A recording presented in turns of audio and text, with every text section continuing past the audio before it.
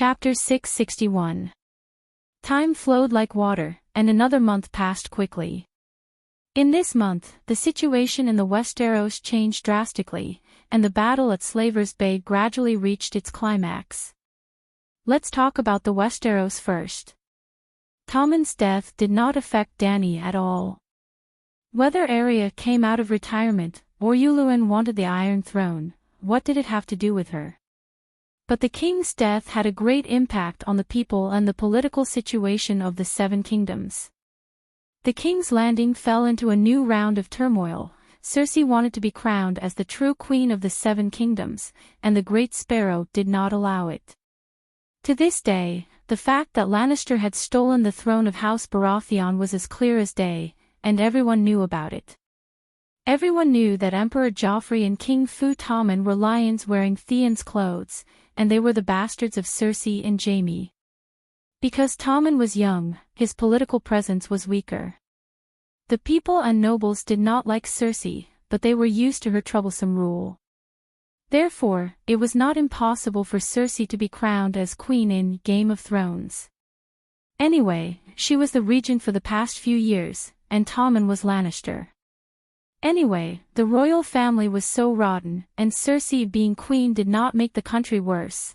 This was a common view among the people and nobles.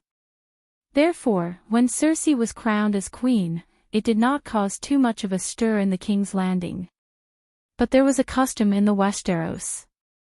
Only the king who was recognized by the church and had the archbishop put the crown on his head was the true rightful king. If Dany took the Iron Throne, she would have to kneel before the Great Sparrow, and then the Great Sparrow would put the crown on her head. Even Aegon the Conqueror had to kneel. Usually, the king, queen, princess, prince, and the 7 dukes would have to kneel and kiss the archbishop's hand when they saw him in the basilica. Dany could not stand it, so she made herself an archbishop.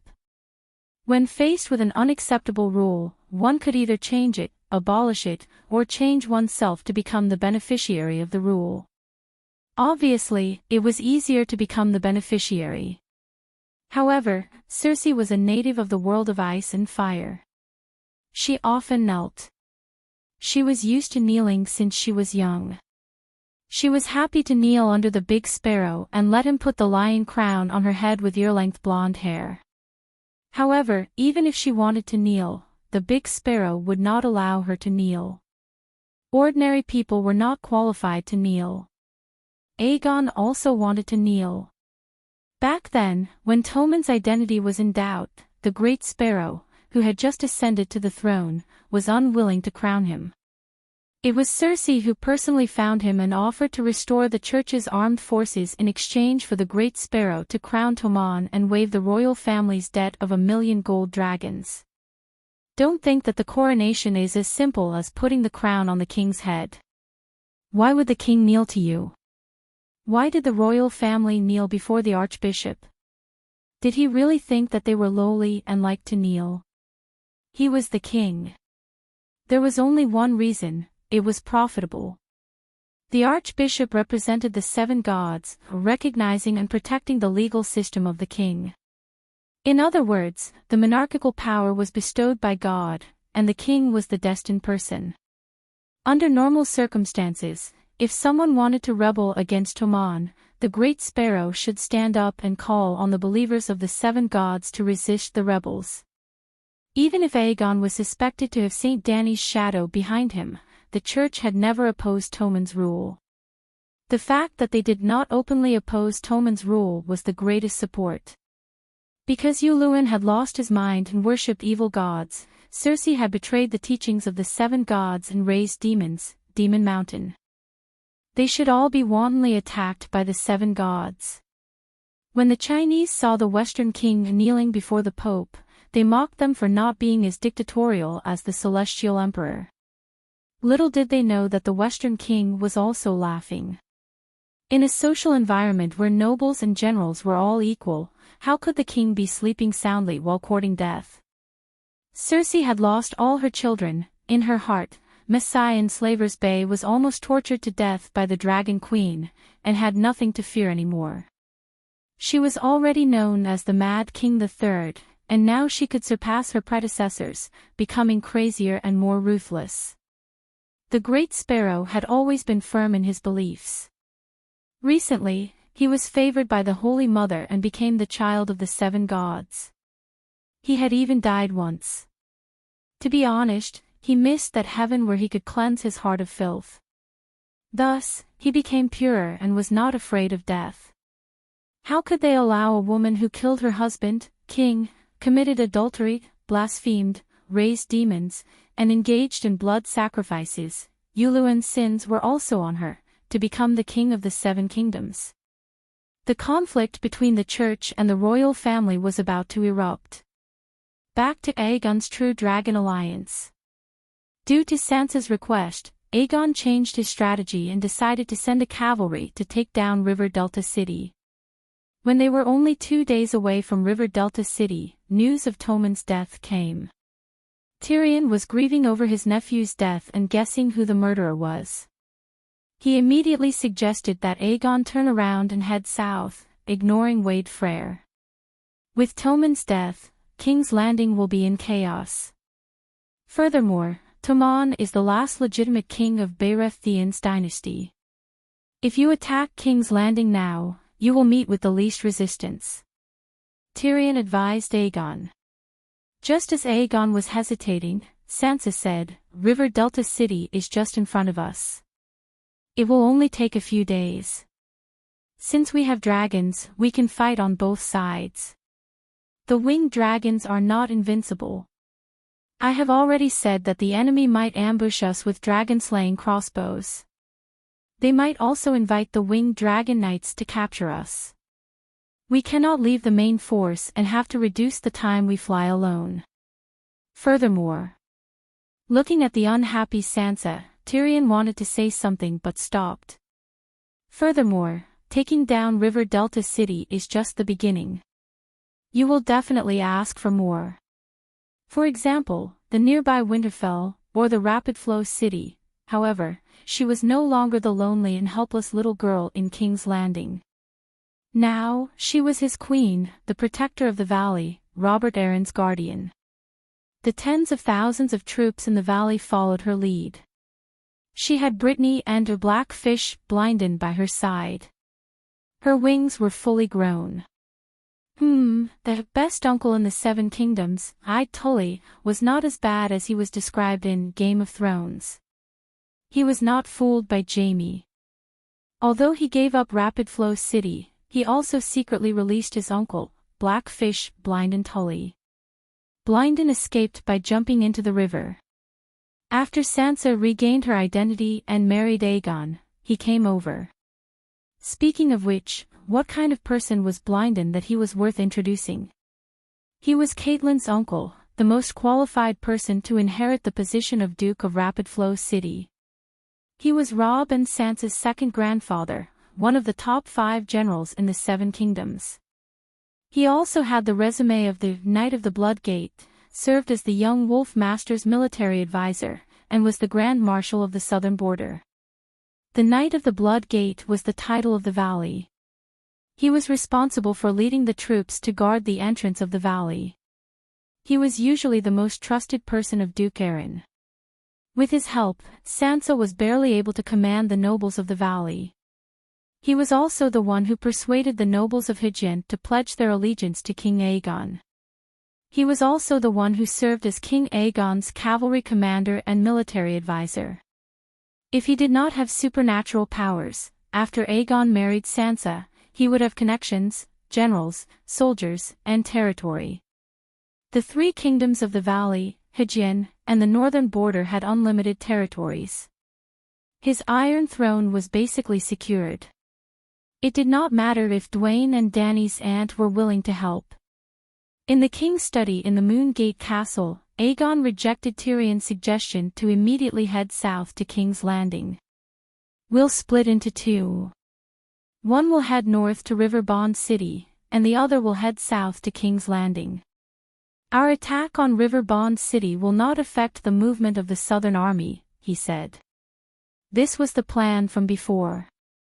However, the situation has changed.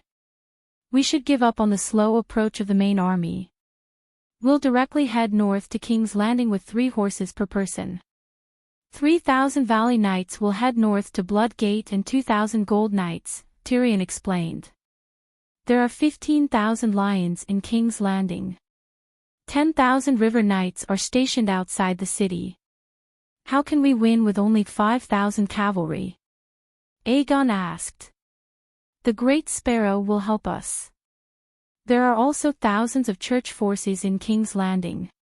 Moreover, I'm also a Lannister. I can convince some of the defenders. Why would the Great Sparrow help us? I'm not Cersei. I won't allow the church to intercept the treasury's tax revenue. I won't tolerate the monks seizing the royal family's gardens, mines, and other property, Aegon said seriously. You think my sister can tolerate it? I swear on my father's bones that she can't tolerate it. She can't tolerate the church seizing the royal family's benefits. She can't tolerate the church's humiliation of her. She can't tolerate the Great Sparrow refusing to crown her. The Great Sparrow is helping us not because he likes you, but because he wants to choose the lesser of 2 evils. You only want his money, but my sister wants his life, Tyrion said helplessly. I don't believe Cersei is that crazy. Everyone saw the Holy Mother's descent. She dares to blaspheme the 7 gods. Aegon shook his head. Even he, a foreigner who grew up in the Rhone River, went to the Holy Church to pray every week. He was very devout. Would Cersei dare to risk the world's condemnation? One day later, around 2 in the morning, Tyrion, Aegon, and Sansa left Moon Gate Castle quietly. When the sun rose the next day, they landed in Blackfish Blindon's camp. Yes, if Uncle Finger could think of inviting the Alliance to ambush Aegon, Tyrion would have thought of it too. His response was to follow the main group and move out late at night. The time was random. The army had crossbows. Even if 10 winged dragons chased after them, as long as they entered the range of the crossbow formation, they would win. Attacking River Delta City was much harder than Aegon had imagined. Frey was not stupid. He knew what he had done and how Queen Sansa would punish him outside the city. Therefore, they all fought for their lives. If not for the 2 winged dragons constantly throwing kerosene bombs, Blackfish Blindon's army of 3,000 valleys and Hejin might not have been able to take River Delta City. They took a day to break through the city gates and another 2 days to clear out the 2,000 defenders in the city.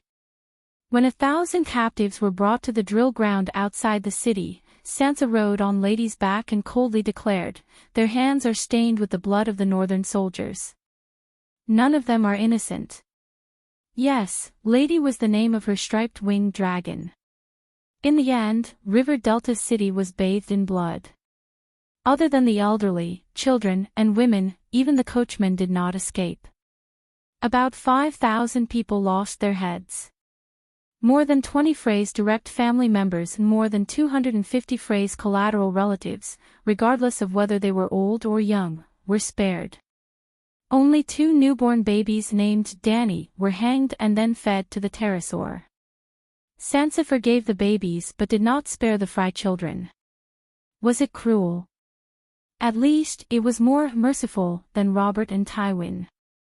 Aegon and Tyrion only frowned and did not object. Just because the Reyes family was disrespectful to Lannister, Tywin wiped out the entire Reyes family. Instead, the singer wrote Castim's Reign to praise this matter. The people of the 7 kingdoms only respected Tywin. They did not criticize him for his cruelty. Because he admired Tywin's ruthlessness and decisiveness, Aerys even specially invited him to King's Landing to be the prime minister. Later, Tywin also gave him Castim's Reign as proof of their 20 years of friendship. However, Frey's family was not wiped out. Walter Frey also did not die. Frey had more than 20 direct descendants. Chapter 662. Tyrion and Frey were actually relatives. The dwarf had an aunt called Xena who married the 14-year-old Aemon Fry when she was 7. Aemon was Wade's second son. Xena was Tywin's sister. Aemon and his wife had always lived in Casterly Rock City. They did not marry into the family and their child's surname was Fry. They lived in Casterly Rock City because Tywin's father had left a large inheritance for Xena. Aemon was the second son and did not have the right to inherit Casterly Rock City. Logically speaking, Wade Fry was close enough to the lion, right? But in the early stages of the War of the Four Kings, Wade stood firmly on Robb's side and even sent a large number of his direct descendants to fight for the young Wolf Master. Xena and Aemon had 4 sons, but they were all working for Lannister. This meant that on the battlefield, 2 Freys could fight for different allegiances. In fact, Xena's eldest son fought with Jaime and was captured by his uncle and cousin. The reason why Wade Fry did not help his in-laws and stood on Robb's side was not because of the bullshit Fry-Tully relationship. It was because Catelyn represented Stark and made a sacred oath to satisfy the Frey's interests. Kinship was only useful when the interests were aligned. It was also because the price Robb paid was too high that the Fry family felt humiliated and angry when Robb broke the oath. Well, Robb deserved to die. That was the final conclusion. After the War of the Four Kings ended, how did Lannister divide the spoils of war? Many territories in Hedgeon County that had lost their lords were distributed to Lannister or those who supported Lannister. For example, the one-armed hero Lancel became the Earl of Derry City, the most loyal member of the Dragon faction, William Derry's clan. It was said that when Robert was in power, the Derry family even secretly hung the true dragon flag in the castle. The biggest piece of the cake, Rapid City, was given to Aemon Fry. The Tully family's castle, Rapid City, became a branch of the Fry family. When news of Aegon and Sansa's decision to attack River Rapture City spread, Wade Fry began to move his family members. He moved most of his family members to Rapid City. He even ran away himself. Well, that wasn't an escape, but a strategic shift. Thus, after taking down River Rapture City, Sansa started to consider moving west to Rapid City, just as Tyrion had feared. Aegon hesitated. Look carefully. This is River Rapture City, this is Bloodgate, this is Rapid City, this is King's Landing. Tyrion slapped the map angrily, glaring at the Queen with his misshapen eyes, one large and one small. I know you want revenge, he growled. Be reasonable. The Trident River Basin is even larger than Slaver's Bay. If we divide our forces, we are destined to achieve nothing. We might even be defeated one by one. Sansa's beautiful eyes flashed with cold silver light. She said confidently, we have the pterodactyls. They can help us quickly. Even if it was my first time on the battlefield, I could still see how effective the pterosaur was in the process of breaching River Contracture City. She had mastered the Moon Singer meditation technique and had become an extraordinary. A hint of hesitation flashed across Blackfish's weather-beaten face. He said with a hoarse voice, after taking down Rapid City, I will temporarily take over the position of Rapid City Duke and Hedgeon Land Protector. This will win more support from the nobles of Hedgeon Land. If I have enough time, I can even make the whole of Hedgeon Land support His Majesty. As one of the famous generals of the Seven Kingdoms, he deeply understood how correct Tyrion's suggestion was. However, he was not only a general under Aegon's command, but also an avenger. He was the last hope of the extinct Tully family. Tyrion wanted to protect his family, and the motto of the Tully family was, family, responsibility, honor. Blackfish's wish would only be more urgent and more intense than his. Tyrion shook his head and smiled bitterly. Right now, our forces are enough to take down King's Landing. More nobles of Hedgeon Land joining us is unnecessary. Moreover, from the valley to Rapid City, we have to travel more than 1,000 kilometers. On the way, we will pass through the territories of many nobles who are loyal to Lannister. Do we have to fight our way there? How many people do we need? By the time tens of thousands of soldiers reach Rapid City, it will take at least 2 to 3 months. Are we not going to attack King's Landing? Let the army split up. The pterosaurs can bring us away quickly, Sansa said. Sigh, how many times have I said it? In the Westeros, the pterosaurs are not invincible. They cannot fly around randomly. I even suggest that from now on, other than when attacking a city, it is best for the pterosaurs to hide in the dragon caves dug out from the mountains, Tyrion said helplessly. Soon, they did not have to be conflicted. Or rather, they were even more conflicted. Before Robb's death, he had left behind 2 ministers, Count Gilbert Glover of Deepwood Castle and Count Mage Mormont of Bear Island. When they received news of Aegon's northern expedition, they rushed all the way to River Delta City. When she saw the 2 old ministers of Stark, Sansa was extremely emotional. Her eyes turned red on the spot. After the salute, the 2 nobles of the Northern Territory immediately expressed their admiration for Sansa's vengeance. They even looked at Aegon with gratitude and acknowledgement in their eyes. Then, Sansa brought them outside the city and circled the 3 pterosaurs twice. Seeing the pterosaurs gnawing on Frey's corpse, Count Mage clapped her hands and laughed heartily. She laughed so hard that tears flowed out of her eyes. She thought of her eldest daughter, Daisy Mormont, who had been stabbed in the back by Frey. After rekindling their old feelings, the 2 counts of the Northern Territory explained their intentions to Sansa. First of all, Robb, the King of the North, did not choose you as his heir, but Jon Stark. Second, Rickon Stark wasn't dead. Jon had brought him back from Skaggs Island. Finally, Jon and Rickon had landed from Widow's View. They were leading an army of 6,000 barbarians and tribal warriors to Winterfell. River Delta was at the border of the Neck. After crossing the Neck, they would meet up with Jon. Hence, they hoped that Sansa could cooperate with Jon to take back Winterfell and restore Stark's glory as the King of the Northern Territory. Because we're traveling by sea, the ships can't carry too many people and resources. Lord Jon only deployed 2,000 elite barbarians from the Great Wall. The remaining 4,000 tribal warriors came from Skaggs Island. Though they're brave and have 500 powerful unicorn riders, they haven't participated in large-scale battles, let alone sieges. Bolton and Frey's allied army numbered more than 15,000. They're biding their time and defending the high walls of Winterfell. The people of the Northern Territory were straightforward. If Jon Stark was the king of the Northern Territory, then what did Aegon marry? At that moment, Aegon and Tyrion's expressions changed. Sansa's face paled and then turned red. She looked at her husband in embarrassment. That pitiful look in her eyes was so pitiful that Aegon could not help but feel pity for her. Sigh. King Aegon's heart softened. He sighed helplessly and asked, "Is Duke Jon willing to pledge his loyalty to me?" The Northern Territory didn't have good news.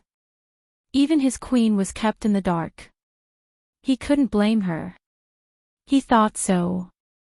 He was wrong. The Northern Territory didn't have good news.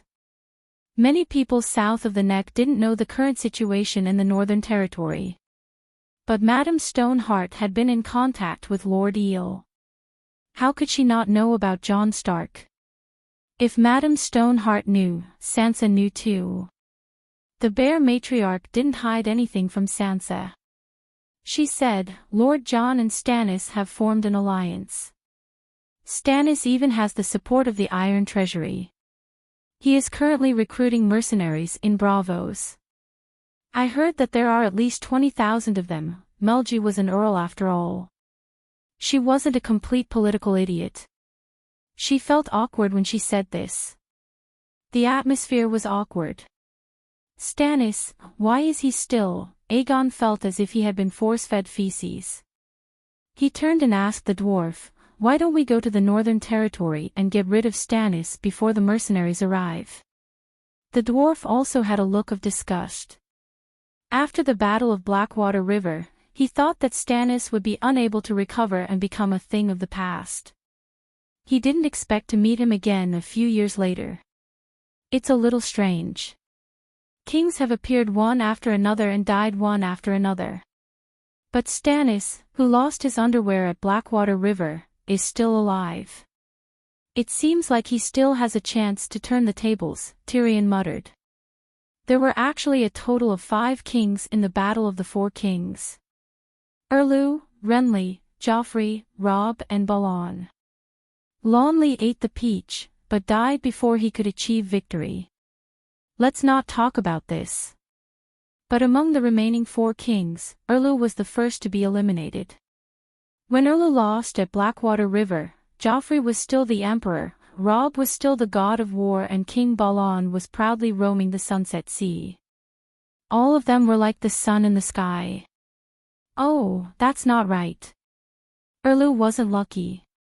Before he left Dragonstone Island, he invited Joffrey, Robb and Balon to eat a roasted leech. He cursed the other 3 kings with the leech that sucked the king's blood. Sansa reached out and held Aegon's right hand. She comforted him gently, "My dear, I can convince Jon. The Northern Territory will be loyal to you. I swear." "What about Stannis?" Aegon asked with a frown. A cold glint flashed across Sansa's eyes. She said in a low voice, "We'll do as you say. While the mercenaries from Braavos haven't arrived yet, he only has 1,000 or so soldiers with him. He has an agreement with Jon, but not with us." Meiji and Gilbert looked at each other in shock. Was this still the naive Winterfell princess? Aegon looked at the dwarf with a questioning gaze. "This matter should be discussed at length," the imp said cautiously. The so-called "at length" meant that they would discuss it after consulting the Dragon Queen. Stannis isn't a problem, but he has a red-robed witch with him. Did you hear what the Dragon Queen said about her? A demigod. After Meiji, Gilbert and Blackfish left, Tyrion said to Aegon with a serious expression. "What can a demigod do?" Sansa asked nervously. "My aunt isn't a demigod yet, but she's already." Aegon's face was pale, and there was a hint of fear in his eyes. The Dragon Queen's battle scenes would make mortals despair. "Well, I'm already in despair," the dwarf said dejectedly. "Perhaps Melisandre isn't as strong as my aunt. Their magical specializations are different. My aunt is proficient in fire witchcraft, while the red-robed witch is proficient in curse magic." Aegon's face was even paler, and his voice was even softer. "Do you think she's already cursed me?" He looked at the dwarf and asked in a trembling voice. "She hasn't even seen you. How can she curse you?" Sansa asked, finding it ridiculous. Aegon thought for a while with a conflicted expression. He said, "My aunt once said that the red-robed witch is related to the deaths of Balon, Joffrey and your brother Robb. That can't be right." Sansa glanced at the expressionless Tyrion, and said with certainty, "At least my brother and Joffrey didn't die from the curse." "I'm not sure." "Ask my aunt," Aegon said helplessly. Sansa was very talented. She had only been practicing magic for a month, but she already had 1/3 of Marwyn's wizard power. The bull-necked magician blushed in embarrassment, and then his expression dimmed. He sighed repeatedly about how different people were. This was the first time Dany saw Sansa in person. She was indeed an elegant little beauty. Chapter 663. "Aunt Dany, you're so beautiful." Sansa smiled innocently. She looked like an obedient child who admired her elders. "This woman is a scheming bitch." Aunt Dany immediately sensed the aura of a kindred spirit. Sigh, Aegon is so lucky to have such a talented and beautiful wife. Aunt Danny's smile was natural and gentle. Sansa felt a sense of concern from the bottom of her heart.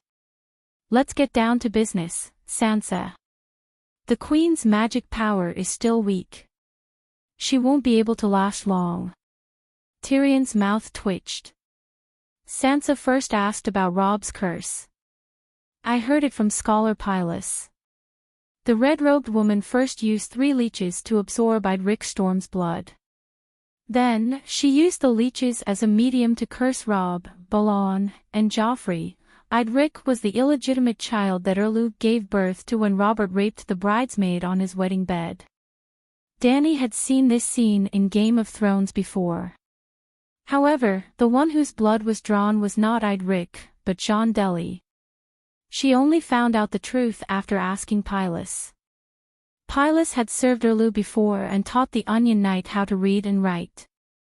The two had a good relationship. The red-robed woman kept asking to burn Edric to awaken the dragon in the stone. However, the Onion Knight did not want his respected and righteous king to kill his own kin.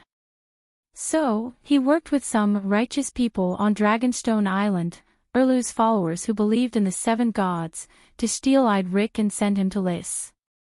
Scholar Pylus was one of the righteous people. He helped Davos and knew about the leech's curse.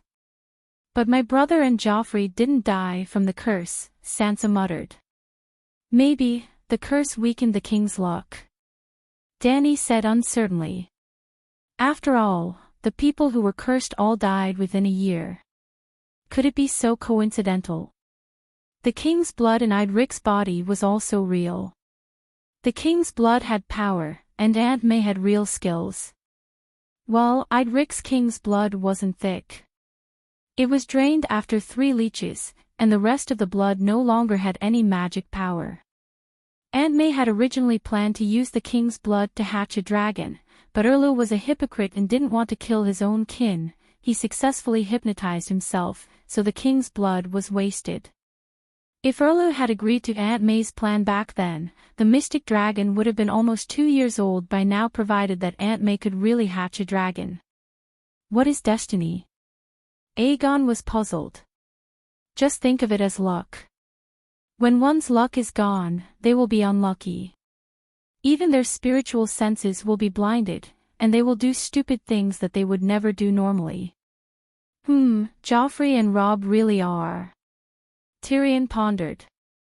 But the red-robed woman hasn't seen my brother, nor has she seen Balon or Joffrey. Sansa still looked doubtful. Dany laughed and said, have we met before? How far apart are we now? Sansa was stunned.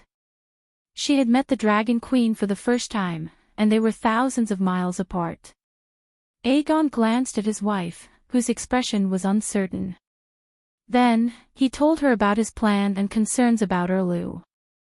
Erlu versus Aegon, would it work? Dany felt that this idea was novel. But thinking about it carefully, it made sense. Erlu had a tenacious personality. He definitely wouldn't give up his pursuit of the Iron Throne, and his obsession with the power of a king. It made sense for him to curse Great Emperor Joe. Great Emperor Joe was sitting on the Iron Throne. But Balon only wanted to be the king of the Iron Islands, and Robb had clearly expressed that he wasn't interested in the Iron Throne. He only wanted the Northern Territory to be independent. Erlu couldn't tolerate them just because they claimed to be kings. Aegon had taken over Wind's End Castle and was still aiming for the Iron Throne. How could Erlu tolerate that? If Jon could take care of Bolton before the night arrived, Erlu would open the passage south to Neck Swamp. He and Aegon would have to fight sooner or later. Melisandre's magic power is growing rapidly every day at the Great Wall. I'm not sure what level she's at now, and I'm not familiar with her moves and the limits of her abilities. After all, she's not only a demigod shadow binder, but also Lalo's priestess. She can borrow Lalo's power. I think we should avoid provoking her as much as possible. Dany gave a more pertinent suggestion. Aegon was shocked. Auntie, you're afraid of her too. Dany smiled faintly and shook her head. You've misunderstood. To you, she's not to be provoked.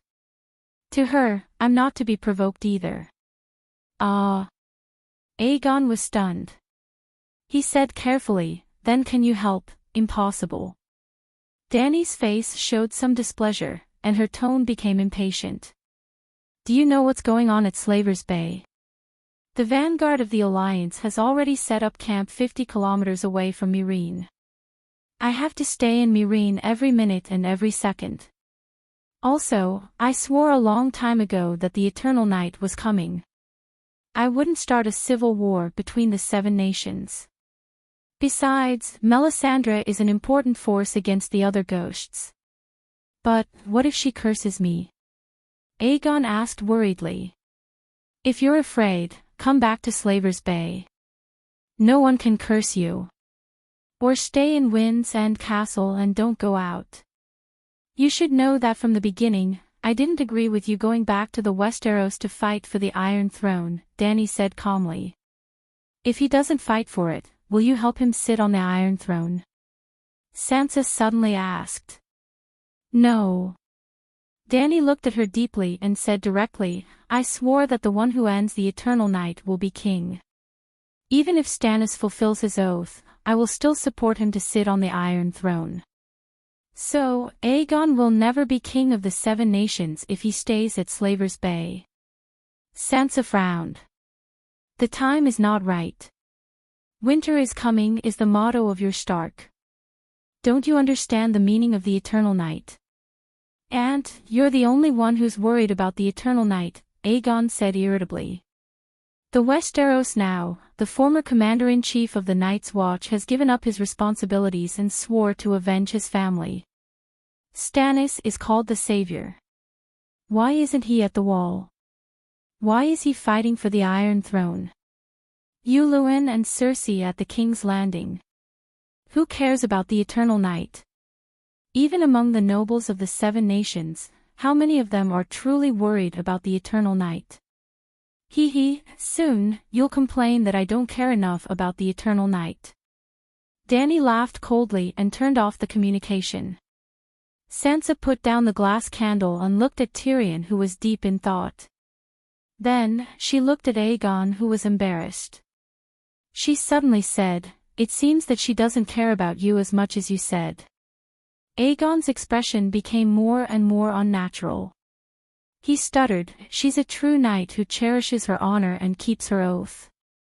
So, let's not go to Winterfell. We'll go south to the King's Landing as planned. Tyrion interrupted him with a serious face. Aegon did not respond. Sansa said unhappily, Are we going to run away forever? Stannis has the support of the Iron Treasury and is recruiting mercenaries in Bravos. If we don't get rid of him now, are we going to wait until he leads tens of thousands of mercenaries to the neck? Mercenaries won't do anything. Tyrion shook his head and sighed. If Stannis leads foreign mercenaries into the Westeros, the nobles of the 7 kingdoms will unite and oppose him. Sansa glanced at Aegon and said, Didn't His Majesty use the Golden Legion to take down Storm's End Castle? The Golden Legion is very special. The core members are mostly descendants of Westeros nobles. In fact, many of them are recognized as proper knights by the nobles of the 7 kingdoms. Knights were conferred by the knights. The first generation of exiled knights would confer the title to the next generation, and the next generation would confer the title to the next generation. Therefore, after 100 years, the core members of the Golden Legion were still the most proper knights. After a pause, Tyrion said, Even so, I've been trying to reduce the influence of the Golden Legion and try to win over the nobles of the 7 kingdoms for His Majesty. Stannis can also use mercenaries as support to win over the nobles of the 7 kingdoms, Sansa said. Tyrion looked impatient and said unhappily, Then tell me, how do we deal with the red-robed woman beside him? If we can get rid of Melisandre, I'm all for going to the north to kill Stannis right now. Sansa blushed and said angrily, What kind of attitude is that? Don't forget, I'm your queen. You were my wife before this. Tyrion walked up to the queen with his deformed short legs and bowed. With a helpless expression, he said, "My apologies, your highness." Although the little devil is rude, his words are very reasonable. Aegon said something fair for his old friend. If the red-robed woman is so powerful, why would Stannis be defeated at King's Landing? Why would he be trapped in the Wolf's Wood and almost have his entire army wiped out? Sansa said angrily. Aegon was stunned when he heard this. He turned to Tyrion and said, "You were the one who defeated Stannis back then. How did you do it?" Tyrion's ugly face twisted and said, "To tell you the truth, I dared to fight Melisandre alone back then. Now that I think about it, I'm scared. The ignorant are fearless." "The key is that you won despite being outnumbered," Sansa said with a complicated expression. She was at the Red Keep the night Tyrion won the battle at the Blackwater River. Cersei lost her fighting spirit and sat on the Iron Throne with Tommen in her arms, ready to drink the potion and kill herself. Sansa, who was only 12 years old, was strong and brave. She took the queen's place and comforted the frightened noblewomen in the palace. "If you can win once, why can't you win a second time?" She encouraged him. The more I know, the more I see, the more cowardly I become." Tyrion touched his nose and said dejectedly. The king might hide his secrets from the council ministers, but he would not hide them from the captain of the king's guard. Therefore, Brittany stood behind Sansa and listened quietly. Seeing that they seemed to be in a stalemate, she stepped forward and knelt in front of Aegon on one knee. "Your Majesty, I'm willing to solve this problem for you." "How do you want to solve it?" Tyrion frowned. Clang! Brittany drew the Oathkeeper's sword from her waist. The dark red ripples on the blade flickered coldly under the candlelight in the room. "You said that steel weapons can kill any evil beings." Aegon shook his head with a bitter smile and said, "Not to mention evil beings, even demigods can be killed. Steel is the nemesis of all supernatural powers. My aunt's White Knight, Sir Barristan, Sir Mormont, and even my foster father Clinton have all used steel swords to kill gods. But they didn't do it alone. My aunt and the Megalosaurus were the main forces. Brittany, it's good that you have the heart, but I can't let you die for nothing. Kill gods. Really?" Sansa's eyes widened and she stammered, "How? How can there be so many gods? My aunt is still Khaleesi of the Grasslands. She has the same bells as the centaurs. Giccieli prepared them for her. There are several steel bells that represent the killing of gods. There shouldn't be any mistake. Back then, she was only 15 years old and didn't know magic. Didn't she also kill immortals? Oh, I almost forgot. She recently became the Cow King, 200,000 roaring warriors." Aegon's eyes flashed with envy, and his tone was full of reverence. Sansa was also shocked for a while. She glanced at her husband and said coldly, "She won't help you." Aegon's expression changed, and he said in an unnatural tone, "One family has two branches. I announced it as soon as I came to the Westeros. It's natural that she won't help me, Your Majesty. I'm willing to try." Brittany's rough round face was full of determination, and there was deep hatred and determination in her eyes. "I swore to avenge His Highness Renly. For him, for you, for Queen Sansa, I'm willing to take the risk." Tyrion glanced at the red dragon armor on Aegon's body, and a glint flashed in his eyes. He said, "Maybe, there's a chance." Chapter 664. The sky was vast, and the wilderness was boundless. The northern wind swept across the land, and the bronze grassland rippled with gentle waves. Crunch, crunch, crunch. The wheels rolled over the grass, snapping it and pressing it into the black soil, leaving behind a shallow rut. This was a huge caravan with more than 20,000 people. There were mercenaries holding flags, black-clothed slave hunters in a loose formation who laughed without restraint and reeked of blood, and most of them were slaves with numb expressions and tattoos on their faces. The mercenaries and slave catchers rode on horses, while the slaves led cows and pulled horses. They drove more than 1,000 carriages.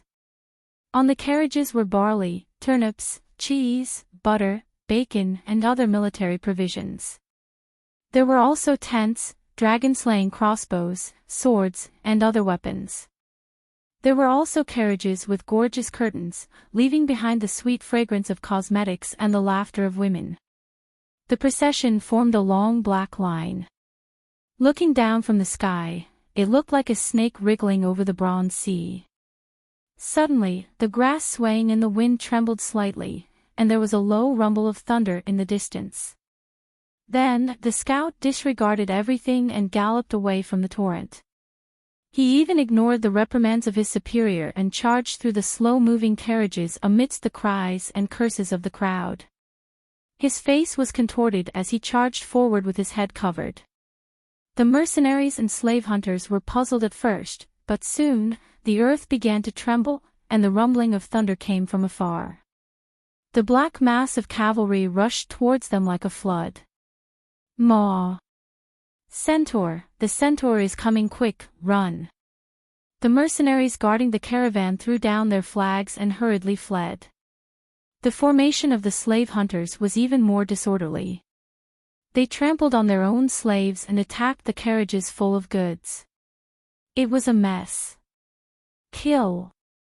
Kill everyone with weapons, kill everyone standing on the ground and riding on horses. Dani raised her black magic sword. Under the effect of wind song, her voice resounded throughout the wilderness. Even though she was shouting loudly, even though she was leading the charge with her sword raised high, there was still no trace of her. She was still wearing a full set of steel magic armor, but there was a layer of brown silk cloth on the outside of the armor. It looked no different from the Dothraki armor of other centaurs. At least, the colors were the same. It was very camouflage. Kill! Maudie rode his big silver horse and took the first kill. He waved his long sword and chopped off half of the head of a mercenary who didn't have a horse. Buzz, buzz, buzz. At this time, the centaur released the bowstring and released the arrow. The clear blue sky dimmed in an instant.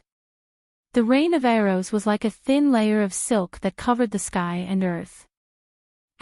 Slaves, mercenaries, slave hunters, and even the women hiding in the carriages were attacked indiscriminately. Miserable cries filled the air. After a wave of arrow rain, Maudie was the first to rush into the caravan. The roaring warriors followed closely behind. They were like a mold that quickly covered the land. Horse riding, killing, fresh blood, stained grass stalks, blood-soaked black soil, and rolling human heads, as well as the sorrowful eyes on the heads that had died with remaining grievances, this was the steed of the world. Behind her, Khalasar covered the entire land. The magic sword in his hand was as sharp as grass. She attacked like a storm. Her enemies would tremble in front of her.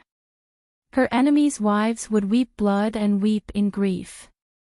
The bells in her hair sang of his coming, and the milkmaid who dwelt in the stone tents feared his name. She was the Khal King of the Sea of Grass. This was not the first allied army that she had killed. After half a month of rapid marching, Jogo led the first 10,000 men close to Raza. Dani, as the Khal King, led 10,000 men to charge at the enemy for the first time. Her attacks were as fierce as fire. She cut the enemy as if she was cutting grass. This kind of real killing on horseback did not make her feel uncomfortable at all. Instead, it was very satisfying. After the incident, Dani wondered if she had been controlled by the Targaryen killing gene in her blood and had become a pervert. But when she thought about her ambition to reform the old world, so be it. There was nothing wrong with being a pervert. At least her will and swordsmanship were honed in the killing. Her sharpness was revealed and unparalleled. It was not a bad thing to reach such a state of mind before the final battle. Dany's 200,000 centaurs moved separately. 10,000 men were like 20 rakes with sharp teeth, combing back and forth on the sea of grass. Every time they encountered an enemy army, Blackie would carry Dany and her little silver horse and move over. Then, the horse would lead the charge. In the past half a month, the eastern army of the Allied army was completely crippled. The commander-in-chief of the eastern army, Graz Dan, lost before the final battle and became a general without an army. To be honest, this had nothing to do with war god Yuan Kai's strategy. There was a traitor in the army. His east army to west plan was known by the Dragon Queen in advance. The mountain paths and rivers between Raza and Meereen were sealed. If the eastern army wanted to go west and meet up with the western army at Meereen, they could only take a detour and go through the Dothraki plains. Then, just like now, the troops that carried out the strategic shift were slaughtered like pigs and sheep by the Khal King. No one could escape. Now that the Sea of Grass was filled with Dany's men, where could they escape to? In just 10 days, Dany had killed 50,000 people and captured 8,000. It was cruel. Of the 50,000 people who died, half were slaves from the Jade Sea. At first, Dany felt pity for them and wanted to treat them differently. However, the slave hunters were more cruel than she thought. When they saw that they could not escape, they used the slaves as meat shields and formed a human wall to block Dany's charge. The slaves who were used as meat shields were also more numb than expected. Dany called Blackie over and told them to attack. The Dragon Queen immediately led the centaurs over. However, the slaves stood there with a sad expression. Some did not know what to do, some cried and begged, but they did not listen, did not move, and did not cooperate. There were even enemies who pretended to be slaves and shouted for Dany to leave. In any case, the Dragon Queen would never admit that the slaves who asked her to leave were real slaves. Hence, the opening scene, the Khal King charged at the front and the centaurs at the back indiscriminately fired a wave of arrows to let everyone know her determination. Then, she put away her bow and used her scimitar to finish off the enemies who wore leather armor and held weapons, as well as any slaves who did not kneel on the ground. It was not that the Alliance did not counterattack. At first, they deliberately used bait to lure her. For example, a group of horses was advancing on the grassland, and then a group of pterosaurs carrying kerosene bombs was hiding nearby. When the Dragon Queen attacked the group, the pterosaurs would attack. However, Slave Bay now had a pterosaur army that was evenly matched with the Alliance. This caused the three Megalosaurus, Blackie, Little White, and Little Green, to no longer have to worry about the city. Little White and Little Green still had patrol missions, but Blackie was completely free and became an aerial force that could move freely. With Blackie hovering above Dany's head at all times and her shape-shifting animal companion monitoring the surroundings, who could sneak attack her. After losing 4 pterosaurs, the Alliance became completely honest and did not dare to think of ambushing Maudie. On this day, Dany led 2 groups of 10,000 people close to Giant Snake City. Suddenly, she received a thought that she had hidden in Dr. Wargrave's mind. This could only mean one thing: a great writer of a generation had passed away. Without any warning, the writer who was deeply respected by the world had died. What was the cause of death? It was definitely not due to illness and aging. Illness and aging had a process. Just yesterday afternoon, before Dany went to bed, she habitually let the thought write. Using the great writer's avatar, she wrote a mid-length fantasy novel about Dark Princess Cania. Yes, it was about Princess Cania who lost her country and family. Her country was destroyed and her home was destroyed. She wandered the streets and accidentally saved a faceless Then, she took an iron coin and went to the Black and White Academy of Bravos to learn. Before the article was finished, the great writer fell asleep and did not wake up again. He was assassinated. Who did it? Soon, Danny knew the answer: a faceless. Dr. Wargrave was once only a little famous in Westeros. Other than the scholars, only intellectuals like Tyrion and Littlefinger who loved to read knew of him. But in the past 6 months, the old doctor had suffered from dementia. After he recovered, it was as if his brain had been blessed. His literary ideas gushed out like a fountain, and one masterpiece after another appeared. Now, he had become the world's #1 writer, in the hearts of some playwrights. How could the sudden death of the #1 writer not cause a stir in the world?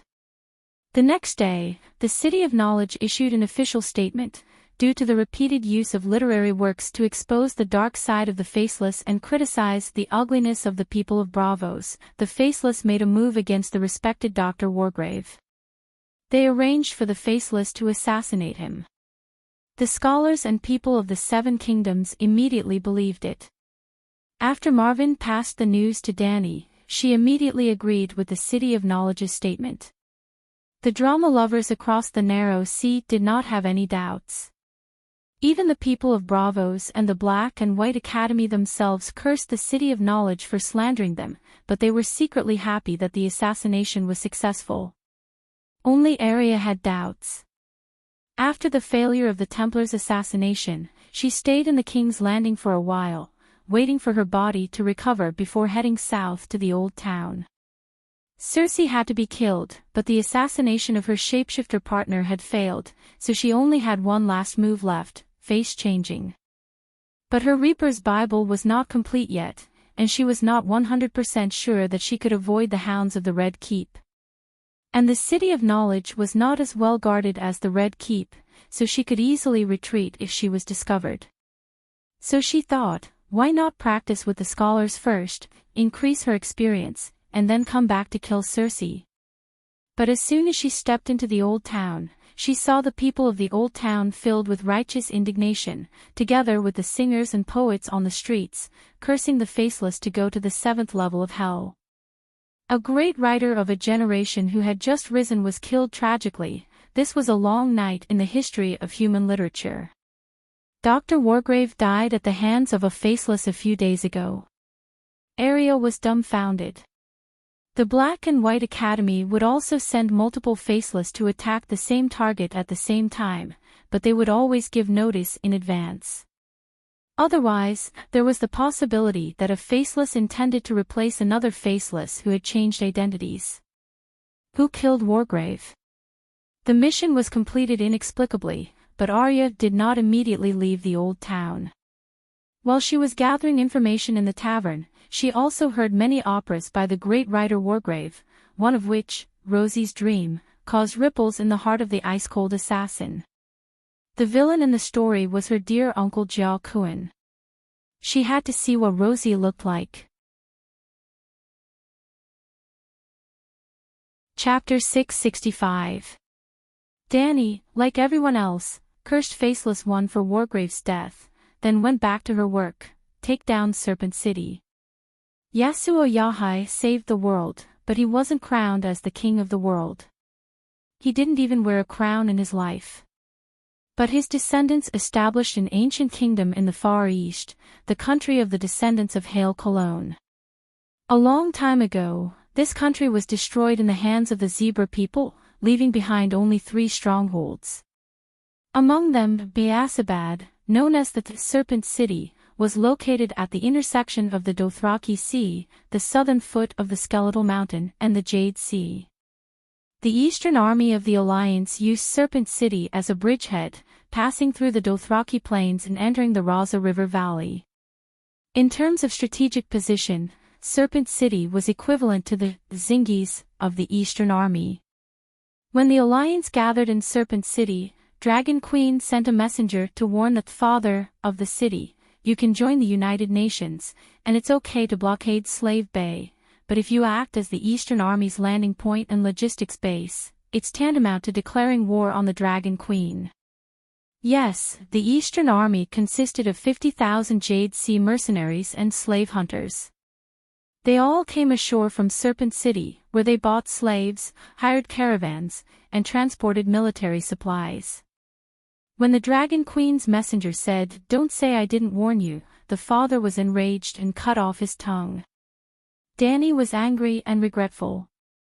Angry that a small country with few people dared to insult the messenger of the Celestial Empire. Regretful that she didn't let the dwarf be the messenger. At that time, the dwarf hadn't run away. Serpent City was next door to Slave Bay, 2,000 kilometers. Danny was confident that sooner or later, she would give it retribution. But she initially planned to punish it after the Myrine War, because in her original plan, the Centaurs would backstab the Western Army of the Alliance at Slave Bay instead of scattering across the plains to clean up the Eastern Army of the Alliance. The Eastern Army came from the Jade Sea, and the Centaurs chased them to Serpent City. In that case, why not take down this knockoff Amazon female warrior kingdom? Yep, this city was quite strange. It was famous for its female warriors who wore iron rings on their breasts and rubies on their cheeks. 99% of the men here would be castrated before they reached adulthood, leaving behind only the strongest and smartest 1% to continue growing. Shang Fu was the king of the humans. Two groups of 10,000 Dothraki men approached the Jade Sea, and when the High Father failed to persuade them to leave, the Ruby Warrior took the initiative to come out of the city to meet them. 20,000 centaurs vs 5,000 female warriors. Giant Snake City was built on the shores of the Jade Sea, east of the Skeleton Mountain Range. To the west were steep cliffs, to the east was the sea, and there was only a narrow and rugged mountain path to the north, connecting it to the Dothraki Sea of Grass. This was a sniping battle similar to the one at Hot Spring Pass between the 300 Spartans and the 200,000 Persians. The centaurs rode their horses and shot, then charged forward, leaving behind 1,000 corpses before retreating. The Ruby warriors used shields, spears, and short swords. Their formation was tight, taking advantage of the terrain. They only suffered 100 casualties. Just like the past thousands of years, the centaurs retreated in defeat before they could even get close to Giant Snake City. Yes, it was close to the Dothraki Sea and not far from the Horse King City. How could the Khal not try to take down Giant Snake City? But they had all failed miserably, and this time was no different. Then the Dragon Queen arrived. Amidst the Dothraki's deafening cheers of "Call King," and riding the steed of the world, Danny descended from the sky on her black dragon. That scene, on the dragon's back, Danny felt despair for the female warriors whose cheeks were embedded with rubies and who raised their heads to look blankly at the sky.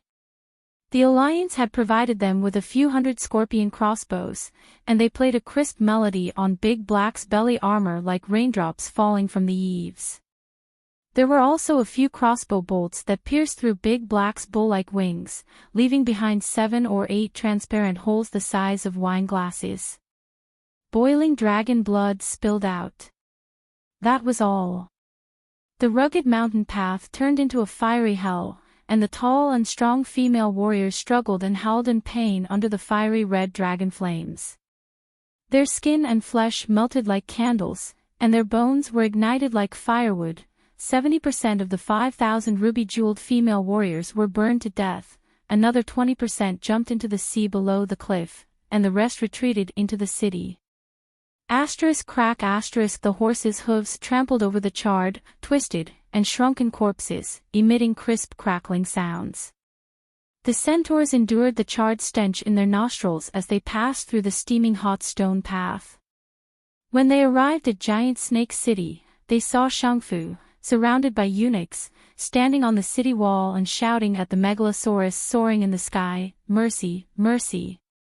Great Call King, I am willing to offer you wealth and handsome men to redeem my sins." Shang Fu was 1.9 meters tall and handsome, with distinct facial features, shiny black hair that fell over his shoulders, and an olive-colored, muscular body. He was a good horse. The megalosaurus landed among the centaurs, and Danny called out to a centurion who understood the advanced Valeglia language, and urged his horse to approach the city gate, shouting, "The Call King has orders, open the city gates, all female warriors to kneel and surrender, all citizens of the city to lay down their weapons, and we can take whatever we want from Giant Snake City." This was a request for the other party to surrender unconditionally. Shangfu hesitated, and then made a request. The centaurs were not to enter the city, and they would give whatever they needed. Honestly speaking, Shangfu's concerns were reasonable. Everyone in the world knew what kind of people the centaurs were. Countless cities had sent gifts to Kal, but none of them were willing to let Kalasar enter the city.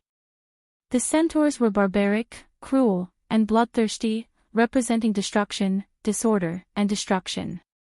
When Danny had led Cass Jr. through the Red Wasteland and arrived at Keela's city, there were less than 100 warriors, and the city representatives were wary, unwilling to let the centaurs in.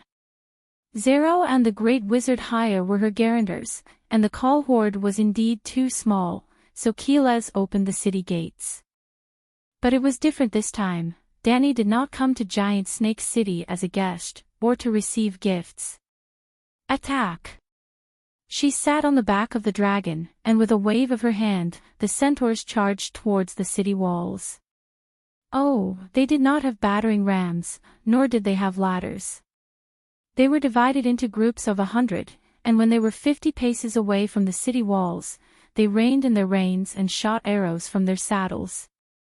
The arrows flew in high parabolic trajectories, flying 100 paces, 200 paces, landing on the city walls, and even the streets behind the city walls. The arrows formed a continuous rain of arrows, suppressing the defenders on the city walls to the point that they could not even lift their heads. This kind of siege method was especially useful in small towns with low walls, otherwise where did the thousands of statues on both sides of the Avenue of the Gods come from? But against a famous city in the world, it had little effect. This time, it was mainly because Danny had destroyed the main force of the Ruby female warriors outside the city, and the defenders on the city walls were old and weak, and there were not many of them. Of course, the most important thing was to provide cover for the Megalosaurus. The crossbowmen on the city walls either fell to the ground under the rain of arrows, or trembled under their shields. Blackie lightly flapped its wings, lightly flew over the city walls, and then spat out dragon flames. The King of Cow rides the steed of the world. Under the frenzied cheers of the 19,000 centaurs, the city gates exploded in the flames. Kill, kill, kill. The centaur raised his scimitar and led the charge. That night, the Dragon Queen sat on the throne of the High Father, and in the High Father's palace, she drank the High Father's wine with the centaur warriors. This time, after taking down the giant snake city that has blocked the centaurs for 1,000 years, how many more bells will I add? I am the first to ride into the palace. A centaur with a white beard laughed. So what if you are the first to enter the palace? It only means that you run fast. I even helped the King of Cow cut off the High Father's head. Another centaur with red paint on his face said.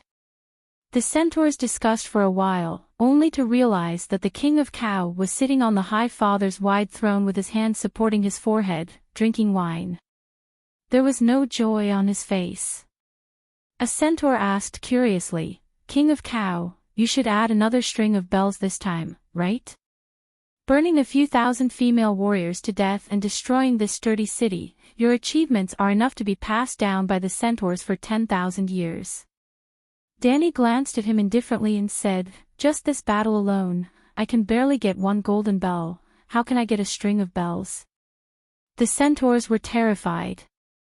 Only today did they know the value of the High Father's bells. 2 days later, a terrifying news began to spread throughout the Jade Sea. The famous city with thousands of years of history, Biasabad, was destroyed by the High Father because of a messenger's penis. The men were all slaughtered, the female ruby warriors were all killed in battle, only the eunuchs, slaves, and children survived. From today onwards, there will only be 2 cities left in the descendant country of Higher Cologne. The men were all killed. It sounds scary, but the centaurs only killed a few hundred strong men, and there were more than 100,000 eunuchs in the city. They were not slaves, those eunuchs were all the brothers and uncles of the female ruby warriors. Danny skillfully freed the slaves, distributed the land and houses, established the Mother of Dragons guards, established the household registration system, and arranged the officials and the acting city lord. By the time she leaves, there will only be old people, eunuchs, new freedmen, a large number of prisoners from the Alliance army, and 1,000 centurions to maintain order in the city. The centurions and chiliarchs are all familiar centurions from Slave Bay. The familiar centaurs led the wild centaurs to strictly abide by the rules set by Danny in Slave Bay. The adult women, young children, and children were all taken away to build Kalishi City on the south bank of Raza. The women would be married to centaurs or shepherds, the boys would no longer be castrated, the girls would take off the rubies on their faces and the iron rings on their thighs, dressed and educated according to the customs of Slave Bay. They had to give up the god of darkness, P.S., that they once believed in, and convert to the glorious 7 gods. Those who disobeyed, beheaded. Danny destroyed their kingdom, executed their royal family, destroyed their ancestral temple, moved their citizens, changed their customs, and snatched their hero statue. The Cow King also abided by the centaur's customs, and arranged for 1,000 men to transport the tall hero statue from the city's central square back to Horse King City, and place it beside the Avenue of the Gods. The statue of Yesor and Ahai holding the light emissary, roaring with their heads held high. From now on, this city would be renamed Fury Hall City, and Biasapard would completely disappear. After returning to Myrene and telling the results of the battle to her officials, they were only happy for the queen's victory, but old Yamant was very surprised with the map in his hands. Fury Hall City's geographical location is very good, easy to defend and hard to attack, close to the mountains and sea, rich in resources, and located on the Jade Sea's Golden Sea route. We can't let the centaurs ruin it. In the future, we can build a city-state, and arrange for a Targaryen to be the king. The old man said excitedly when there was only him and Danny in the Dragon Queen study. Do as you see fit. Danny casually replied as she flipped through the information in the magic mirror. Chapter 666. There's also New Gith, Queers, Volantis. Jade Sea's Ko Chang. It's also one of the main forces of the Alliance. We can't let it go. 7 gods above, how many kings have there been? Old Yamant said agitatedly. Danny was puzzled. You didn't seem to care about this before. Sigh, you weren't even married in the past, and I'm old. How long can I live? How can I consider your children and grandchildren? Now Simba is behind the pyramid. He'll be married and have children in a few years. Of course, I have to plan for him. Simba looks big, but he's only 4. Danny said strangely. In Westeros, there are too many nobles who get married at the age of 12 or 13. Danny pointed at the empty purple-black surface of the magic mirror and said, Simba's child is still too far away. Aegon is really going to be a father. What? Old Yamant looked away from the map and raised his head in surprise. Sansa is pregnant. Whose child is it? Whose child is it? That's a good question. Aegon thinks it's his. I don't think Sansa needs to. Danny looked conflicted and said uncertainly, Littlefinger is dead. If it's not true love, she doesn't need to give birth to a child for a dead man. I still have some doubts. Yamant frowned. After Queen Cersei and Queen Marjorie's actions, the Queen's reputation was on the verge of collapse. Now, the people of the 7 kingdoms would unconsciously label the Queen as someone who murdered her husband, stole men, and raised bastards. Sigh, in recent years, Westeros have really lost their humanity and etiquette. In the past, who would suspect that the prince wasn't the king's son? The old man shook his head and sighed. Dany smiled playfully. Aegon swore that he wouldn't let the child's mother lose her home. He would go north to Winterfell and kill Roose Bolton. It's still uncertain who the child is, but it's certain now that Sansa has Aegon under her control. Forget it, let them be. Westeros. Maybe it's not suitable for the Targaryens to settle down. Old Yemont said despondently. Taking down furious Howling City meant that the eastern army of the Alliance was completely finished. Dany stayed in Mayland City, practicing magic and martial arts while waiting for the arrival of the final battle. She no longer wandered around the grasslands. However, even though she was in the Great Pyramid of Meereen, the centaurs on the grasslands did not cease their activities. The centaurs did not need to provide additional rations, and grazing on the grasslands was enough to satisfy their basic needs. However, if the 200,000 roaring warriors were to gather together, even the mud would be eaten clean. Therefore, they were still scattered, with the 10,000-strong Colossus as a unit. At the same time, the 20 brigades were divided into 3 large armies. The first group, about 40,000 people, stayed in the Raza River Valley, migrated the natives of furious Howling City, and built the Khaleesi city to hide from the long night. The second group of 80,000 people began to move towards Meereen in a net-like formation. They would participate in the cleanup work of the Battle of Meereen. The third group was also made up of 80,000 roaring warriors. They led their own colossus to engage in animal husbandry. They gave up on fighting and expanded their herds, hoarding beef, mutton, cheese, fur, and other supplies for the long night. The location of grazing was not limited to the Dothraki Sea. 8 groups of 10,000 people represented 8 colossus. The Dothraki Sea, the Core Forest, and the Lone River Valley were all their herds. However, the long night might fall before they could even reach the Lone River area, and they would have to run back again. Dany did not expect the centaurs to be able to hoard enough food to survive the long night. She only hoped that through animal husbandry, they could reduce the food pressure on Slaver's Bay. Slaver's Bay did not lack food, but Dany was not sure how long the long night would last. She was not afraid of 3 to 5 years, and she could hold on for 8 to 10 years. However, if it really lasted for a generation, 15 years, or even 20 years, on this day, Dany meditated under a persimmon tree and entered the state of Song of Wind, slowly but effectively perfecting her meditation technique. Suddenly, she opened her eyes and stood up in confusion. She looked towards the northwest and muttered, "This feeling. Blynden has completely disappeared. He has become a part of the Green Prophet's will of inheritance." Dany caught a glimpse of Woonie holding a small water bottle, flapping her dragonfly wings at a high frequency as she hovered in the air and looked towards the Westeros. She asked curiously, "Little Misht, what do you feel?" "Something's wrong, something's very wrong." The little elf looked confused as she muttered softly. "What's wrong?" "The inheritance has failed, the new generation."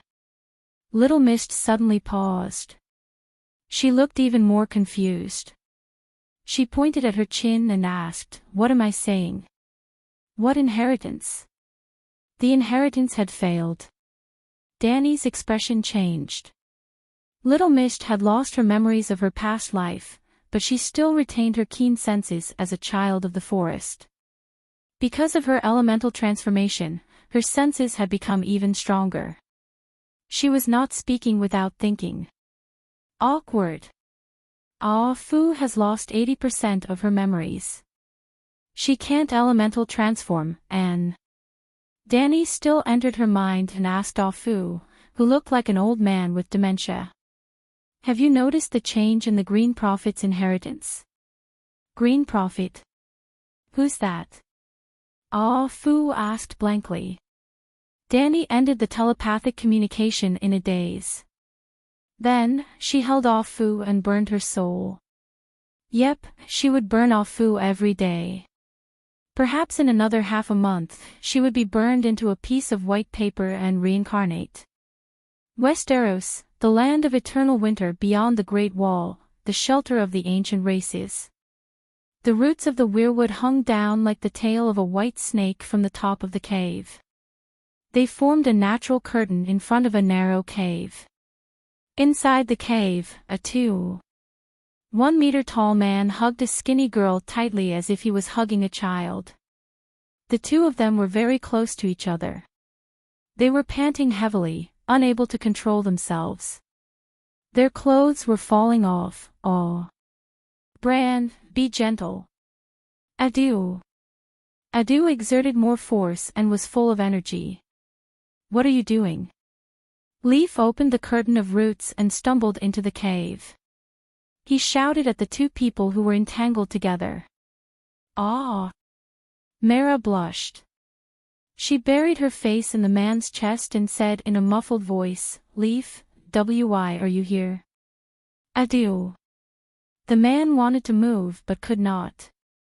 He hugged Mara with his back facing the squirrel man. He shouted impatiently, "Adu. Get out. Evil creature." Leaf's cat eyes burned with fury. Mara's face paled. She mumbled, "Didn't you already know?" "You even agreed." "I agreed with Bran using Adu's body to make up for the regret of not being fated to be together. However, Bran is not just Bran. He's also the three-eyed crow of this generation. However, he rejected the Green Prophet's seal because of his personal desires." Leaf shouted. Adu ignored her and moved gently. Mara moaned and asked, "What? What are you talking about?" Leaf ran over and clenched her small fists. She hit Adu's white buttocks hard and shouted, "Lord Blinden has completely disappeared." Bran should have immediately fused with the Green Prophet's seal and become the next three-eyed crow, but he didn't. After being hit a few times, Adu lost all interest. He let the swamp girl struggle out of his arms. The thin and short flat-chested girl picked up her clothes to cover herself and asked, "Why do you say that? Didn't Bran become a three-eyed crow a long time ago?" Leaf glared at the swaying loofah under Adu's body and said angrily, "If he was a three-eyed crow, he wouldn't be fooling around with you here." "Why?" Adu lowered his head and looked at Mara affectionately. He said, "A three-eyed crow has no personal feelings. He's like the most selfless god. However, I don't want to leave you, and I don't want to waste my love for you. Bran, my prince." Mara was so touched that she hugged his arm and called out her lover's name softly. "Bran, you're still a child. You don't understand anything. I shouldn't have listened to the Dragon Queen. I shouldn't have encouraged you to use Adu's body to fulfill your final wish." Leaf's golden cat eyes were filled with tears, and she started crying sadly. "I was once a child, but after spending hundreds and thousands of years in the tree roots, I'm older than you, and I'm also more mature than Dany and Rise. I understand what I need." Adu's brown eyes, which were once pure and ignorant, became wise and experienced.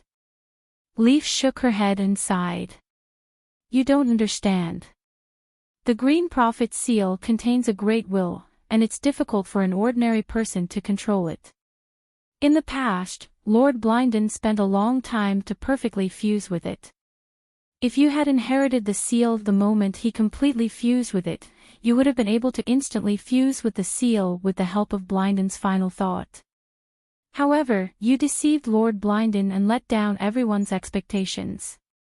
The longer the Green Prophet seal is without an owner, the harder it will be for you to perfectly fuse with it in the future. The long night is coming. Are you worthy of Jojen, who sacrificed himself for you?" Jojen. Mara's thin and rosy cheeks suddenly turned pale. Adu's eyes were red, and his rationality was gradually replaced by impulse. He shouted at Leaf, "You're the ones who don't understand. When Blinden became the three-eyed crow, he was already more than 70 years old. He had loved and made contributions. He had lived a life that was almost like a legend. The past green prophets were more or less the same. They all had lives that truly belonged to them, and they all lived them. What about me? I broke my leg when I was 7, and I started to accept this shitty fate passively. I came to the Great Wall to obtain power to change my fate, but what happened? I was like a deer that fell into a swamp. The more I struggled, the deeper I sank. When he said this, a string of bean-sized tears rolled down from Adu's large brown eyes. He choked with sobs as he said, "From the age of 7, a normal person's life has already ended. After 4 years of suffering, I finally encountered a ray of warm sunlight in my gloomy journey, but I had to kill it immediately. I can't accept this. Among all the green prophets, I'm the youngest. My life hasn't started yet, and I haven't truly lived. I won't forget my responsibility, but I must truly live once." Bran. Mara's green eyes were filled with pity and concern. "If you don't immediately fuse with that, Seal, isn't Bran a three-eyed crow?" she asked. "No, he is. If that's the case, why are you still arguing? Isn't this good?" Mara was puzzled. Without the green prophet Seal, his power is only equivalent to the first-generation three-eyed crow. What's the difference? Yi glanced at the resolute Adu and said helplessly, "A person's power is limited. If the limit of a green prophet's field of vision is to observe a forest, then 2 green prophets will be able to control 2 forests when their power is combined. 3 green prophets, countless green prophets will be able to control countless forests when their power is combined. In other words, they can control the entire land. Hence, in the Westeros, Lord Blinden is omniscient and omnipotent. He's like a god. Now, as this generation's three-eyed crow, Bran has lost his omniscient ability. What he can see is limited to the scope of his power. With the green prophet Seal, Blinden could receive and deal with everything that happened in the Westeros. Bran was a human, and a human's field of vision was limited. His brain could not handle an infinite amount of information. If he wanted to understand something, he had to personally enter the roots of a certain place and examine the tree's memories. "Bran, is that true?" Mara asked worriedly. Adu patted her head lightly and said with a smile, "I still have a flock of crows. Thousands of crows are my eyes." Chapter 667.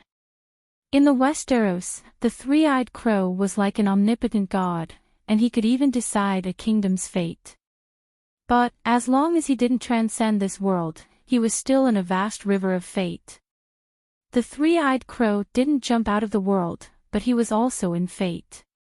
The Light King Lalo was also in the same situation. On this day, the Laurel Wind, which had drifted on the sea for several months, finally docked at the old town's pier. The night watcher Sam held the savage Gilly's hand and stepped into a dazzling and flourishing world.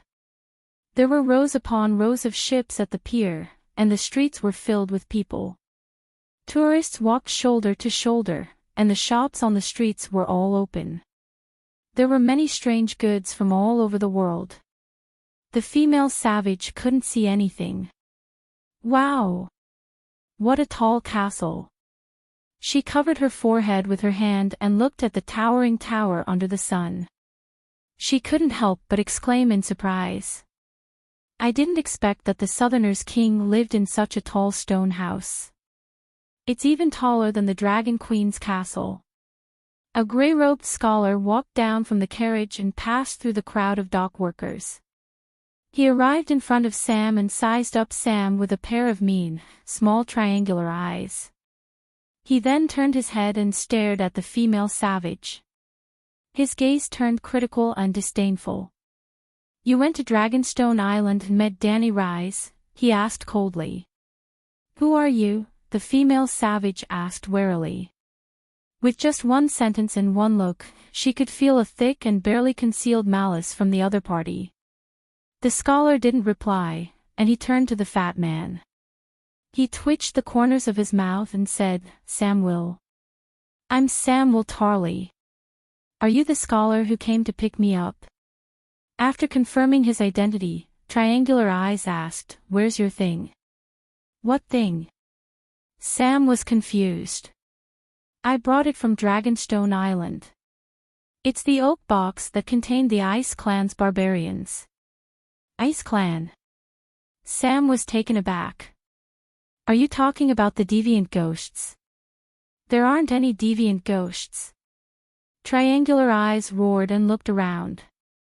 He noticed that many laborers and sailors were looking in their direction, and he pulled Sam into a carriage that was parked at the side. "Didn't you read The Truth of History and The Ancients' Lies?" Deviant ghosts were a lie made up by the Northerners to exaggerate the achievements of their ancestors. They were actually the Ice Tribe, an ancient tribe from beyond the Great Wall. They had the talent to use ice magic. Just like the fire magic talent in Valeglia's bloodline, and the water magic talent in Galoy's people. Sam's oily fat face twitched a few times as he mumbled, "Deviant ghosts are indeed transformed from human babies, but they are not human at all. You will understand when you see it later." The triangular-eyed man pulled up the red copper chain around his neck, representing history, and sneered, "Look, a mere apprentice dares to be impudent in front of me, a history major. Master Paristan even has a doctorate in history." He also said that Professor Fomas, who wrote Lies of the Ancients, tricked everyone, Fatty said indignantly. The triangular-eyed skinny man's facial muscles twitched a few times as he said angrily, "Where did this Professor Paristan come from? He was killed by Danny Alice a long time ago. The one at the Great Wall is fake." Slap. Fatty couldn't help but slap Triangle Eyes. "Wake up, don't deceive yourself.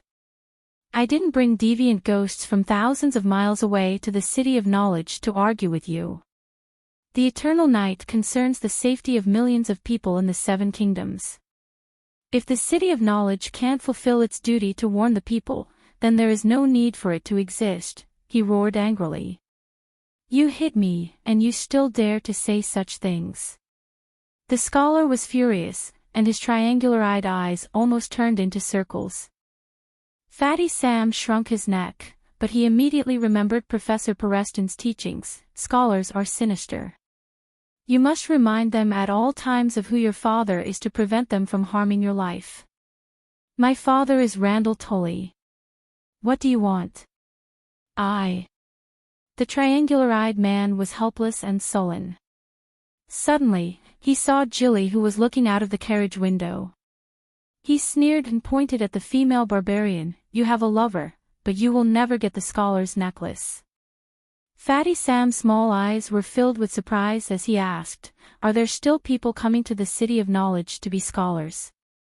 He then shook his head and muttered to himself, "Anyway, my father said that if I dare to insult the family, he will kill me." Insult the family? The triangular-eyed man was confused. Yes, becoming a scholar now is an insult to the family. "It's worse than having an illegitimate child with Jilly," Sam said honestly. "Bastard." The triangular-eyed man was furious. "Then when you wrote the letter saying that you want to become a scholar, were you fooling us? Times have changed. Didn't you notice? The people at the docks look at you, no respect, only disdain and disgust." Sam sighed. "You are wrong. They are looking down on you. You are wearing the clothes of the night watchers, but you are holding a woman's arm. Who doesn't know that you have broken your oath? Also, Queen Circe has already declared us innocent." Sam thought for a moment and felt that he, a night watchman who had broken his oath, was not as noble as a scholar who had broken his oath. He stopped arguing and got off the carriage, found Captain Kuhulu and took out the sealed treasure chest from the safe at the bottom of the cabin. Sam, Gilly, and the deviant ghost followed triangular-eyed into the heavily guarded city of knowledge. Before they reached the general manager's pavilion, a group of strange warriors wearing leather armor, long swords, and scholar necklaces came over. Ignoring Sam's attempts to stop them, they forcefully took away the demon's sealing treasure chest. For the next 2 days, Sam was thrown aside, and no one cared about him. He went to the steward's tower to ask a few times, but he did not get any reply. On the 4th day, he roared in the steward's tower, "If Steward Theobald does not appear or does not let me see the other ghosts, I will immediately go to the towering tower and ask for an audience with Count Hathor." Then, Sam got his wish and was summoned by the steward of the academicians. "7 gods above, why is there such a deep and complicated tunnel under the Crow's Nest Tower?" After walking for almost half an hour in the 2-meter-high tunnel, which was crowded even if 2 people walked side by side, Fat Sam was exhausted and had difficulty breathing. His brain was lacking oxygen, and he was a little dazed. He leaned against the wall of dry mud and gasped for air. A short, weasel-like young man was leading the way with a kerosene lamp in his hand.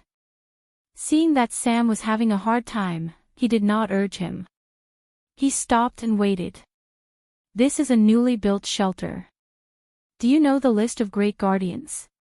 For the gold royals, the mercenaries have gone crazy and sneaked into the city of knowledge to arrest the scholars and academicians.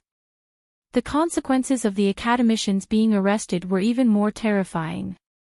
They would be paraded through the streets.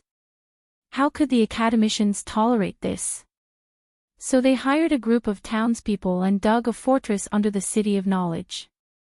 The academicians and academicians on the list work in the city of knowledge during the day and sleep in the bunker at night. They can sleep soundly. They don't have to wait for dawn or wear armor to sleep." Sam thought of the twists and turns he had taken and suddenly said, "So, there is more than one passage in the bunker?" The weasel-like young man nodded and said, "The Crow's Nest where many academicians live is connected to the bunker." "Do we have to hide like a mouse for the rest of our lives?" Sam found it hard to accept. "It's fine if you get used to it. It's warm in the winter and cool in the summer. It's quite comfortable." "You also live in the bunker?" Sam asked. "Recently, we have offended bravos and the faceless. It's safer to live underground. The faceless can change their faces and become you and me. What's the use of the bunker?" Sam disagreed. "You will understand in a while." The young apprentice smiled mysteriously and said proudly, "According to Professor Wargrave's method, no faceless can sneak into the bunker." The great writer Wargrave. Sam was surprised. He had been drifting on the sea and did not know this newly risen great writer. However, there were too many classics of the great writer and they were too popular. He only stayed in the city of knowledge for 3 to 5 days. Even savage Jilly had seen the plays of the great writer. She also pulled him and ran to the feather wine bottle with many foreign merchants to pay homage to the former residence of the Maiden of Dreams, Rosie. Fatty had to admit that after seeing Rosie from afar under the peach blossom tree, he also had some shameful thoughts when he lay on Jilly's body at night. Rosie was obviously not cuter than Jilly, but after seeing the famous works of the great writer, he felt that Rosie was shrouded in a layer of halo, with a dreamlike and intoxicating temperament. The bunker was built by him and he personally designed it. He said that he would fight bravos to the end, even if it was a tunnel war. The apprentice's face showed a look of reverence, waking Fatty from his reverie. But he died. He died in the hands of the faceless. At this point, Sam could not help but sigh. He secretly cursed the death of the faceless for causing the literary world to enter a long night before the real world. Sigh, the bunker apartment prepared by the City of Knowledge for the doctor was just renovated. I was about to move in, but... The weasel sighed regretfully. Sam had rested while talking and continued to follow the apprentice. Now, they came to another corner. There was a small stone room at the corner, and there was an old apprentice inside and outside the room. "It's Robert." The old apprentice outside the room recognized the weasel and looked at Fatty warily. He pointed to the copper basin on the wooden shelf in the corner and said, "Come and wash your faces." Sam didn't know what was going on. He saw the weasel put down the oil lamp, walk to the basin, and wet his face. He picked up a piece of soap from the side and rubbed his face carelessly, especially at the juncture of his face and neck. He rubbed so hard that his skin turned red. Sam suddenly understood. No matter how powerful the faceless was, as long as they wore a fake face, they could not withstand such torture. Fatty also went to wash his face, and he actually felt much more refreshed and relaxed. Dr. Wargrave said that washing your hands and face often can reduce the incidence of diseases. It's both safe and hygienic. After leaving the checkpoint, the weasel said. Sam nodded and asked curiously, "You're Robert?" "Yes, I'm Riga's son, Robert Fry." He also had a grandfather called Eris. Lord Eel's Fry faction used his father Riga to make meat stuffing and gave it to his grandfather Eris. "Oh, so it's River Delta City." Sam understood. In a basement of more than 50 square meters, Fatty met the representatives of the City of Knowledge and the other ghosts locked in the stone room next door. The basement was only 4 to 5 meters deep. After all, they only hid from assassins and thugs, not nuclear bombs. 10 copper pipes as thick as a bowl went through the mud, bringing fresh air and soft light to the basement. Sam found that it was neither stuffy nor dark. The temperature was neither high nor low. It was really comfortable.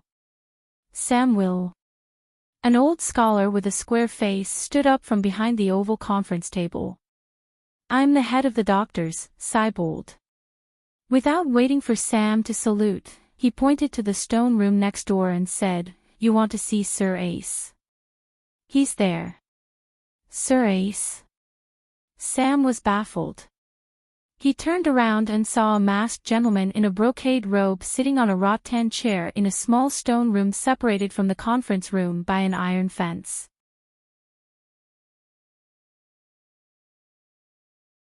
Chapter 668. He was wearing a dark purple mask that looked like a gas mask, revealing his pale and wrinkled forehead and a pair of pale blue eyes. There was a thin layer of thin and fragile white hair on the top of his head. He was wearing a double-breasted white velvet suit with empty sleeves, as if he had no arms. He was wearing a pair of white lambskin trousers and brown high riding boots. 7 gods above. Sam's small eyes widened in horror as he took a few steps back. His fat face was pale as he howled, "This is a deviant ghost. You have released the deviant ghost. You have betrayed the humans of the 7 kingdoms and sided with Frost God." No matter how much the other party dressed like a gentleman, even if he was wearing a mask, Fatty could still recognize his identity through the pair of flickering blue eyes. Deviant ghost. Bastard. The triangular-eyed scholar who had brought Sam into the City of Knowledge at the docks shouted angrily. He pointed at the deviant ghost dressed as a noble of the 7 kingdoms and said, "This is Sir Ace. Don't be rude. He is clearly a deviant ghost. Don't think that I can't recognize him just because he changed his clothes." Sam said with a trembling face. "I am a member of the clan beyond the Great Wall." The deviant ghost behind the iron fence stuttered. Sam's pupils constricted as he said in disbelief, "You can speak." As soon as he finished speaking, he realized that he had made a fool of himself. Deviant ghosts could of course speak. They were also highly intelligent life forms. "Don't you only know how to speak the ancient language?" Sam asked. He was shocked to find that the deviant ghost's voice no longer pierced his soul like an ice lake exploding. "What's wrong with your voice?" "Sir Ace's voice has a soul attack. After our research, we found that the dragon crystal can effectively block the sound waves that are harmful to humans. A hunchbacked old doctor said excitedly. This is the doctor of the occult, Heartwarming. Robert Fry introduced to Sam in a low voice. As long as there is a mainstream language in the world, the City of Knowledge has it. The so-called ancient language is just the language of the ancestors. It's not difficult for us. We can speak the ancient language, so we can also teach Sir Ace a simple common language. A thin and tall doctor said proudly. History and ancient language double major doctor, Guillermo. Robert added. Sam said in a daze, why are you teaching him the common language? To search for the truth and restore the truth of history. Chief Steward Theobald left his seat and gently patted Sam's shoulder a few times. He praised, thank you for bringing us Sir Ace and solving the secret of the long night and the deviant ghosts for humans. What secret? Sir Ace, please introduce yourself so that the misunderstanding between the Night Guardian and your tribe can be resolved. The head doctor faced the well-dressed white ghoul in the small cell and said gently. My name is Ace, Magna, tribe leader, of the Eternal Winter tribe. We have invaded the Northern Territory before, but we are not the devil who brought the eternal night. We are also humans, just like the children of the forest, demi-humans from the last era. The well-dressed deviant ghost was truly like a polite gentleman. He explained the history of himself, his tribe, his race, and the origin of the long night in detail. In short, they had been living in the land of eternal winter. They were neither the ancestors of ice magic in lies of the ancients nor the evil force that brought the long night to the world, according to the Night Watchers. Sir Ace is also a lord beyond the Great Wall and is worthy of the title, Sir. We should treat him with the etiquette of a noble captive and give him the necessary respect, the thin and tall doctor of mysticism said. I've really seen deviant ghosts. You believe the nonsense of deviant ghosts? Sam shook his head. At least they didn't bring the long night. Now that Sir Ace has come to the old town, it only lowered the temperature in the basement a little. The long night didn't come. And in the past few thousand years, Sir Ace's people have been living in the land of eternal winter in the far north. They believe in the old gods. Although they aren't ancestors, they aren't much different from them, the doctor said. You haven't seen deviant ghost babies before. They turn human babies into deviant ghosts. Can the ancestors beyond the Great Wall do it? Sam said excitedly. Even if what you said is true, what can you prove? Legend has it that the deviant ghosts even steal human children. It's not rare to see cannibals among the barbarians. At most, Sir Ace was an enemy of the Northern Territory. But it was too much to let them bear the crime of bringing eternal winter to the world. I don't want to discuss the reason for the long night with you, Sam shook his head and said seriously. The Great Wall is threatened by deviant ghosts. I only brought deviant ghosts to the City of Knowledge for one purpose: to use the Scholars Network to call on the nobles of the 7 countries to end the civil war and fully support the Great Wall. Regardless of whether the long night will come or not, and regardless of why the long night came, it's a fact that deviant ghosts intend to attack the Great Wall. The barbarians have also tried to take down the Great Wall and invade the Northern Territory. But now the barbarians have become allies of the Night Watchmen. Why can't the Ice Tribe of the land of eternal winter turn from enemies to friends? The doctor asked. Sam looked around in shock and anger. Seeing that the doctors either nodded in agreement or remained silent, he couldn't help but say angrily, "You're all crazy. I'm going to tell Count Hathor, tell the Dragon Queen of Dragonstone Island, tell the Night Watchmen on the Great Wall." Sir Ace, please excuse me. The doctor bowed to the deviant ghost and then pulled Sam out of the door with a cold face. They walked along the dark tunnel for 40 to 50 meters and entered a small room with plenty of light. Do you have a pig's brain? The doctor scolded loudly. Those who are not of our tribe will definitely have different intentions. Do you think I don't understand this principle? What? Sam, who had been indignant, was at a loss. The doctor's thin lips moved up and down like a machine gun. He quickly said, "Whether the monster you brought is a deviant ghost, an ancestor, or as he said, an ancient remnant, it's a fact that humans know nothing about them.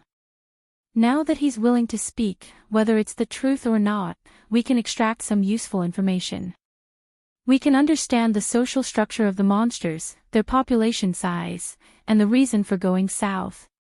The secret of the long night." "Oh, no, there is no long night. You're tricking him into giving up information." Sam suddenly understood and then admired the doctors in the city of knowledge. The older the ginger, the wiser it was. He didn't see it at all before. "Will the deviant ghost be fooled?" he asked doubtfully. "Natural selection, survival of the fittest. Since we humans are the protagonists of the world, it means that humans are better than other species. We are either stronger or more intelligent. That monster was born with powerful ice magic and is stronger than humans. Therefore, it must be less intelligent than humans. Furthermore, the scholars are the smartest among humans. Isn't it natural for smart people to trick fools?" The doctor's square face was filled with arrogance. Sam nodded repeatedly. He looked at the long chain around the doctor's neck. He really lived up to his name. His analysis was so reasonable and logical that he couldn't find any loopholes. "Dr. Theobald, you have to be careful. The deviant ghost's ice magic is powerful. A steel cage won't be able to hold it," Sam reminded. "Don't worry, it's foolproof. There's more than 50 kilograms of wildfire buried in the ceiling," Theobald said confidently. "What?" Sam was shocked. "In the conference room we were in before. Of course, other than wildfire, there's also kerosene and gunpowder. Once it's activated, it's guaranteed that he'll die." But, Sam felt a lingering fear. If the deviant ghost went berserk and the doctor activated the trap, the deviant ghost would definitely die, but wouldn't he? 7 levels of hell. When they were talking earlier, the doctors all looked natural. None of them even glanced at the ceiling. What kind of mental fortitude was that? As expected of the ruthless person who designed the Blood Dragon's wild dance, murdered the Dragon Queen, and hardened the Faceless. Fat Sam suddenly felt true respect for these doctors.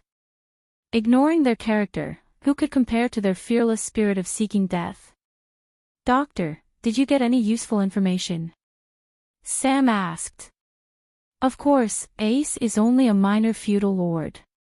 Above him, there's a king of monsters.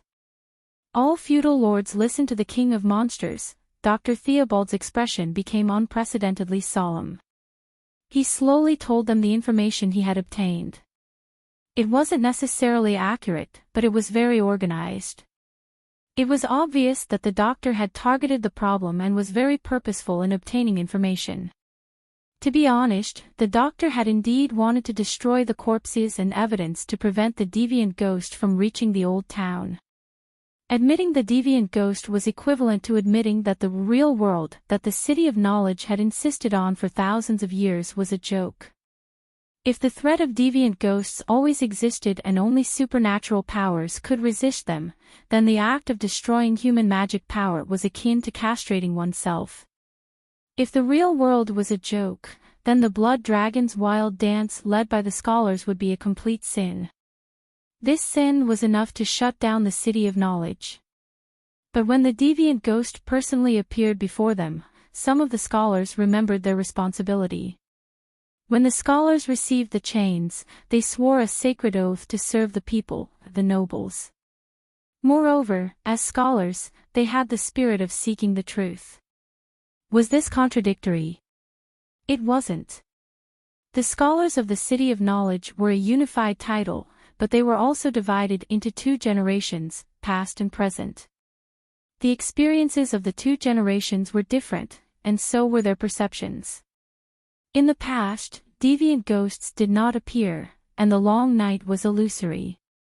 Without reality to slap them in the face, the scholars could take it for granted that deviant ghosts were fake, and magic was just a tool for people with special bloodlines to do evil. To the human race as a whole, supernatural powers did more harm than good. To build a world without magic and gods, it was like heaven for ordinary people. But now, the scholars were constantly being taught a lesson by reality. Rationally, they would no longer insist on the idea of the real world, but the seniors had already driven the car into a dead end. There was no way out, and they could only go all the way. The sins were committed by the seniors, and the juniors hated the real world now. If they admitted their guilt, not only would they lose face, but the city of knowledge would be completely finished. Therefore, they could only resist and try their best to pretend to be peaceful. The scholars of the City of Knowledge only hoped to have a time machine. It would be best if they could travel to before the Blood Dragon's wild dance, so that the seniors would stop tormenting themselves. Secondly, they could travel to before the ambush of the Dragon Queen and directly kneel down and surrender, so that the Dragon Queen would be merciful and let the City of Knowledge off the hook. The scholars did not have a time machine, so they denied the long night verbally while seriously studying deviant ghosts in action.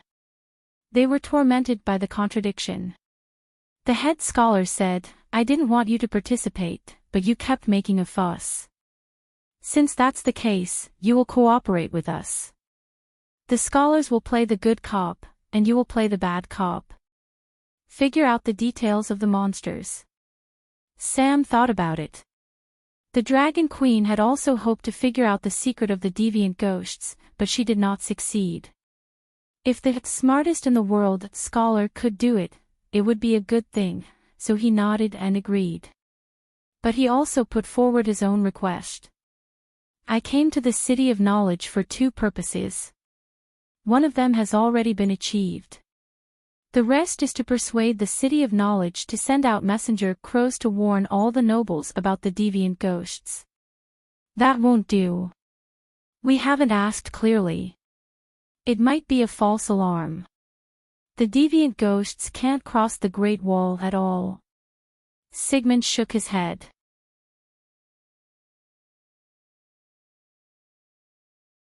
Chapter 669.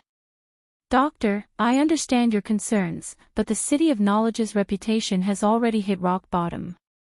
Admitting your mistakes can at least prove your courage and reduce your psychological pressure," Sam advised. "Pressure? What pressure? Don't spout nonsense. Everything we do is for the people of the Seven Nations." Theobald pulled a long face and tried his best to straighten his slightly hunched back to make himself look indomitable and magnanimous. "We have a clear conscience. We eat well, sleep well, and stand upright," he emphasized again. Sam raised his head and pointed at the ceiling, the muscles on his fat face trembling. "Why live in a bunker if there's no pressure? The deeper the bunker is, the more complicated the tunnels are, and the greater the pressure in your heart."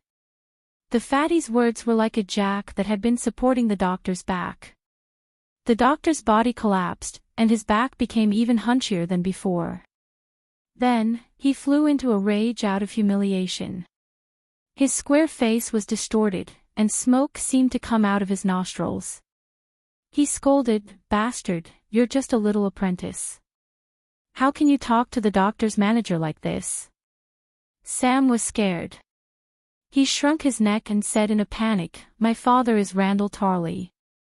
Randall Tarley is nothing in front of Danny Rise. I even dared to murder Danny Rise. My name is first on the Mystic Dragon's list of sinners," Theobald said sinisterly. Sam was no longer afraid after being threatened. He only said helplessly, "If the City of Knowledge doesn't want to cooperate, then forget it." Anyway, the chief bishop and Dragon Queen had warned the nobles. Long Night and other ghosts were already known to everyone. But now he really regretted it. He didn't listen when the Dragon Queen told him to go home and not go to the City of Knowledge. As expected, the City of Knowledge didn't provide any help.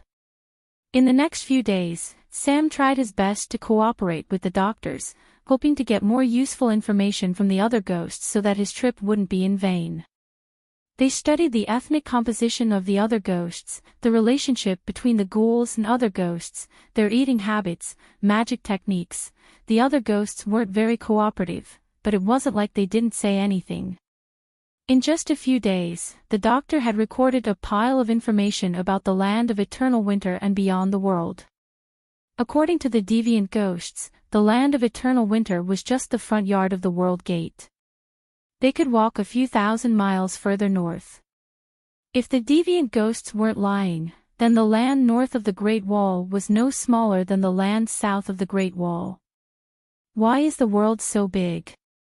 The world isn't that big, but there are other worlds outside of this world, the deviant ghost said. Then, the scholar became more and more afraid of deviant ghosts. Even the deviant races in the world had ulterior motives. How could the strange races and civilizations outside the world have good intentions? Even the deviant ghost king that Danny had been very curious about officially appeared in the mouth of the deviant ghost. The king of savages is not permanent.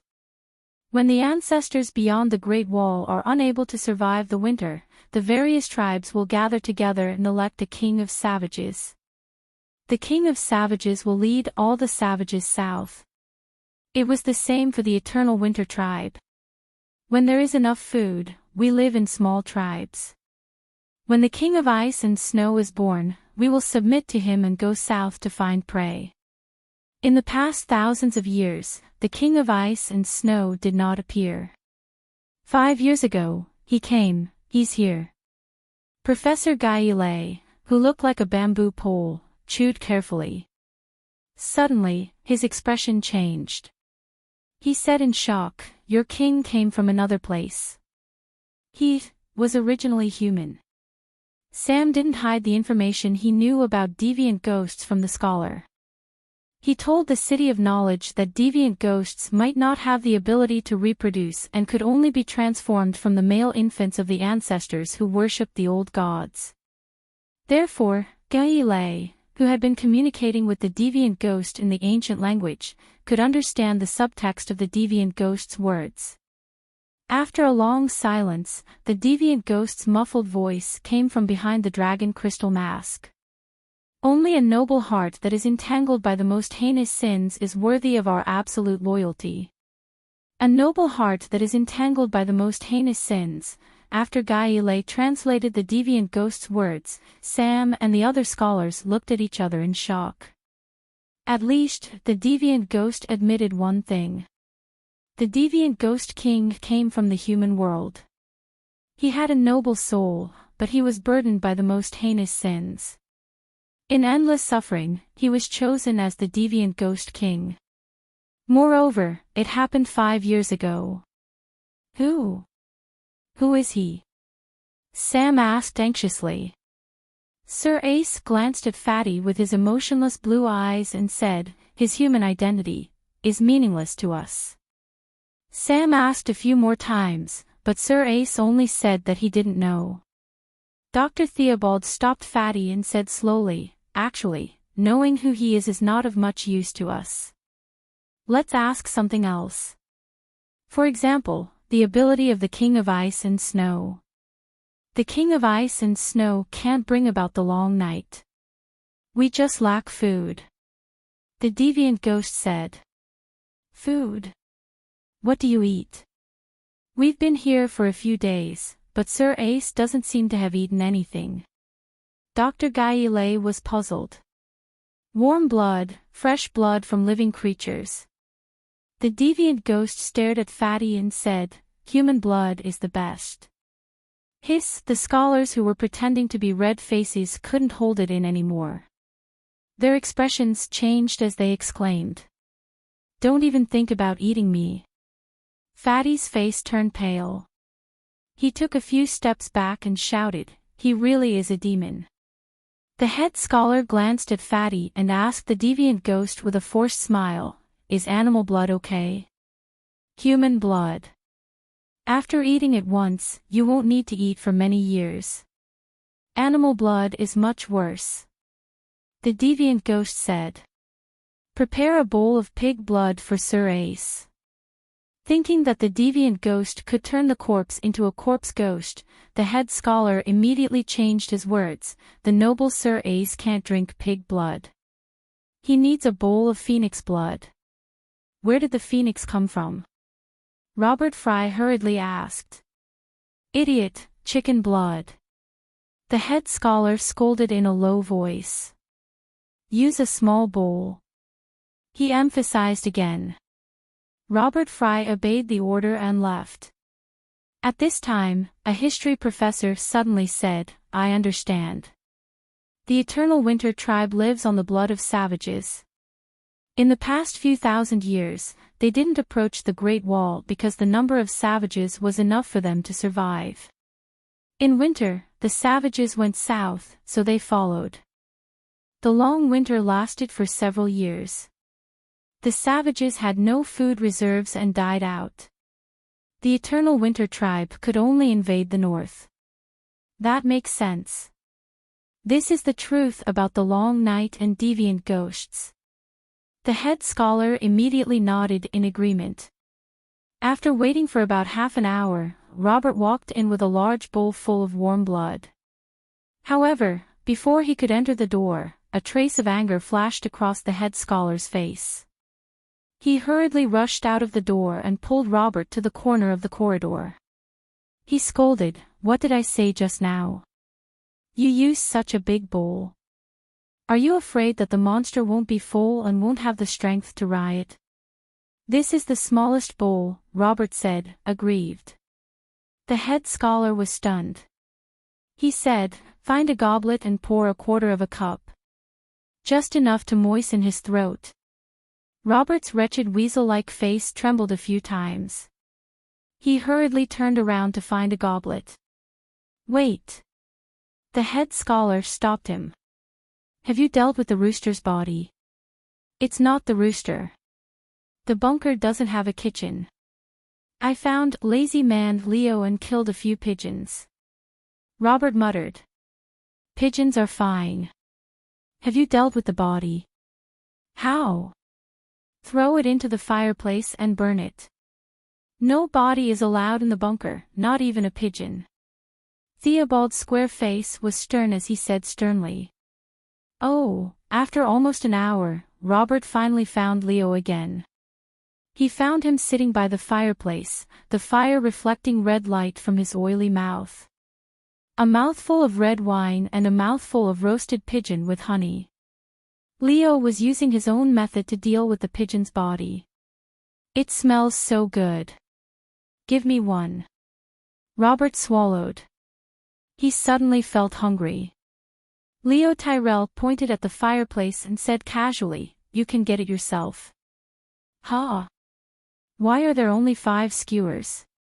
Robert squatted down and found that 2 of the skewers were empty.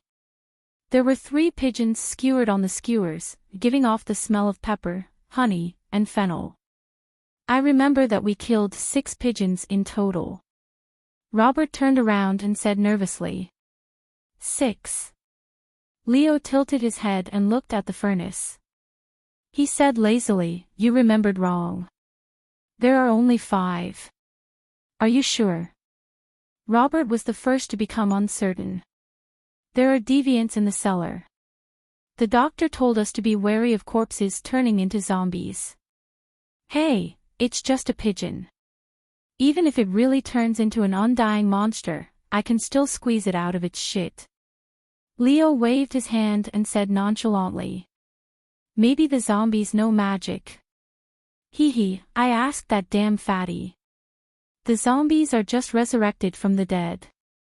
They are slightly stronger and faster, but their movements are stiff and they have no magic power. As long as their numbers don't increase, there's nothing to worry about. Still be careful. That monster drinks human blood. Robert held a pigeon and gnawed on it as he searched the room. He didn't find anything. I said, only 5 pigeons, Leo said impatiently. Robert found a seat and sat down. He stopped talking about the pigeons and talked to Leo about Rosie's first night for the nth time. A few days later, Theobald found that Sir Ace was more willing to chat with them, but the useful information revealed in his words was getting less and less. Furthermore, the information it had revealed was so frightening that he decided to act brazenly and activate the trap. A large pot of wildfire fell from the ceiling. Sir Ace was caught off guard. He howled and cursed and was burned into a cloud of mist by the green flames. The doctor's decisiveness made Sam, who was at the side, extremely shocked. "What is this?" he asked blankly. The head doctor held a thick stack of imported dragon paper and sneered. "Either he has the intention to hide it, or he doesn't know much. In short, I can be sure that we won't be able to get any useful information from him. Since that's the case, of course we have to kill him immediately to prevent future trouble." But Sam's fat face was conflicted. "I think we should put him on display to let the people and nobles know how terrifying other ghosts are." The head doctor patted Sam's shoulder and warned him meaningfully, "No matter how terrifying a monster in a cage is, it won't make people feel fear from the bottom of their hearts. That's human nature. Otherwise, the nobles who saw him on Dragonstone Island wouldn't be so calm. At least they don't value the monster as much as you, who personally experienced the monster tide." Sam was thoughtful and asked, "What do you plan to do?" "Send a messenger crow to tell everyone about the monster." The head doctor waved the document in his hand and said with a complicated expression, "The scholars who serve the feudal lord will persuade their feudal lords to stock up on dragon crystals and strengthen the city walls. They will try their best to send all the idlers to the Great Wall." Sam let out a long sigh of relief. Although the City of Knowledge still did not recognize the Long Night and other ghosts, it finally started to do something. "My mission is complete. I should leave," he said. "No, you have to get a scholar's necklace before you can leave." "Why?" "I don't want to be cursed on the street.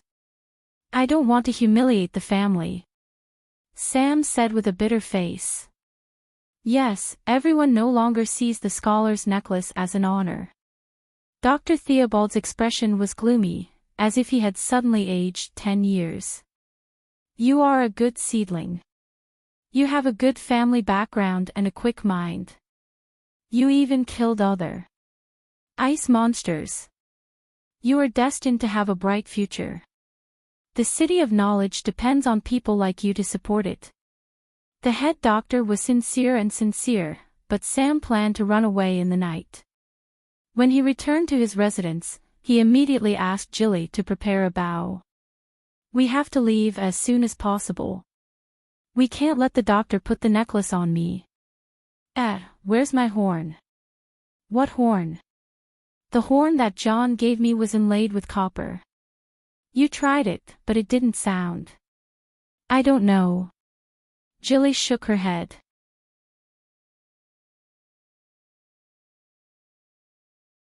Chapter 670. Should he head north to Winterfell? Aegon was worried at first, but 2 days later, his wife suddenly announced the good news. "Darling, I am pregnant, you are going to be a father." Sansa held his hand and placed it on her soft belly. Looking at his wife's gentle, loving, and hopeful eyes under the light, Aegon decided to be a good man. When Dany Rise was pregnant and the old woman predicted that she would give birth to a horse that would ride the world, the Horse King decided to be a good man. He would avenge his wife and help her reclaim her home. After Sansa became pregnant, Aegon also decided to be a good man. He would avenge his wife and help her reclaim her lost home. The day after announcing the Queen's pregnancy, Aegon ordered Earl Mage of Bear Island, Earl Gilbert of Deepwood Castle, Earl Great John of Heffire, and Sir Andor Royce of Valley, the eldest son of Bronze John, to lead 2,000 cavalry out of River Delta City. Because the people of Swamp provided them with supplies, they could travel quickly through the next swamp. In just half a month, they had traveled 800 kilometers, PS, and reached the Gulf of Carlin. What would it be like for a normal person to attack the Gulf of Carlin? Take the looting bridge as a reference. The next swamp was once an ordinary piece of land with forests and plains. 10,000 years ago, in the war between the children of the forest and the ancestors, several green prophet joined forces and cast a forbidden spell, causing a tsunami to reach hundreds of kilometers into the land, turning thousands of miles into a swamp. It was a map bomb. Perhaps the forbidden spell changed the rules, but even after the flood receded, the forests and plains did not return. Instead, they became swamps of death that devoured life. The King's Road that ran through the next swamp was like a bridge that connected the two sides.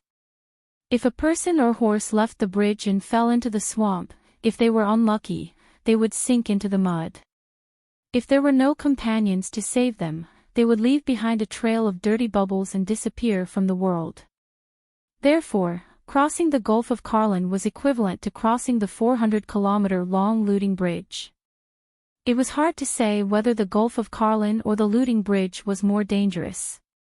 Lu Dingqiao only needed to defend against attacks from the other side, but the enemy used automatic weapons.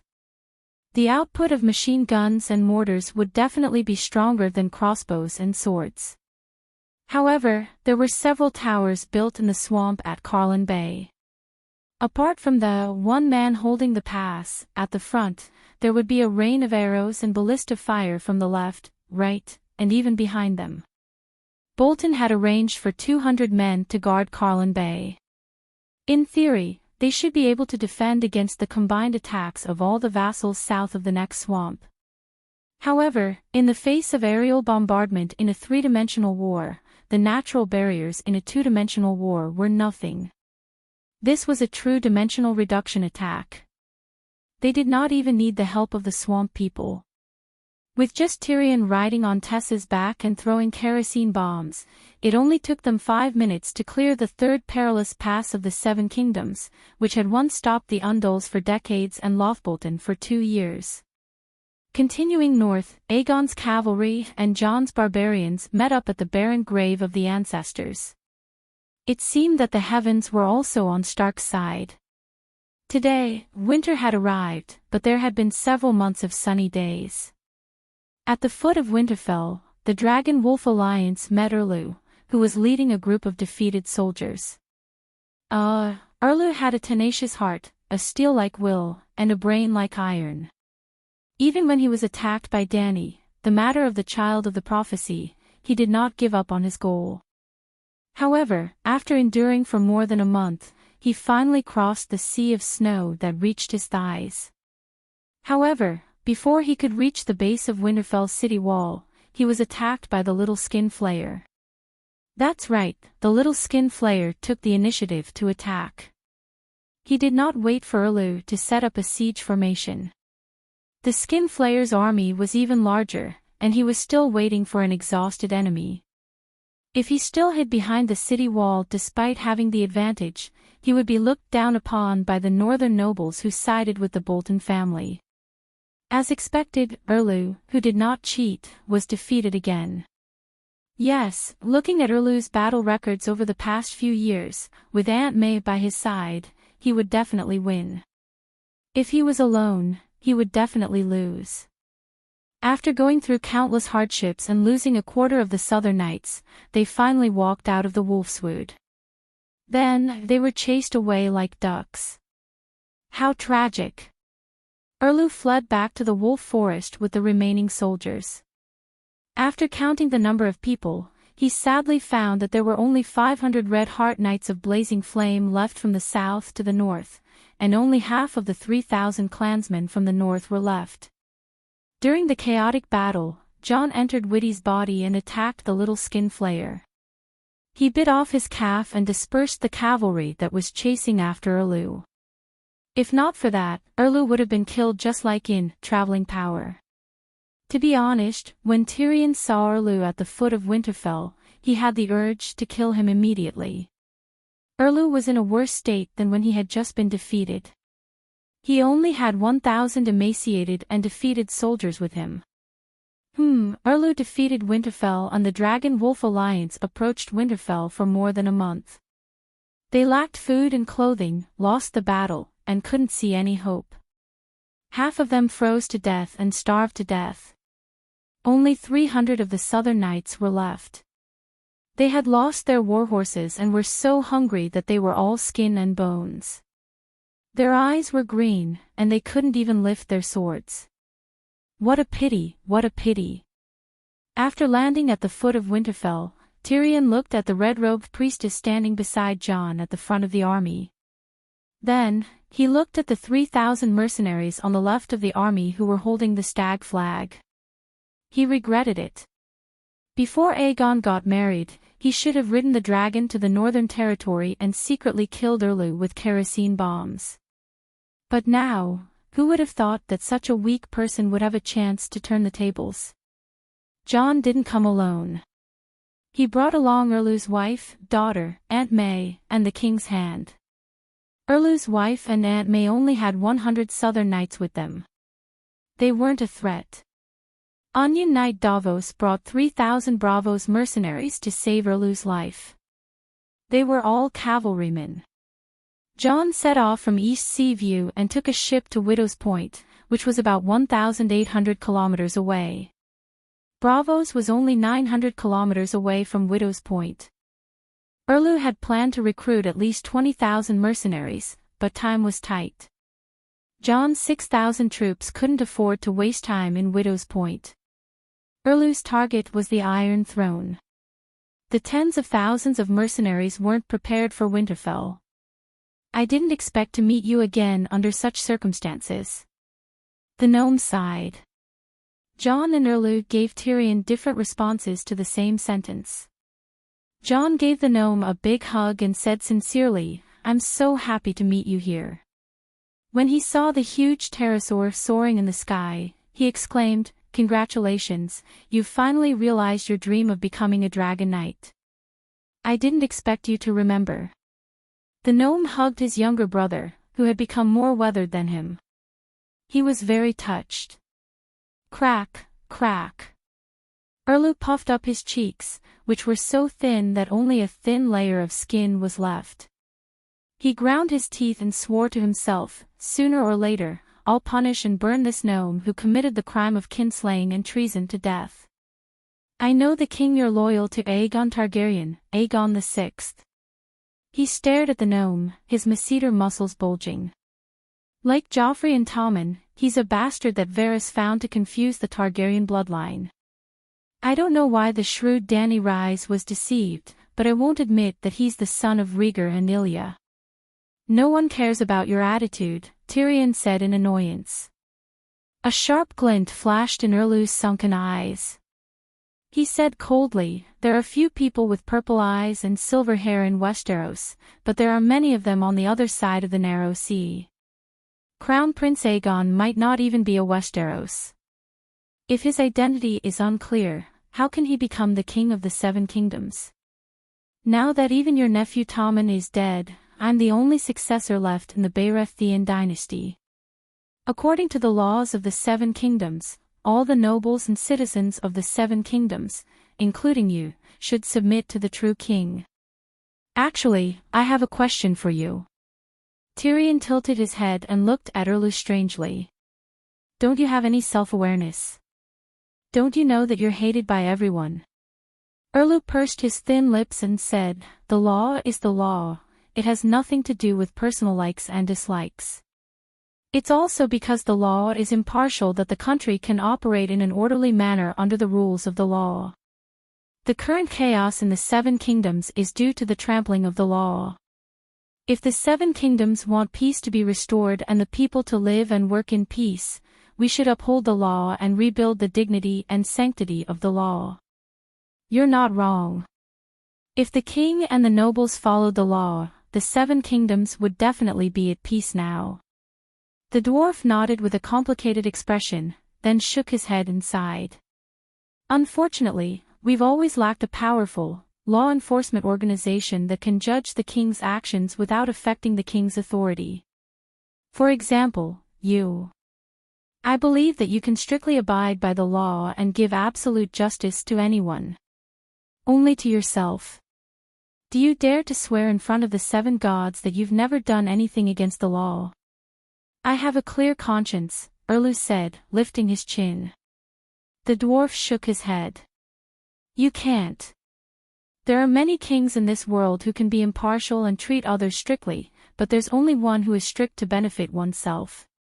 Unfortunately, she's not you. Her. A woman's figure appeared in Erlu's mind unconsciously. It seemed like she was laughing, mocking him. Thinking of this, his pupils constricted and he clenched his teeth.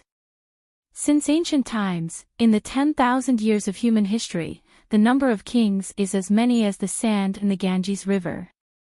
Only the Dragon Queen, using the reason of violating the law, ordered the judge to execute the punishment of whipping herself in front of the entire city. You must know that she was the one who wrote the law. The dwarf said in admiration. Of course, he suspected that the Dragon Queen was putting on an act, but she was the only king who was willing to pay such a high price to put on an act. This was a matter of attitude. In front of the law, the king would also be judged and punished. Many years had passed, and the Dragon Queen had become a well-known figure. Some of her deeds had also spread out of Slave Bay and were known by the people of the world. Among them was the story of the Dragon Queen whipping herself and correcting the law. Therefore, after hearing the dwarf's words, Erlu was silent, John was deep in thought, and the surrounding nobles and knights were also shocked. After a moment of silence, the thin knight with an onion imprinted on his chest took a step forward and said loudly, as everyone knows, His Majesty Stannis is a man of integrity to the point of rigidity. He would not purposely make a mistake and then whip himself to flaunt his integrity. Onion. The dwarf glanced at the skinny brown-haired knight's chest, and then looked at his left hand, which was wearing a thick leather glove. The Onion Knight Davos. The hand of the king, Davos. The Onion Knight emphasized. Then, he asked with a smile, Nate, I wonder what your identity is now. A glint flashed across the dwarf's eyes, and he asked back, what do you think? I heard that you once swore allegiance to the Dragon Queen, and now you are Aegon VI's advisor. The Dragon Queen swore that she would not start a war between the 7 kingdoms, but you helped her nephew come to the Westeros to fight for the Iron Throne. Davos chuckled, looking like an honest and considerate person. Either you went back on your oath, or your actions went against your oath. What right does a person who went back on her oath have to judge the great King Stannis? If you did not go back on your oath, then your actions now represent the will of the Dragon Queen, and the person who went back on her oath would be her. She used her nephew as her chess piece. The Dragon Queen who went back on her oath naturally has no right to be compared to my great King Stannis. The dwarf actually saw through the evil intentions under the onion skin. This matter, it is easy for others to understand, but unfortunately, the great King Stannis does not. The imp shook his head and sighed.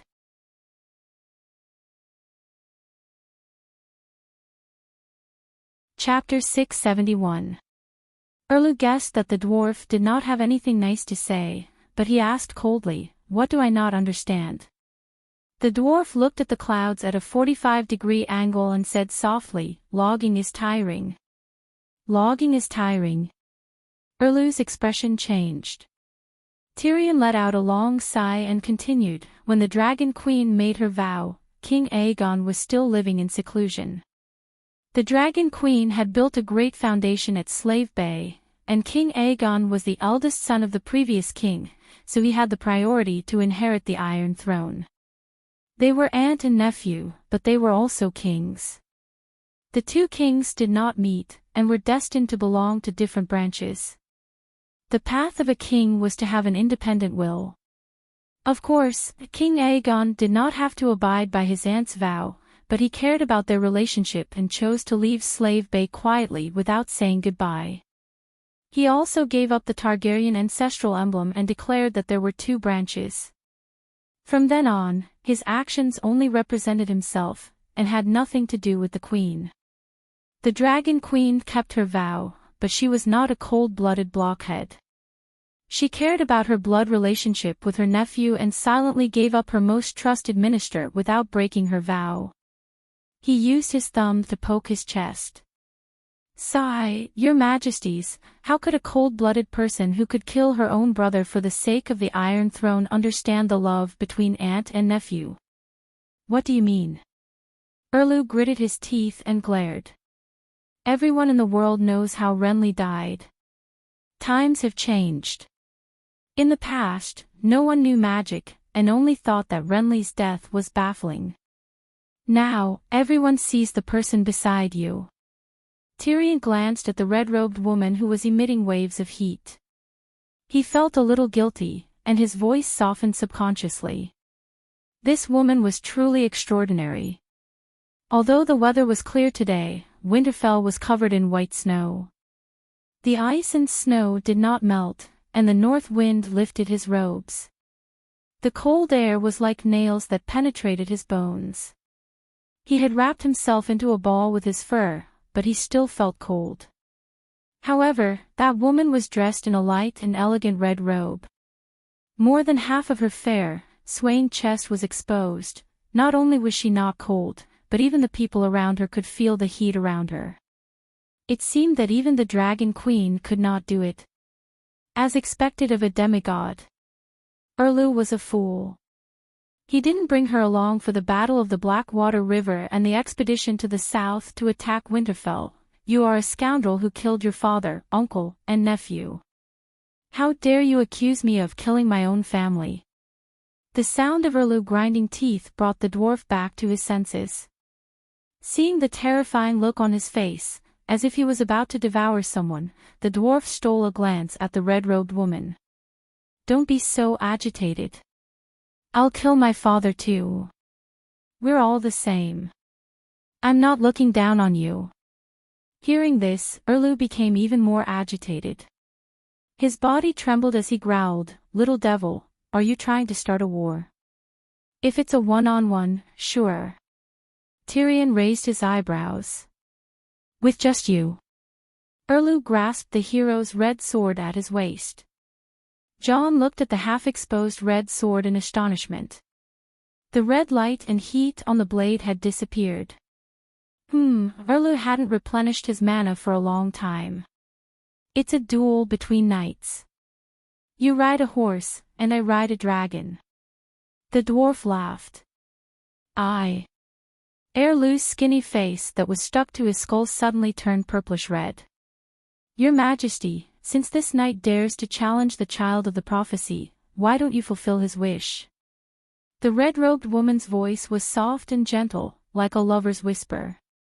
The dwarf caught a glimpse of the magic ruby at her throat that reflected the red light, but he shuddered and his back broke out in a hot sweat.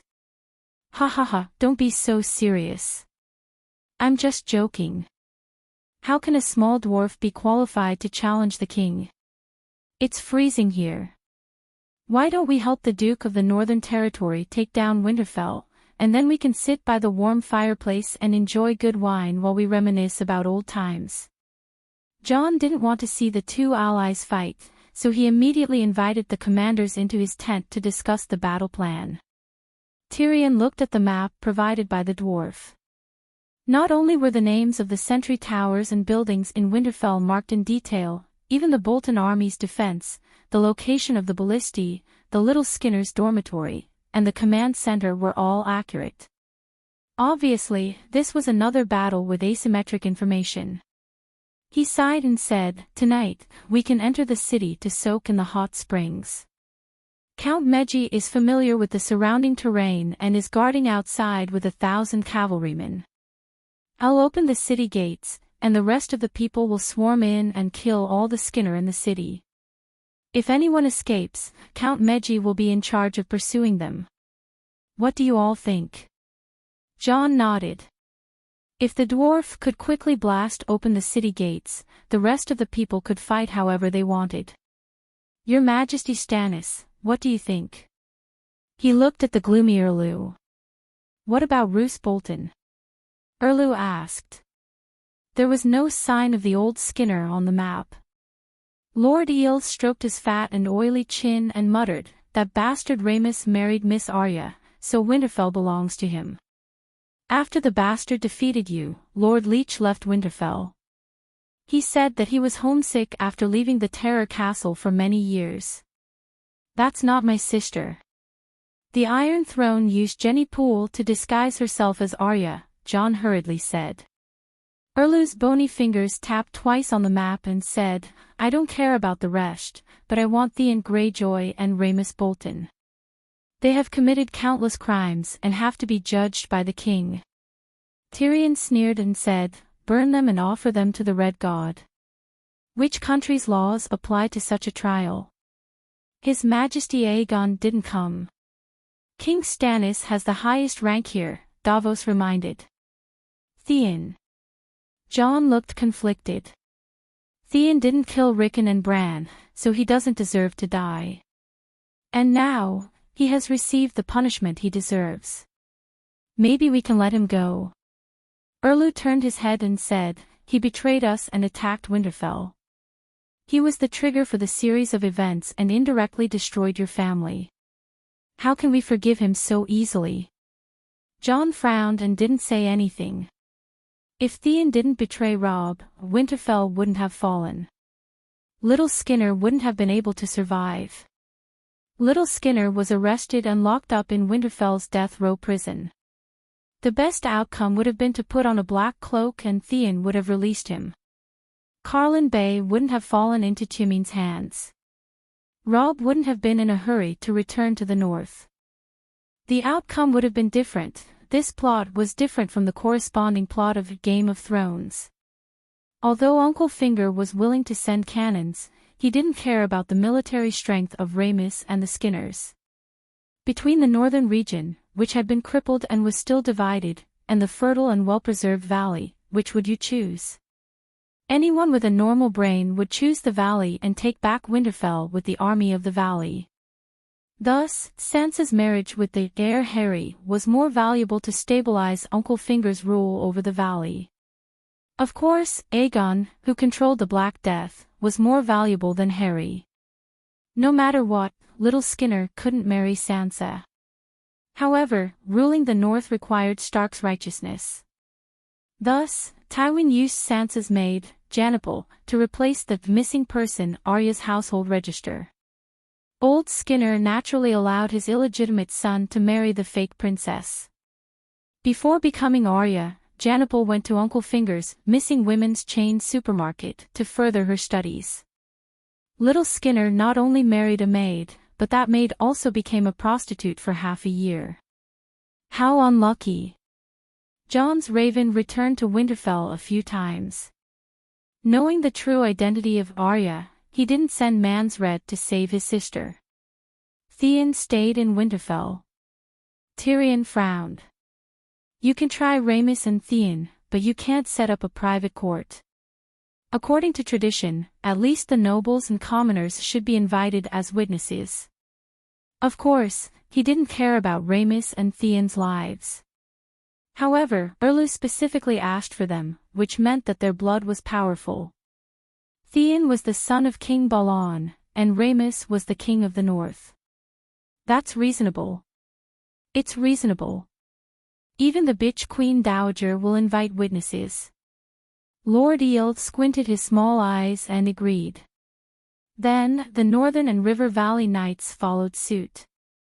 After reaching a consensus, the battle began immediately. A 300 kilograms water tank-shaped kerosene bomb fell from a height of 400 meters. The city gate was immediately engulfed in a sea of fire. When the city gate collapsed, Jon took the lead. He rode a long-haired unicorn as tall as a bull and led 500 unicorn riders into Winterfell. Then, Ramus Bolton's military strength wasn't weak. There were 3,000 Skinners, 5,000 northern nobles from Lonely Tomb Village, Heathfire, and the northern nobles who sided with Bolton. There were also 2,000 Freys. 10,000 soldiers defending the city was enough to deal with an enemy 10 times their number.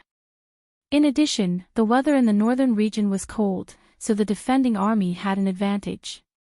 Without Tyrion's aerial bombardment, Jon and Skinner, the destined snow pair, would have been evenly matched. The battle would have lasted for a year and a half. With Skinner's treachery and viciousness, Jon might not have won. Even with the pterosaur's aerial support, Tyrion wasn't able to stay in the comfortable stone castle that night. The battle was intense.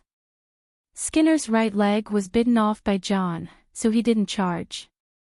Instead, he stayed in the castle to command the battle. The direwolf and Tyrion's pterosaur couldn't be beheaded. As long as the command system didn't collapse, the battle continued from noon to dusk. Some of the northern nobles who sided with Bolton almost escaped during the night. The Bolton family's scarlet Skinner flag disappeared from Winterfell in the early hours of the second day. At the Winterfell training ground, the once white and flat snowy ground was now stained with black mud from the trampling of horses, as well as dark red blood from the corpses. It was like a brand new white mill wool blanket that had been thrown into a latrine and washed. In the center of the training ground, more than 10 knights in disheveled armor and despair were tied to wooden stakes. Firewood was piled high beside them. Lord Eel's face was filled with the joy of getting its revenge, and its shiny high boots made a carefree squeaking sound in the dirty snow. He walked in front of a bald man with a short chin and moist red eyes and said with a strange smile, "Elise Fry, is my meat pie delicious?" "What?" The man with a short chin opened his moist red eyes in a daze and looked unfocused at the fat man who was as fat as a wine barrel. Gradually, he came back to his senses and cursed, "Traitor! You swore an oath to the Iron Throne and to Duke Bolton. You have betrayed your oath and will suffer retribution. I will only have one lord, the king of the Northern Territory, Stark." Lord Eel sneered. "On the other hand, you, Fry, have already received your retribution. Hurry up, everyone is waiting." Not far away, Sir Gordy Fallon, who was beside Erlu, urged. Yes, Erlu had brought a large group of Red believers to wait for the afternoon prayer. The dozen nobles in the pile of firewood were the sacrifices.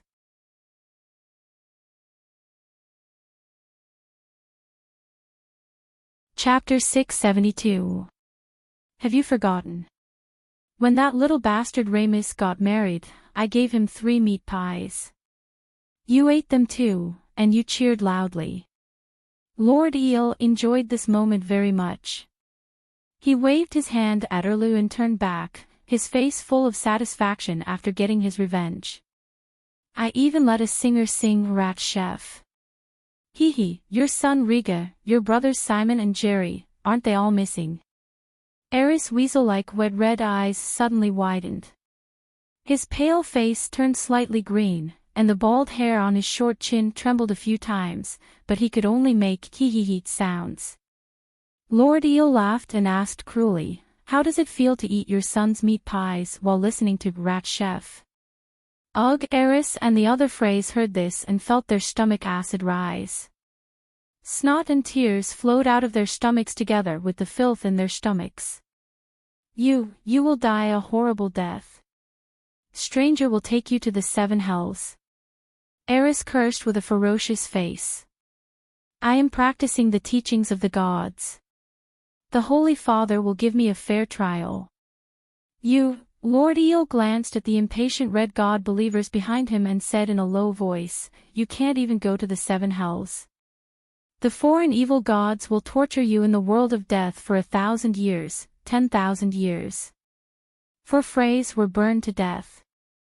Wade was originally an adopted son sent to Winterfell by the Freys in the Oath of Covenant at One River City. He was also a hostage. Eris and Hostine led 2,000 Freys to help Bolton conquer the Northern Territory. At this moment, they had all become Lalo's sacrifices. The night is long, and everywhere is dangerous.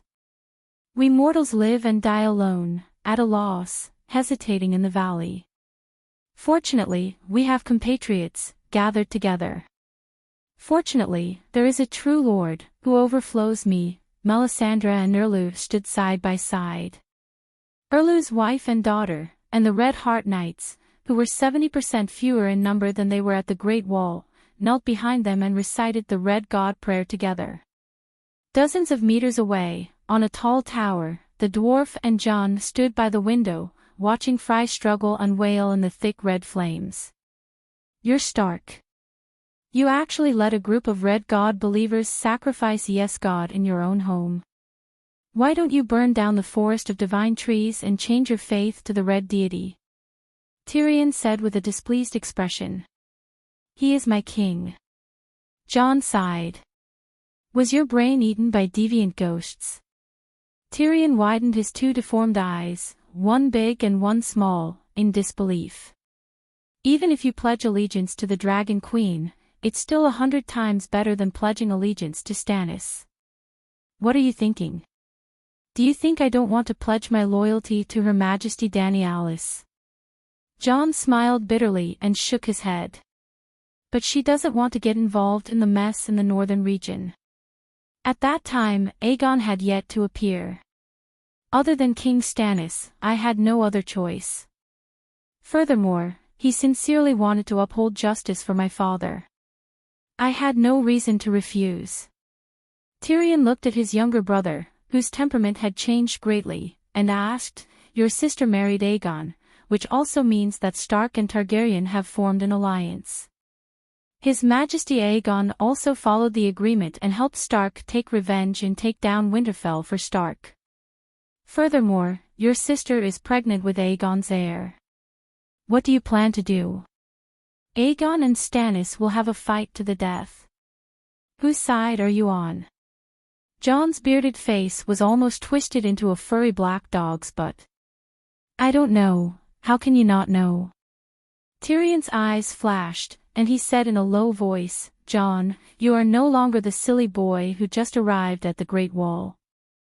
You are the king of the northern region, the only adult male in the House of Stark. Jon asked awkwardly, what do you think I should do? Just like how Ymont and Tyrion liked each other when they saw each other, Jon also felt an inexplicable sense of closeness and trust when he saw the two of them.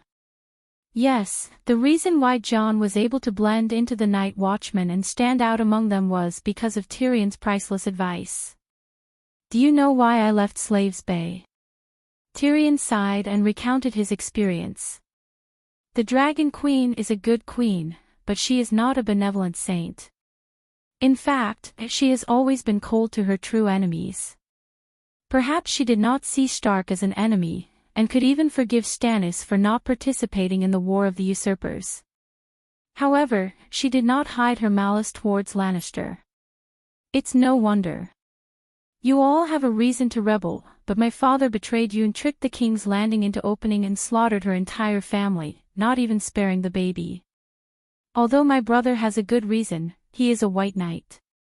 The Mad King can kill anyone, but he can't do it himself. Anyone in the Dragon Queen's position would not let Lannister off so easily. At least, she is still magnanimous. She only hates the main culprit and only looks on coldly towards the innocent Lannister. She is happy to see us suffer. Yes, if all the lions are dead, she will clap her hands and drink 3 cups of wine. This attitude will make her subconsciously make the most disadvantageous choice for Lannister. For example, provoke my sister and make her bet the entire Lannister family on the table. Then, she will harvest all the lions with a righteous reason. Even if she doesn't do anything, my sister, my uncle, and my family will continue to do it. However, their efforts will only deepen the hatred between the two families. It will not help solve the problem at all. In fact, the difference in strength between the two sides is too great. There is no room for struggle. When the day comes when the Dragon Queen dominates the world, Lannister will most likely be trampled on like the snow in the courtyard and melted into the mud. Jon looked at the dirty snow mixed with black mud and blood in the training field and fell into deep thought. You once swore loyalty to the Dragon Queen? He asked hoarsely. Of course. Tyrion guessed that helplessness had been convinced. He sighed in relief, but smiled bitterly. Otherwise, where did my Tessa come from? You broke your oath. Helplessness sighed. For my family, for my blood, I am willing to fall into the 7 levels of hell. Tyrion's face was melancholy from the bottom of his heart. The Dragon Queen's words are like a mountain. She recognizes Aegon's priority to inherit the throne and will not go back on her words. As long as Aegon ascends the Iron Throne, I will become the Duke of Casterly Rock and lead Lannister to submit to him. This will cause Lannister to submit to Targaryen. An upright monarch will not harm her vassal for no reason, not to mention that Lannister is her nephew's vassal, not hers. Perhaps she will judge my brother and sister, but the rest of my family will be safe. For my family. Jon's eyes drooped, only using the corner of his eyes to look at Erlu by the fire in the training field. What do you plan to do? He asked softly. It's done. The dwarf was completely relieved. Tell me first, how strong is that woman? Tyrion pouted at the red-robed woman below. She doesn't eat or drink, has unlimited magic, and is proficient in prophecies. She can seek fortune and avoid calamity. Jon said. Prophecies. The dwarf frowned. Prophecies are usually inaccurate, right? I know that the Moon Singers are the most proficient in prophecies, and they often mistake illusions for prophecies. Jon thought of Aunt May's prophesied child and Arya, and nodded hesitantly. Well, Aunt May once mistook Arya Stark as Arya in her prophecy, and later did not realize that Jennifer was a fake.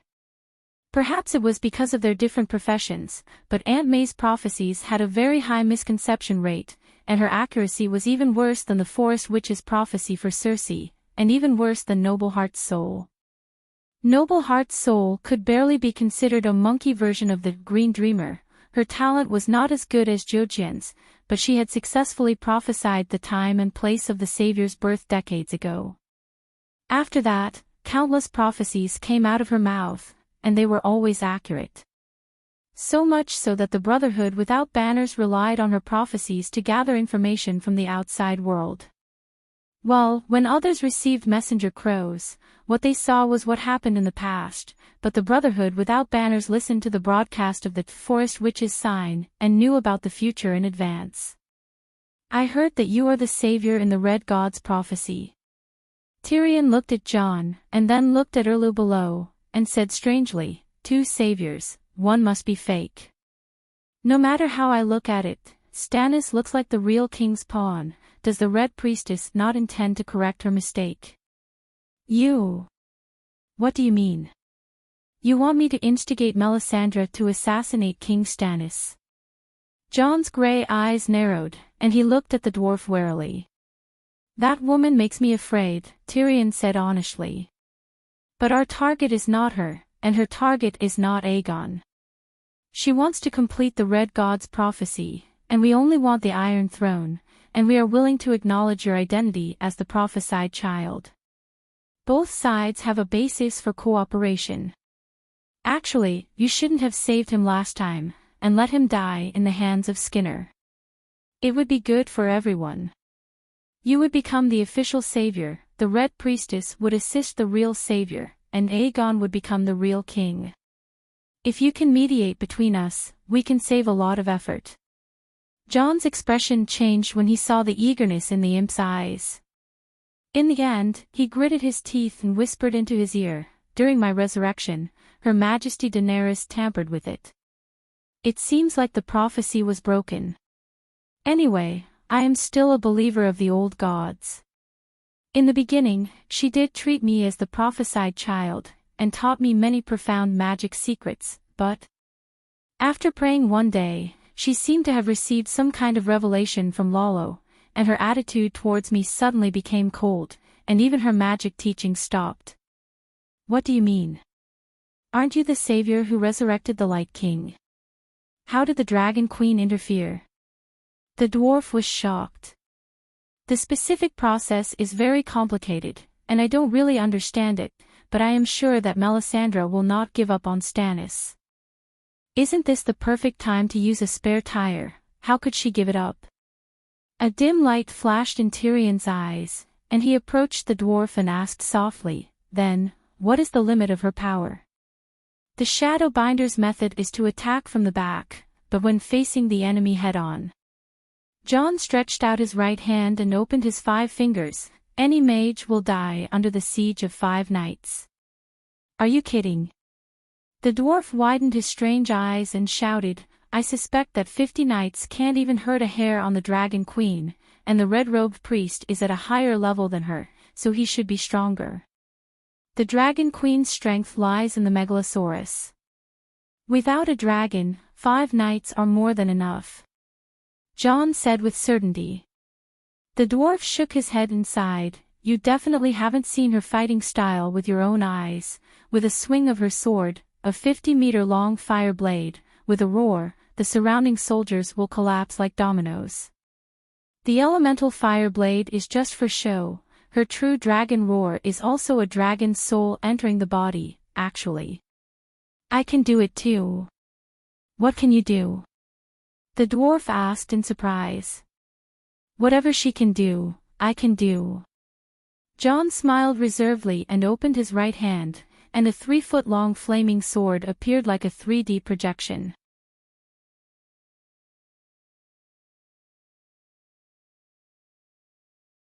Chapter 673.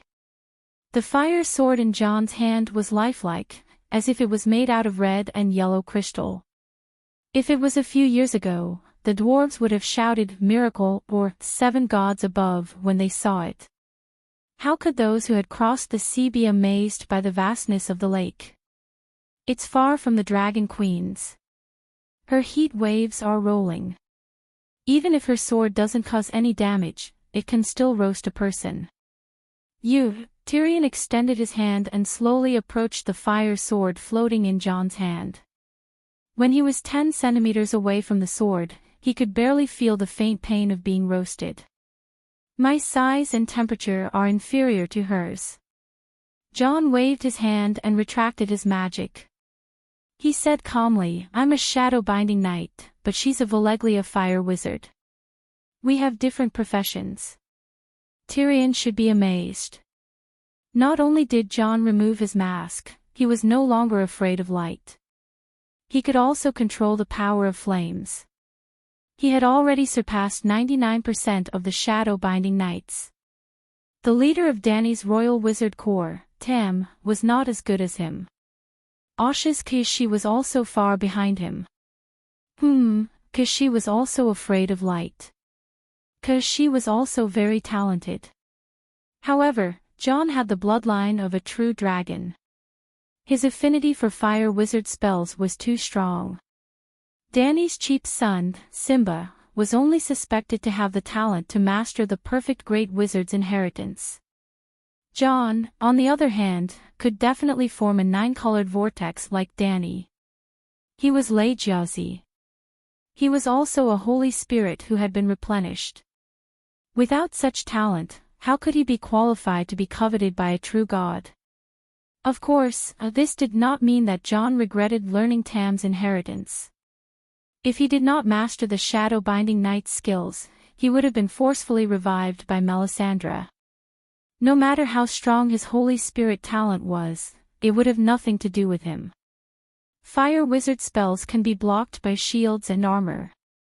The true dragon's roar is a powerful area of effect weapon. 5 knights are definitely not a match for the Dragon Queen. Tyrion shook his head. Why don't you try this?" Jon chuckled. His gray eyes gradually turned red, and his human emotions faded as the color deepened. In the end, Jon's expression was cold and his eyes were bloodshot. When Tyrion met his gaze, he felt as if he was a sheep being stared at by a lone wolf. Wah, the beast-eyed Jon spat out a word. Tyrion's vision blurred as he saw a blood-eyed white wolf as tall as a calf pouncing towards him and biting his face, causing him to feel a bone-piercing pain. His entire body stiffened, and his back turned cold as he cried out in alarm. Then, the illusion in front of him disappeared, and he saw John's bearded face. "How is it?" John asked with a smile. "Could this be a wolf's roar?" The dwarf wiped the cold sweat off his forehead and asked curiously. "Danny Leesy's true dragon roar uses the dragon's soul to cast a soul attack. To put it bluntly, she still relies on the megalosaurus. My dire wolf is no ordinary creature. Ordinary people would feel fear when they see it. I used her secret technique as a reference and developed the winter wolf howl. This is her core secret, right? How did you know about it?" the dwarf asked in surprise. The figure of his little brother Bran instantly flashed across John's mind. He lowered his eyes and said, "Melisandre taught me." "Hiss," the dwarf gasped and muttered, "that woman is so scary." Not only did she crack the Dragon Queen's secret, she even successfully learned her secret technique. 5 knights definitely can't deal with her. The dwarf became more and more certain. John shook his head and said, "You've misunderstood what I meant. I don't deny that the Dragon Queen is very strong, but most of her strength relies on the megalosaurus. In other words, if I had the megalosaurus, or if Melisandre had the megalosaurus, we wouldn't be much weaker than her. Oh, at least there wouldn't be a situation where we can't defeat 5 knights, while she can easily sweep through 50 knights. When you consider Melisandre's strength, you can't use the Dragon Queen who has the megalosaurus as a reference.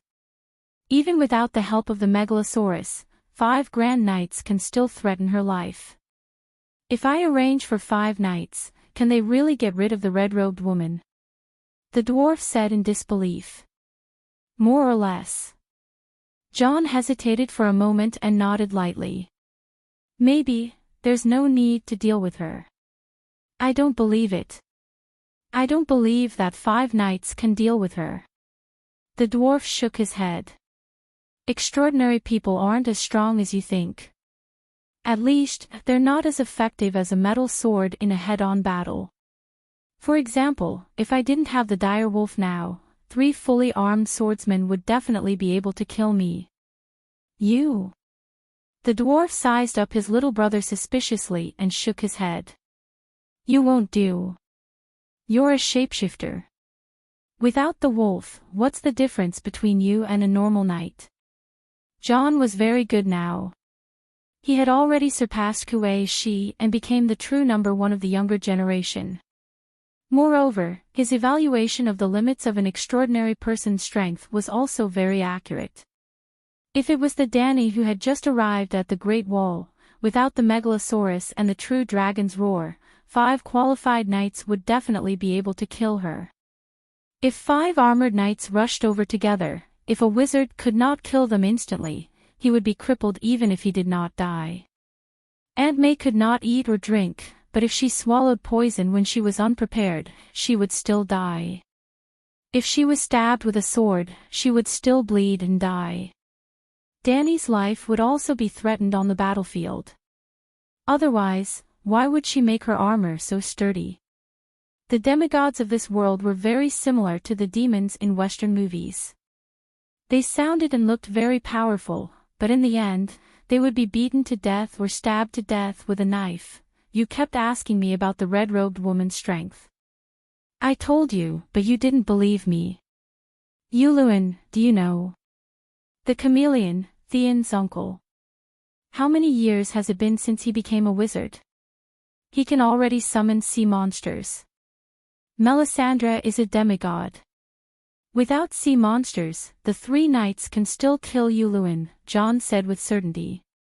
"You make it sound easy, but the reality is that the Dragon Queen has dragons, you have dire wolves, and Yuluin has sea monsters. Even an idiot would know that the red-robed woman must have her own trump card," the dwarf said with a wooden face. "What did you ask me? I didn't lie to you and told you the truth. Do you want me to ignore the truth and tell you the answer you want?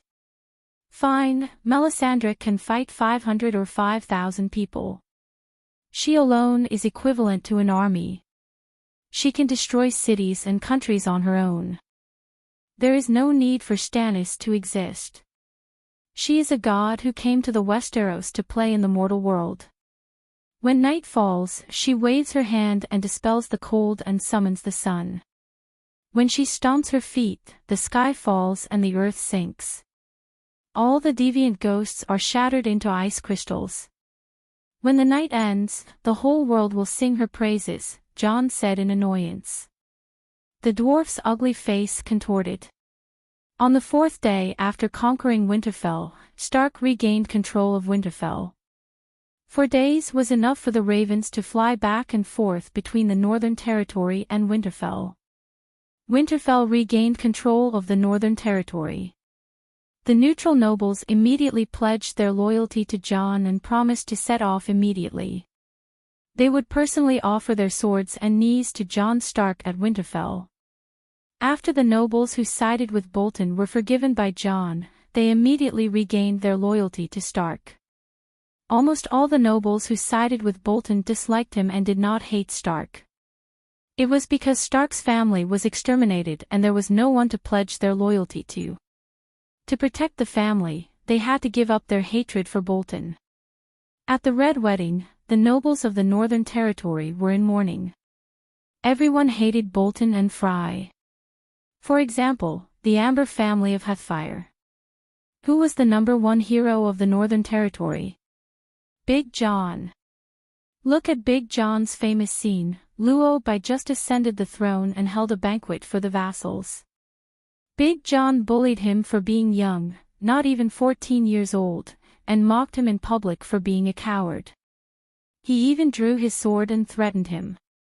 Luo signaled Grey Wind, Dire Wolf, to rush to the dining table and snatch Big Jon's sword. He even bit off 2 of his fingers. Big Jon did not hate him. Instead, he laughed heartily and praised young Wolf Lord for his courage.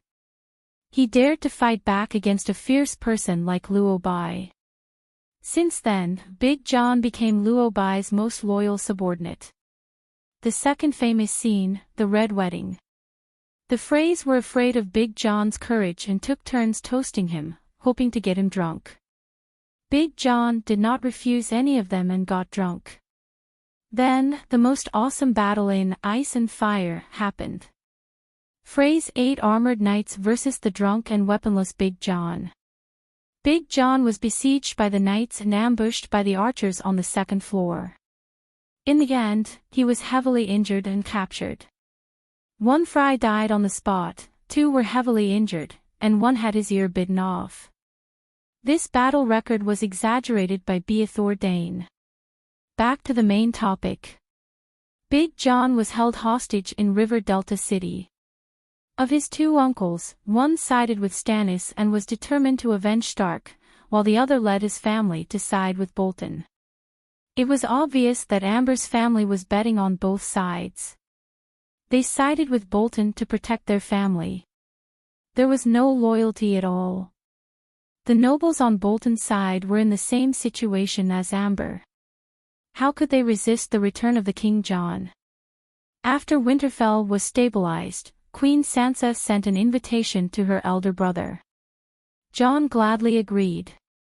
The next day, he appointed Earl Mage as the temporary Winterfell dungeon lord. He brought his younger brother, Rickon, and rode Tyrion's Tessa to the valley to visit his family.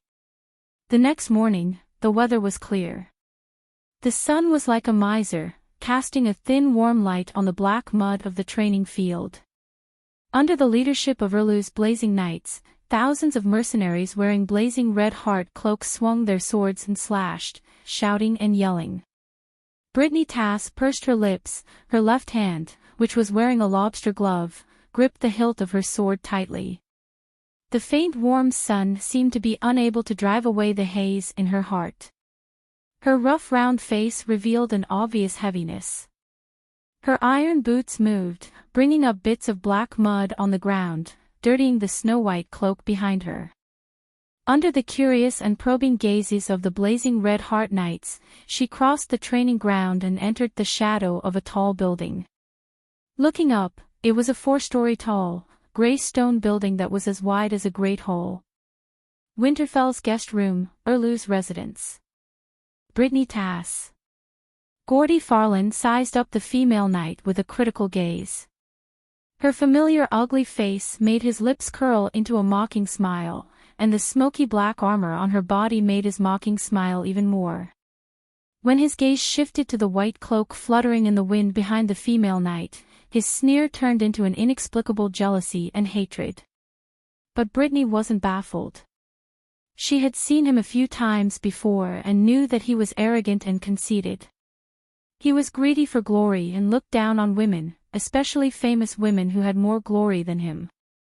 After receiving the Dragon Queen's reputation as the Roseless Iron Guard, Brittany had already developed a sense of being a famous woman. Brittany's thick caterpillar-like lips wriggled a few times, and she said in a very unnatural tone, "Sir Farland, I'm here to visit Lord Stannis. I hope you can pass on the message."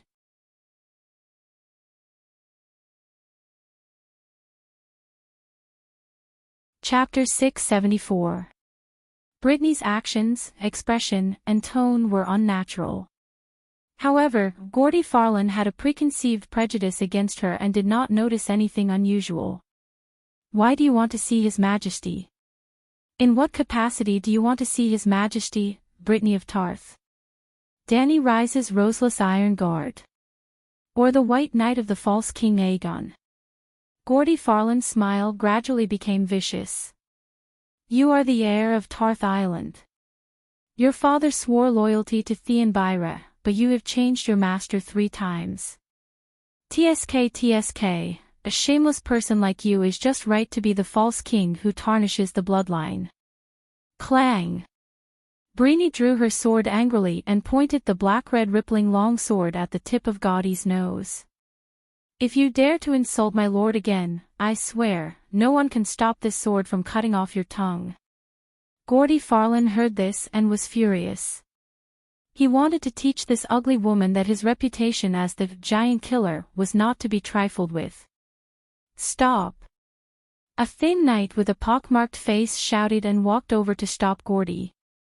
The pockmarked knight looked back and forth between Brittany and Gordy with a sharp gaze and growled, "You are not only representing yourselves. Do you want to start a war in Winterfell?" Brittany's blue eyes were full of determination. She said in a neither servile nor overbearing manner, "I don't want to cause trouble, but a white knight should solve the problem for the Lord." The pockmarked knight raised his eyebrows and felt that the female knight's words were strange. However, when he turned to look at Gordy, he realized that his companion must have said something to insult Aegon. "What are you doing here?" the pockmarked knight asked. "Sir Richard, I wish to see Lord Stannis." The pockmarked knight was Richard Hope, a Stormlands noble. He was skilled in swordsmanship and horsemanship. He had a high chance of becoming Robert's White Knight, but he had an ugly face full of pockmarks and scars. Cersei despised him for being ugly and said a lot of bad things to Robert, ruining his bright future. "What do you want from His Majesty?" Perhaps the freckles on Brittany's rough face made him feel close, but the pockmarked knight's tone was still gentle. Brittany pursed her fat lips and said dryly, "I have a few questions to ask Lord Stannis." Richard did not ask her what she wanted to ask, and directly asked the guards to go upstairs to ask for instructions from His Majesty. With Brittany's identity, status, and reputation, she was qualified to meet anyone in the 7 Kingdoms. Erlu did not reject Tartha's daughter, the Naked Iron Guard, and King Aegon's White Knight. Soon, Richard personally brought Brittany to a spacious living room on the 2nd floor. A huge map of the 7 Kingdoms was spread out on a square table the size of a bed. Erlu was crouching on the table, making marks on the map with a pen. If Brittany was more experienced and not so nervous, she would be shocked to find that the location marked by Erlu was not the north at all, not the Great Wall or Terror Castle, nor the Valley or Storm's End Castle. It was the King's Landing. "What do you want to ask?" Erlu was so focused on his work on the map that he did not even raise his head. At a position 3 steps away from the square table, Brittany stopped because the 4 armored guards on the left and right sides of Erlu looked over with sharp and puzzled eyes. "My lord, did you kill King Renly?" This time, Brittany asked the question in her heart. Her expression, tone, and actions were very natural. But this sentence was like a bolt from the blue without warning, causing the 4 guards and Sir Richard behind her to change their expressions at the same time. Erlu finally raised his head, and 2 cold lights shot out from his deep eye sockets. He gritted his teeth and said, "Brittany of Tarth Island, do you know what you're talking about? Even the White Knight of the False King can't talk nonsense in front of me. Lord Stannis, please look into my eyes and answer this question directly." Brittany opened her wide mouth and shouted with her loudest voice. "How dare you?" Because he was so angry, the pockmarks on Sir Richard's face lit up like little stars. He took a step forward and clamped Brittany's right arm with his left hand, the dominant hand for holding the sword. His right hand pressed on the hilt of the sword, and half of the sharp blade came out of the scabbard. "Your Majesty, she slandered you in front of your face." The knight asked the king for instructions. Erlu roared at Brittany, "Get out. I won't leave until you give me an answer." Brittany struggled hard, causing the lean man's body to tilt and almost stumble to the ground. Every pockmark on Richard's face expressed shame and anger. He pulled out his sword and was about to slash. "Sir Richard, stop." Fortunately, his king had not completely lost his mind. After the pockmarked knight angrily retreated to the side, Erlu raised his chin slightly and glanced at Brittany's pure blue eyes that were as clear as a lake. He then lowered his eyes without leaving a trace and said, "Brittany Tars, I didn't expect you to do this for that false king. Because he pretended to be a Targaryen with a lowly mixed blood and was despised by the people of the 7 kingdoms, you slandered and ruined my reputation, trying to drag me down to his level." Brittany's thick lips opened slightly, and the stubbornness on her rough round face turned into confusion. After being stunned for a while, she said hesitantly, "Lord Stannis, what are you talking about? The people of the 7 kingdoms do misunderstand His Majesty Aegon, but it's not to the same level as you." Erlu was about to say, "Of course not on the same level as me, I'm much more noble than him." Then he heard Brittany continue, "His Majesty Aegon's experience is too fantastical. Everyone misunderstands and only doubts his identity, but you have morals and beliefs. You murdered Lord Renly, you killed your own family, you burned the statues of the 7 gods and the gods' wood, and you worship foreign evil gods. You blaspheme. Your reputation is far worse than His Majesty Aegon's." Bam! Bam! Bam! Erlu's teeth made a crisp sound like he was chewing on broad beans. "Leave here before I change my mind." Sir Richard put his hand on the hilt of his sword again and stared at the female knight with murderous eyes. "My lord, you haven't answered my question yet." Brittany straightened her back and insisted, "Before I became His Majesty Aegon's Kingsguard, I was His Majesty Renly's Blue Cloth Guard. I will not give up on avenging His Majesty Renly for the rest of my life." Blue Cloth Guard. The anger on his face gradually disappeared, and Erlu fell into deep thought. In the rebellion of the 4 kings, there were actually 5 kings. However, Renly was born too early and did not fight a single battle. That was why he was not counted as one of the kings of rebellion. Cersei had 10 galleys, and one of them was named after Renly. That was to say, the Iron Throne officials did not consider him a king of rebellion. But among the 4 rebel kings, Balon, Erlu, Renly, and Robb, only Renly established a complete Kingsguard team. Robb and Balon did not want to fight for the Iron Throne, and Erlu waited for Barristan for a long time. Renly called his Kingsguard the Rainbow Guard. The White Knight used pure white as the emblem, and the 7 members of the Rainbow Guard each wore a rainbow-colored cloak and armor. Red, orange, yellow, green, blue, purple, Brittany was a Blue Cloth Guard. So, Dany was wrong to call her a roseless Iron Guard. She was already a king's guard. She had a robe, a blue robe. I didn't expect you to still remember your former responsibility. Erlu sighed. Renly had a total of 7 rainbow guards. Except for the 2 killed by the Knight of Flowers, there were 5 left. The Knight of Flowers, Loras, had himself defected to Lannister. Brittany had been wrongly accused of murdering Renly and had to run away. The remaining 3 had all turned to Erlu.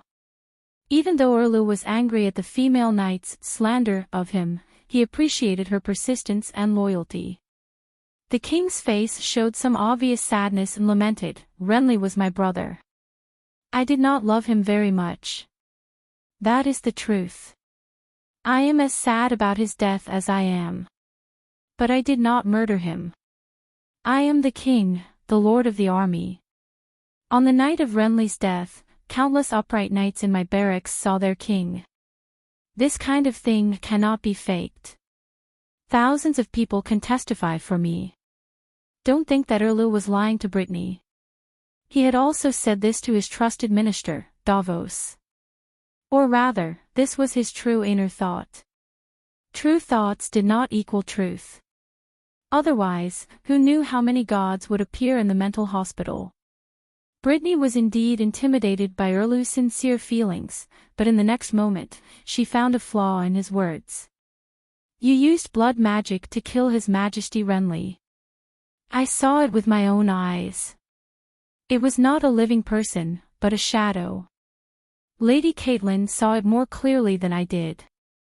The shadow was the same height and appearance as you. It was your shadow. Therefore, your alibi is not applicable to this case." "Ha ha ha, how can you see the appearance of a shadow? Ridiculous." The pockmarked knight pointed at the floor and laughed. The fireplace was burning fiercely, and the red flames projected the shadows of the people beside it on the floor. The shadows were distorted, and even their shape could not be seen clearly, let alone their appearance.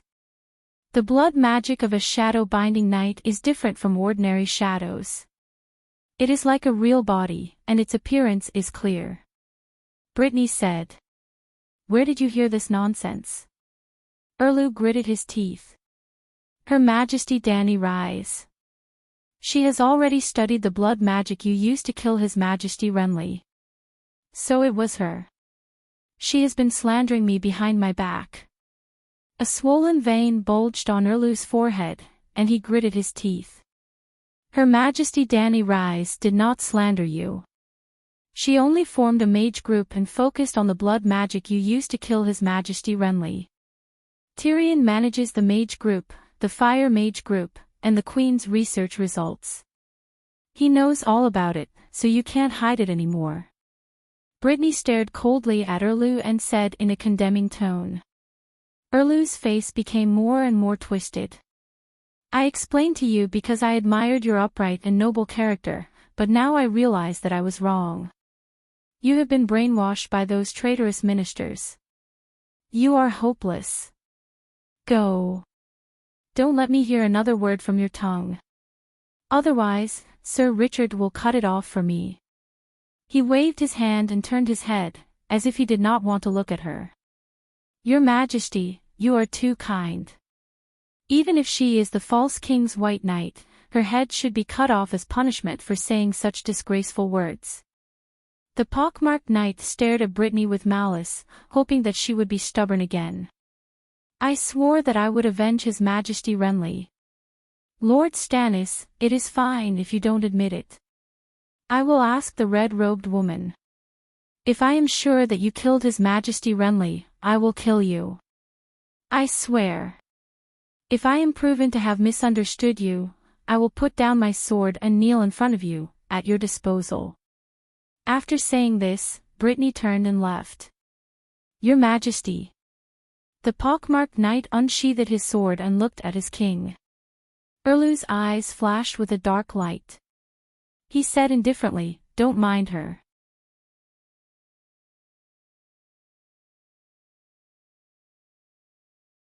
Chapter 675. I'd like to talk to you. Next door to Erlu's bedroom, Brittany found the red-robed woman sitting by the fire eating pork trotters. "What do you want to talk about?" Melisandre glanced up at the female knight and continued to eat the plump pork trotters on her plate. Brittany turned to look at the pockmarked knight standing at the door with a sneer. She hesitated and said, "About blood magic." Burp. Melisandre raised her head and swallowed a large piece of chewy pork skin. Her white and tender neck wriggled, and the ruby on her neck reflected an intoxicating red light under the fire. She wiped the grease from the corner of her mouth with the back of her hand, picked up the wine jug, and drank it all in one gulp. Then she panted and said, "I'm going to the forest of God's wood. Let's talk while we walk." "Oh." Brittany pursed her lips nervously and followed Melisandre out of the castle. The red-robed woman was in front, Brittany was one step behind, and the two blazing red heart knights fell 3 steps away. One was gorgeous and charming with a fluttering red dress, the other was tall and majestic, extremely ugly with iron armor and helmet. The two women with distinctive styles attracted many mercenaries, servants, knights, and savages who stopped to watch and point at them. The Forest of God's Wood in Winterfell was almost as old as the House of Stark. After thousands of years of reproduction, the 120 acres of forest had almost become a primeval forest beyond the Great Wall. The four stepped on the thick and soft rotten leaves under their feet and stopped by the hot spring pool behind the guest room. The blazing red heart knight seemed to have accompanied the red-robed woman here a few times and knew what she was going to do, so he stopped at the corner 7 or 8 meters away. "I thought you were going to see the heart tree," Brittany said in surprise. "See the human-faced tree? Ha, I just want to burn it. The only thing in the Forest of God's Wood that interests me is this hot spring pool. You can try it later." Melisandre smiled gently, squatted down, and waved her hand in the hot spring. "What do you want to ask?" Brittany straightened her back, and her thick caterpillar-like lips moved like a cow. She said in a low voice, "Can a binder curse people through blood? Your question is as silly as asking someone if they can eat." Brittany unconsciously held the hilt of her sword with her left hand and said with sharp eyes, "The shadow-binding warriors of Volantis used the blood of nobles to summon the souls of nobles to attach to the shadows. Can you do it?" Melisandre smiled faintly. She used a handful of spring water to wash off the oil stains on her sleeves. "I can do anything that a shadow binder can do in this world." Clang! A black-red thunderbolt seemed to flash by the edge of the pool. Plop! The red-robed woman's faint smile froze on her face. She wanted to turn her head, but as soon as she moved, a smear of blood seeped out of her white neck. Then, with a plop sound, her head fell into the pool. Tsk, tsk, tisk. That sword was too fast, that sword was too sharp. His body was still squatting there, and the severed neck was like a loose tap, spraying scarlet blood mist. Brittany's rough round face turned pale for a moment. The next moment, a guard shouted from the forest, "Brittany killed someone, Brittany killed the priest." Which man would sit upright and not take a look when Aunt May was bathing in the spring? Even if everyone knew that she was the woman of a self-proclaimed big boss. The two knights of blazing red heart hid behind the forest, but their eyes were wide open. They stood on their tiptoes and stared in the direction of the pool through the gaps in the tree branches. Hearing the knights shout, Brittany seemed to wake up from her trance. She quickly raised her sword again and stabbed the headless corpse a few times. Back, spine, waist. She poked several transparent holes. The knights of blazing red heart had already rushed over. Bang, bang. The two swords hit the back of Brittany's head, but only a string of sparks splashed on the iron helmet, and then she staggered.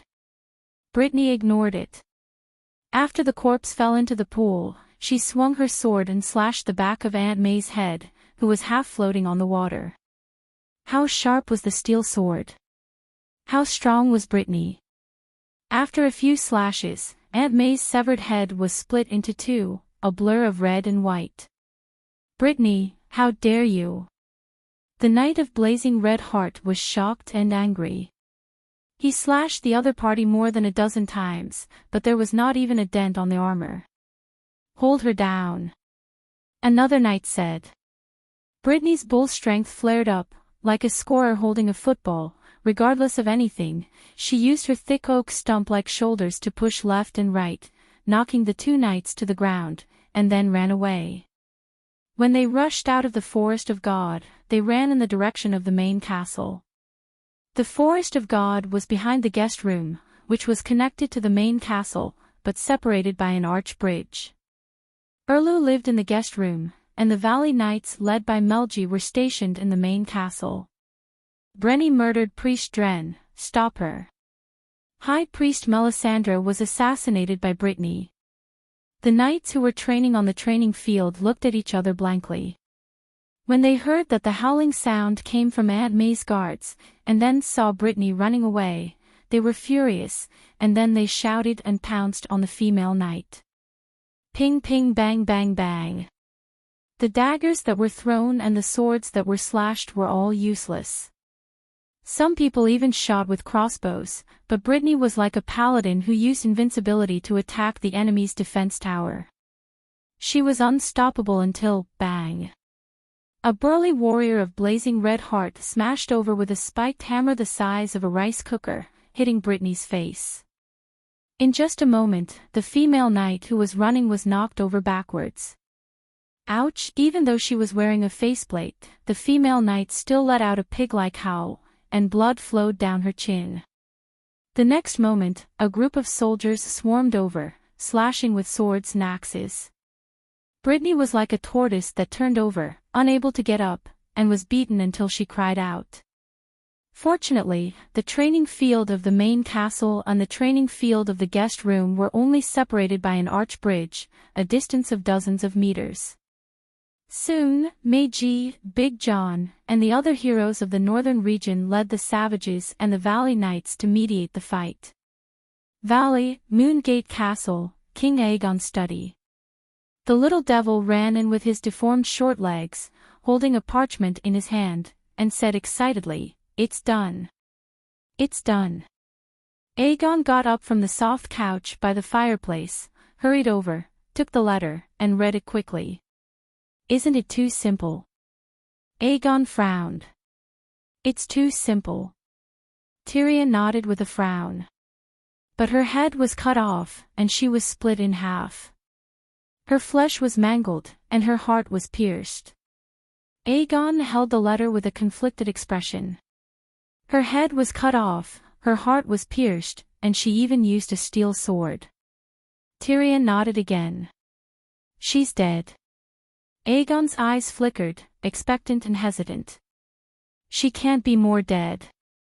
The uncertainty on Tyrion's face slowly disappeared, and was replaced by determination. He did not even need to ask the Dragon Queen, because the Dragon Queen would die even if her head was cut off. After that, the two of them went to the Queen's bedroom to look for Jon. Dead? That's right, she was approached by a knight, and she was defenseless. No one could hide. Jon held the letter, his expression sorrowful, and a pool of bitterness rose in his heart. "Gods, what have I done?" "Jon." Queen Sansa leaned over gently, her soft and warm hand covering the back of her brother's broad and rough hand, and said softly, "I'm so happy. The moment I saw you and Rickon, I felt alive again. But this is only the beginning. The door of happiness has just opened to us. Soon, you and Rickon will be uncles. In the future, I'll bring the baby to Winterfell, and I'll name him Hyde. What do you think?" "Sansa, you have to have a few more." "Hyde isn't enough, you have to have Robb, Catelyn, and Arya," Rickon said loudly from the side. Jon looked at his younger brother, and then at his elegant and noble sister. His gaze slid down and landed on her stomach, the sorrowful expression on his face slowly disappeared. "I've done the right thing, for this family that's finally reunited, I'm willing to enter the 7 hells." Blackie, you're thinking too much, my 7 hells do not accept heretics. A day later, Aegon rode on the Black Death, while Tyrion rode on Tessa and Jon. The 3 of them landed in the front yard of the Winterfell main castle. The 2 rebellious kings finally met. Since Aunt May was dead, King Aegon was no longer afraid of the curse. In the main castle where the Duke of Winterfell lived. In the hall with a huge direwolf blanket hanging on the wall, 2 groups of people were in a battle formation, each occupying one side of the hall. The 2 kings sat opposite each other, and behind them stood a group of armored subordinates holding swords and sabers. The king of the northern region sat in the middle, mediating between the 2 kings. Yes, I killed Priestess Melisandre. Brittany looked at the people around her, and her gaze lingered on Tyrion's ugly, wooden face for a moment before she nodded and admitted her crime of murder. She was in good condition, her hands and feet were bound by iron chains, and she wore a sky-blue wool vest and brown leather pants. There were bruises and dark red scars on her rough, round face, and her crooked nose that looked like it had been stepped on hundreds of times. Her nose bridge was broken again, but it was only a superficial injury. Compared to the attack she had suffered that day, this injury was nothing. Aunt Dany's love for her nephew was very real and deep. That set of Vidra steel armor was almost flawless. Yes, that day when Brittany wore Aegon's Vidra steel armor, she dug out the red 3-headed dragon crystal on the chest of the armor. Lady Brittany, your reputation has always been good. You are upright, loyal, and trustworthy. You even have the reputation of a roseless iron guard. Why did you commit such atrocities? Grand Judge Jon took sides without a trace.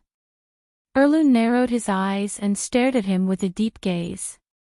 Brittany's eyes were firm as she faced everyone's gazes and said loudly, "For the oath, for revenge, for justice." Can you explain more clearly? The Duke of the Northern Region asked. Volantis Shadowbinder can use the blood of nobles to summon the souls of nobles to attach to the shadows, and then control the shadows to curse the enemy. I asked her if she knew this witchcraft, and she said that as long as it was a Shadowbinder's spell, she was proficient in it. Then, when she was unprepared, I suddenly attacked and cut off her head. Brittany didn't hide anything. She told him everything from the day she asked Erlu to the day she killed Melisandre. If that's the case, Renly might really be, I see. Renly died from witchcraft. That kind of shadow magic is exactly what Lady Catelyn said that day. The Shadowbinder is too evil. The witch did a good job killing her. Who knows if she will curse us or not? Roseless Iron Guard Brittany really lives up to her reputation. She is loyal, brave, and decisive. Yes, the Dragon Queen didn't misjudge her. Although Brittany is a woman, she is the most chivalrous person in the 7 kingdoms after Sir Barristan. The first night after Barristan. Gods, Brittany is definitely innocent, but the other person killed his own kin. He is almost on par with the dwarves. I didn't expect him to be that kind of person. Brittany's experience that day was witnessed by many people. Plus, her reputation was very good, so no one suspected that she was lying. However, the content revealed in her words was too sensational. Many nobles in the hall discussed it and looked at Erlu strangely from time to time. Aegon's expression didn't change, but the corner of his mouth couldn't help but curl up into a smug smile. The dwarf's expression was still blank. He only stared at Erlu opposite him. Erlu's masseter muscles bulged, and his teeth creaked.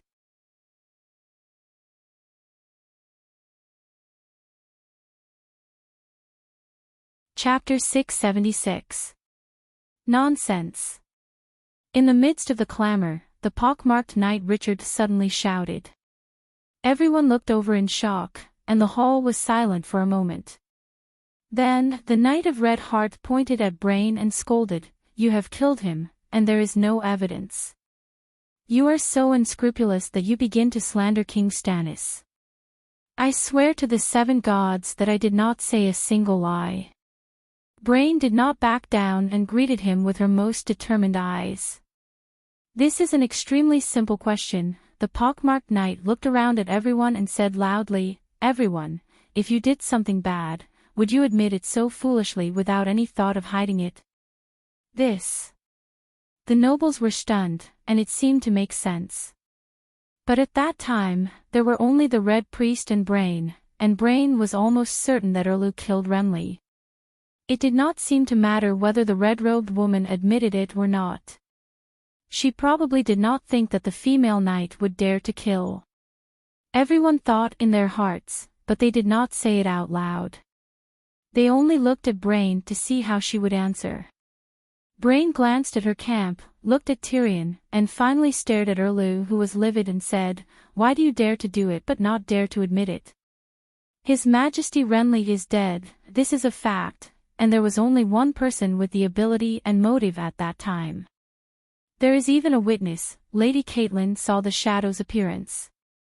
The truth of the matter is as obvious as the Megalosaurus in the fountain pool. Why is everyone still discussing it here? You have betrayed the 7 gods and changed to believe in the Red God, but whether it is Lalo, the Holy Father, or even the old gods that the Northerners believe in, none of them encourage their believers to lie. If you violate the teachings of the gods and must lie, what is the point of today's trial? Anyway, you who have betrayed the teachings of the gods will not be blessed by any gods, so why should you believe in the Light King?"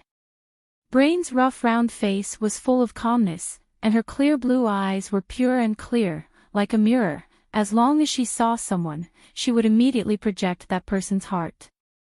Her words of speaking from the heart and not the evidence made the hall silent, and everyone who looked at her immediately turned their heads away unnaturally. Even the early hand of the king, Davos, he once questioned his king about the crime of killing his own king. Instead of blaming him, Erlu sincerely explained, "I have an alibi. Your son Daifong is my attendant. He can testify that I didn't leave the camp that night." The Onion Knight was moved by the king's sincerity and generosity, and believed him. Just like Erlu, it was just self-hypnosis. This was because right after that, Erlu had asked him to send Aunt May through the sewers of Storm's End Fortress in a small boat. He had seen the pregnant Aunt May give birth to the Shadow with Erlu's face and kill the general of Storm's End Fortress, Sir Cortana. Erlu was also in the barracks at that time, so he had an alibi. At this moment, when he heard Brittany's question and saw her clear eyes, his old face turned pale, his expression was absent-minded, and his eyes lost focus. What's wrong with me? Why am I so loyal to King Stannis? Why do I worship him? Because of his righteousness and justice? No, he is my God. He made me who I am. He used his trust to honor me. This is the reason why I am willing to die for him. Suddenly, Davos was like an electric car with a new battery. He was full of energy again. He looked at Brittany with burning eyes. She had already looked away. Sigh, isn't it just a witch? Just kill her. In Westeros, you don't need a reason to kill a witch in the forest, right? Big John mumbled loudly. To be more precise, in Westeros, if a sorcerer or shapeshifter was discovered, they would be smashed with bricks, poked with manure, or handed over to the nobles to be hanged or burned to death in public. It was just like how the church dealt with witches in the Middle Ages. That was why Westeros was a magical desert. That was why the theory of the true world sprouted and grew in the City of Knowledge. It was cultivated by the scholars and finally implemented. However, now that everyone knew that the King of the North was a wolf spirit, Big John skipped over the shapeshifters. Lady Melisandre is His Majesty's High Priest, she is our spiritual leader. How can you kill her just like that? Davos stood up and reprimanded sternly. He had always wanted to kill Aunt May. He was even prepared to kill her to get rid of the king's subordinates. Now that he saw Brittany kill Aunt May, he was actually very happy. But the significance of Brittany killing Aunt May was completely different from him killing Aunt May. He killed Aunt May because Aunt May bewitched Erlu. A fair and just king was seduced by a witch to become a kinslayer. How could he not hate her? Brittany killed Aunt May to avenge Renly. If he let Brittany go, it would be equivalent to admitting that she did the right thing. How could he admit it? Admit that Erlu killed Renly. Why couldn't the little demon become Aegon's Hand of the King? Could it be that Aegon wasn't willing? In fact, the dwarf's position in Aegon's camp was the Hand of the King, in name but not in name. If Erlu admitted that he killed his kinslayer, he wouldn't even be able to live, let alone fight for the Iron Throne. Dwarves weren't kings, so they wouldn't be betrayed. Erlu would definitely be betrayed if he killed his kinslayer. In history, which king who was betrayed by his kinslayer could keep his life? So, Erlu definitely couldn't let Brittany go. Davos glanced at the expressionless Aegon, then turned his gaze and said seriously, "Duke Stark, you are the landlord and have sworn loyalty to King Stannis. It's time for you to fulfill your duties as a vassal." At this time, Aegon had to express his stance. But just like Erlu, he sat there without moving. The one who spoke was also the Hand of the King. Tyrion walked to the center of the hall and pointed at the female knight. As everyone can see, Lady Brittany was a loyal and righteous person. She was the #1 knight of the Seven Kingdoms younger generation, the current Barristan, the benchmark of the new generation of knights. You forced Duke Stark to kill such a righteous person. TSK, what a familiar feeling. The dwarf looked at Erlu with a smile and asked, "Do you feel the same? Doesn't it feel like the Mad King forcing Jon to kill the #1 knight of the Seven Kingdoms? Your brother, Robert." In the early years, Robert was definitely the #1 knight of the younger generation. He used a hammer to conquer the land. It had to be said that the dwarf's analogy was too vicious. Both vassals were called Jon, and both victims were the #1 knights. Then, was Erlu the same as the Mad King? Even the ending was the same. Jon rebelled against the Mad King, raised the banner of righteousness, and helped the true dragon ascend the throne. Brittany was the White Knight, representing Aegon. Erlu understood. His eyes were burning with anger. He gritted his teeth and said, "You want to start a war with me?" The dwarf hurriedly waved his hand and said, "Of course not. Although we are not in an alliance, we are helping Duke Stark clean up the rebels in the north." But he said the words, "not in an alliance," very clearly. Everyone fell into deep thought. Erlu said coldly, "Tyrion, you have a sharp tongue, but you can't change the fact that Brittany murdered Melisandre. If you still want to maintain the current peace, then shut up and let the fake king behind you give me an explanation." "What did you say?" Aegon was provoked by the fake king. He suddenly stood up and shouted at Erlu, "I am Laegiazi, of the true dragon bloodline, the rightful heir to the Iron Throne. Even Robert the usurper did not dare to slander me as a fake king, let alone you, a heretic who killed your own kin. Robert will not call you a fake king. He will only smash your head with a hammer." Erlu was so angry that his face turned pale and his body trembled. "Maybe you really think you are Laegiazi, but you are not. Go ask the elders of the Seven Kingdoms. Liga and Varys are like you and me. Do you think I will save your son?" Aegon was so angry that his eyes were dizzy. He looked down anxiously and began to look for his sword. Unfortunately, everyone's weapons had been taken away by the Northerners before they entered the hall. The dwarf was also anxious. Aegon should not have come. Even if Erlu called him a fake king, he should be the one to refute. But now, Erlu's words were so sharp that he could not interrupt. However, Aegon suddenly came to his senses after circling around like a headless fly. He raised his head and looked directly at Erlu. "I don't know if you will save my son, but I swear that if there is a chance to save your son, I will save him. You are guilty, but the child is innocent. As the king of the 7 kingdoms, if he does not save an innocent child, then he does not deserve to sit on the Iron Throne. Aegon was confused by his anger. After he came to his senses and thought about Erlu's words in reverse, he realized that this question was easy to answer. He did not even need to think about it. After learning the ways of the King of Kings from Aunt Dany for so long, how could he not know how to treat the enemy's children? No, he knew it all too well. One of Dany's famous scenes being whipped by the Codex, was it not because the rebellious slaves had slaughtered the slave owner's child? Therefore, these words came from the bottom of his heart. He said it happily, smoothly, and with sincerity. There was not a trace of pretense in his expression. Because of this, Erlu looked at him, stunned. Tyrion was also stunned with his mouth wide open.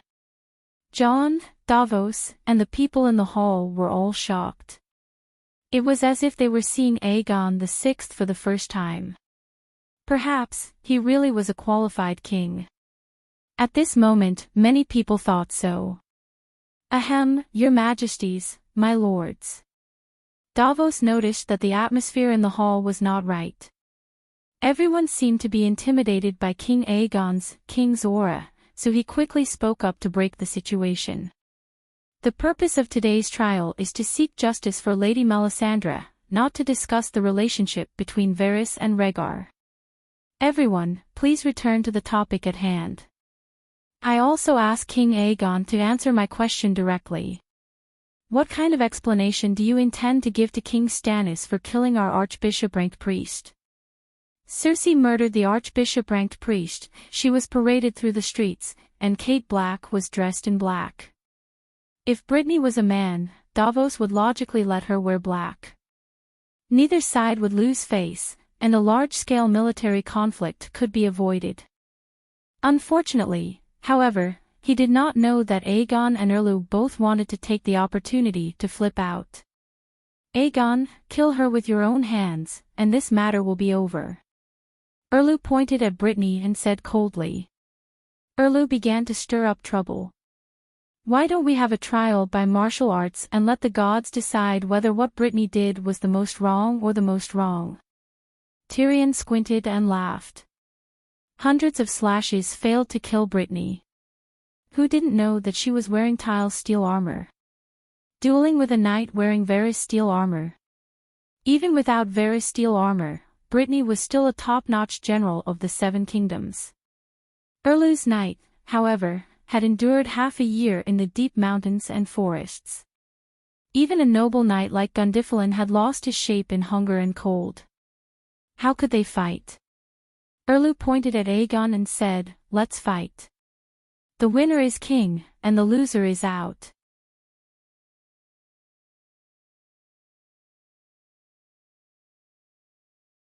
Chapter 677. The winner is king and the loser is out. Aegon's eyes lit up and was about to agree.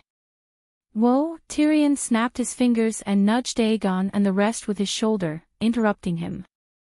King Stannis is so brave to challenge Dragon Knight Aegon. Erlu glared at the dwarf and gritted his teeth. When did a knight's duel count as a dragon? Tyrion nodded and smiled. If you are dueling for justice, you naturally have to be fair. But as you said, the winner is king. In order to fight for the Iron Throne, we have to use all the advantages. Wouldn't we be fools if we didn't use the dragon? Very good, you finally spoke your mind. For the Iron Throne, you are finally going to attack me. What trial, what Renly, they are all excuses. Erlu sneered. At this point, Tyrion stopped talking and said straightforwardly, Prince Renly is not an excuse. Brittany has her own oath and choice. His Majesty Aegon will pay attention to your feud with her, but he will not participate. Now, let's skip over Brittany and talk about your relationship with His Majesty Aegon. Everyone knew that there was only one Iron Throne and one king. When the two kings met, one of them had to leave. The battle between you and His Majesty Aegon will happen sooner or later. His Majesty Aegon has the support of the Valley, Hygien, the Stormlands, Dorne, half of the Northern Territory and half of the River Bend. You only have less than 400 troops left. You have no foundation and are wandering around. You have no chance of winning. As for recruiting the Bravos mercenaries, most of the famous mercenary groups in the world have been recruited by the Alliance. They are probably being trampled on by the Dragon Queen. Even if you can find some small mercenary groups with low strength, reputation, and credibility, it will only cause more suffering in the Seven Kingdoms. It will not change the final outcome. But winter has arrived and the deviants are wandering outside the Great Wall. The Seven Kingdoms cannot afford any more turmoil. Why don't you put on the black cloak and go to the Great Wall to be the savior? Your daughter, Princess Shireen, will become the successor of the Stormland and can immediately return to Stormrest Fort. Your wife and subjects will retain their titles and fiefs, and they will be free to choose their future path. They can even continue to believe in the King of Light as long as you don't force them. Aegon's lips wriggled a few times. He really wanted to stop the dwarf from acting on his own. In the end, out of trust, and also out of consideration for the dwarf's reputation, he only used a dissatisfied gaze to vaguely glare at him. The dwarf blinked and quietly replied with a message telling him to be patient. Previously, they had not decided to return Storm's End to Theon. Aegon had even told Sansa to give birth to a few more babies and arrange for the second son to inherit Storm's End. Erlu, however, did not hesitate at all. His tone was as firm as iron as he said, "I will not give my power to someone of unknown origin. That would be irresponsible to Theon of Bella and the people of the Seven Kingdoms. The silver-haired king's offer is generous enough. Why did you reject it?" Big John could not help but ask. "No matter how I look at it, you have no chance of winning," Meiji muttered. Even the knights on Erlu's side were greatly moved. They looked at their king, wanting to say something but hesitating.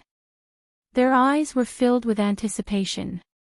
They were once nobles, but they had rebelled with Erlu and had long been stripped of their fiefs and titles by the Iron Throne.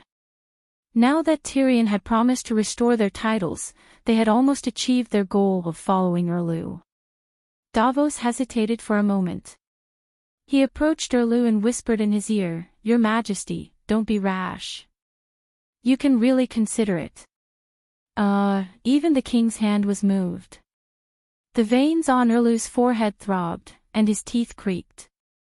The anger in his eyes almost cooked onions. "I will also wear black clothes. Wherever you go, I will go."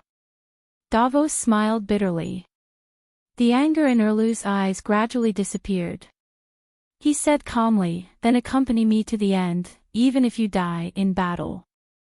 But Princess Shireen, seeing that Erlu and Davos were in a dispute, Jon guessed that the Onion Knight was persuading his king. He glanced at the Red Heart Knights. More than half of them were moved. "Why don't we go to the guest room next door to discuss before making a decision?" "We have no objections," Tyrion quickly said. Erlu narrowed his eyes and stared at Jon's face. He asked, "Does our alliance still count?" "Of course." Jon touched his nose and nodded awkwardly. At this moment, he was regretting that he had boarded Erlu's pirate ship too early. When Dany and Erlu arrived at the Great Wall at the same time, Jon saw the Dragon Queen's bravery, strength, and kindness, forgiving him and Erlu. He decided to join her. He wanted to use the Dragon Queen's power to take revenge and retake Winterfell. Then, Stark would pledge his loyalty to her. However, Dany had no ill intentions towards Jon and Stark, but she did not like them either. She did not care about the loyalty of the Northerners. Almost at the same time, Erlu extended an olive branch to Jon and offered to uphold justice for Ide and Robb. In the name of the king, he would reinstate Jon's identity as Stark, which meant that he would leave the Night Watchman. Rob did the same thing. In front of these kings, the sacred oath was no different from a chamber pot. They could use it when they needed it and throw it away when they did not need it. At that time, John was full of integrity. Although he was tempted, he still refused to give up the night watchman's oath. However, he acknowledged the alliance between Stark and Erlu.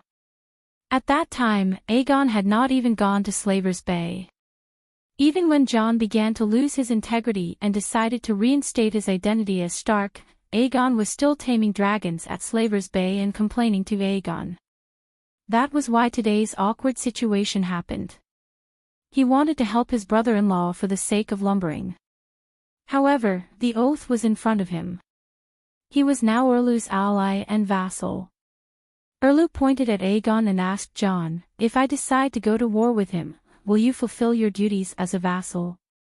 John thought for a while with an awkward expression and said, "Your Majesty, before I became the Lord of Winterfell, my sister Sansa had already led the Northern Territory to pledge loyalty to King Aegon.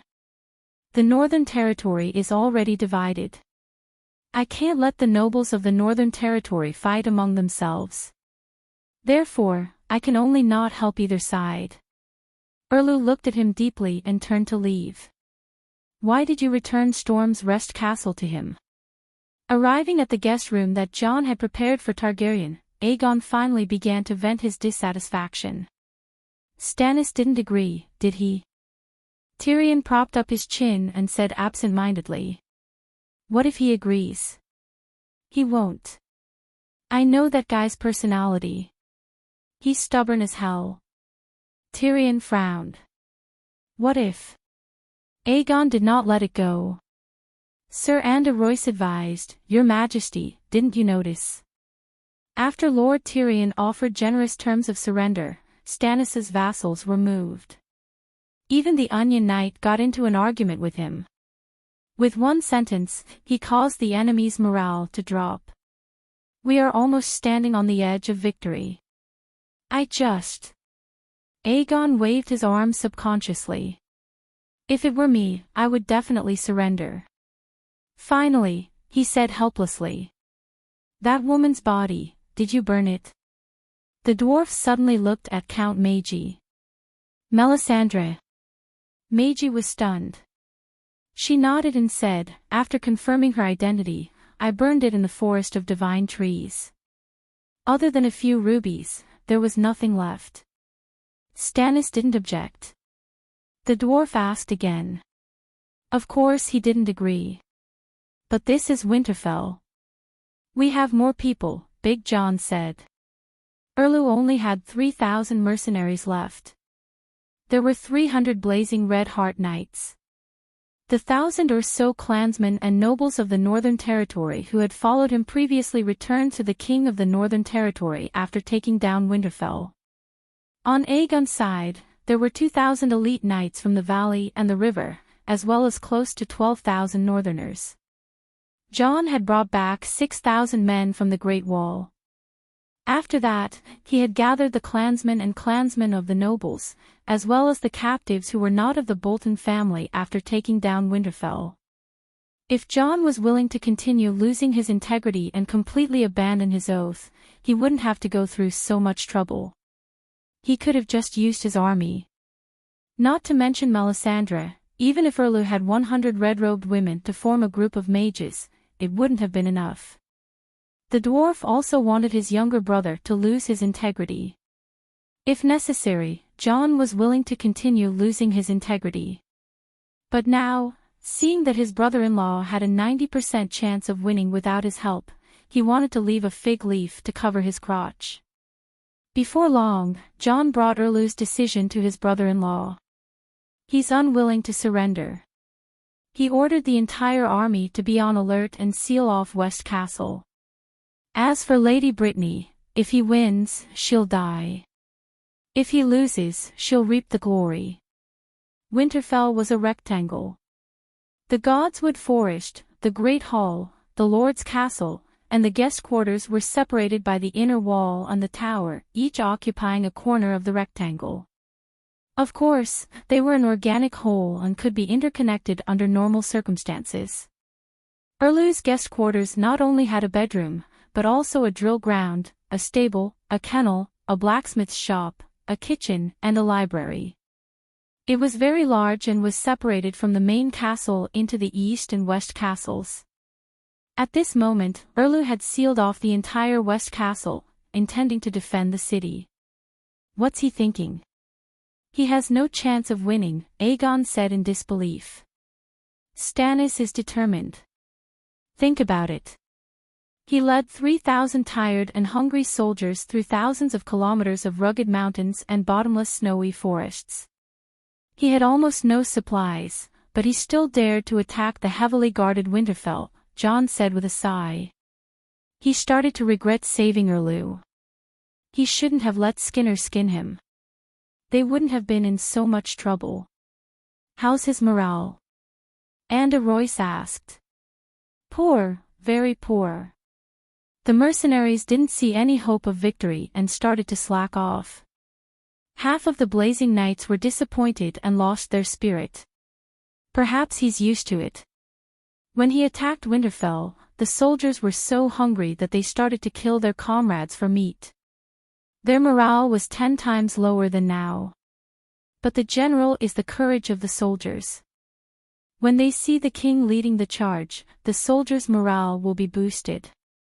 Don't be suspicious, Stannis always leads the charge. He's braver than anyone else, Jon said with a frown. There's such a tenacious person in the world. Aegon was shocked and fearful. You should have known that a normal person would surrender after being defeated at the Blackwater River. Tyrion shook his head and smiled bitterly. You should have let me fight him. I have Vassar's steel armor. Aegon looked at him and complained. You don't understand. Stannis may be skinny now, but he has participated in many wars. He's a true veteran and has 100 times more battle experience than you. Have you forgotten about the Radiant Messenger? That sword can end the long night. Don't tell me he can't kill you. Even if he can't kill you, he can roast you. Tyrion raised his head and looked at Jon with a burning gaze. Do you want Winterfell to become a battlefield?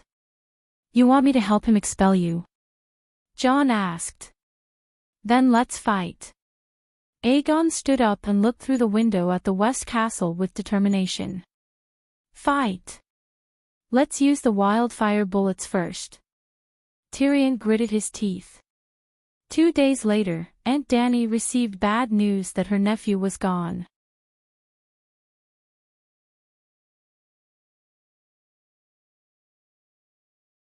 Chapter 678. Aunt Dany, please come back. Sansa's eyes were red and swollen. Her face was as white as a sheet as she sobbed and pleaded. What happened? Why did he suddenly disappear? Aunt Dany was also shocked. When she woke up, there were dozens of missed calls on the magic mirror. Before she could check the messages, there was another signal. Then, she heard her niece-in-law wailing, Aegon is gone. Didn't he have a cheat code recently? The 7 Westeros countries, Dorne Valley, the Northern Territory, Hajin, and the Stormlands had all become his base. Even in Riverbend, because of the oath left behind by Old Rose, Aegon could theoretically obtain the loyalty of Riverbend. There were only 7 kingdoms in Westeros, and Aegon had taken care of 6 of them like a whirlwind. He was even more powerful than Aegon, the first king of Westeros. She had thought that nephew Gu could conquer the world before she could conquer the Alliance army. Then, he was gone. Wasn't this too sudden? We fell into a trap. That cunning Stannis set a trap for Aegon. Sansa's tear-stained face was twisted with hatred. You really went to find trouble with Stannis? Are you crazy? You didn't attack King's Landing and went to the Northern Territory to fight with Stannis. Dany said in disbelief.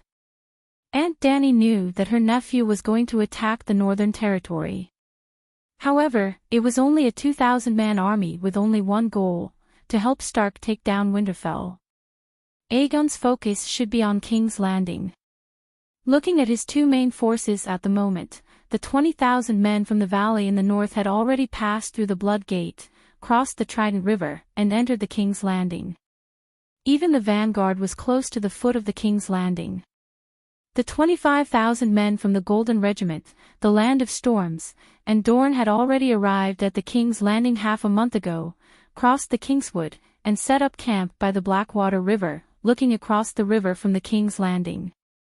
The battle at King's Landing was about to break out. Aegon had the absolute advantage of 45,000 men surrounding King's Landing from the north and south. At King's Landing, there were only 10,000 Lion Army soldiers and 10,000 River Bend Army soldiers left. If Aunt Dany received the news of her nephew ascending to the Iron Throne, she wouldn't be surprised at all. At this critical moment, that guy actually went to the northern region to cause trouble for Erlu. And he even disappeared.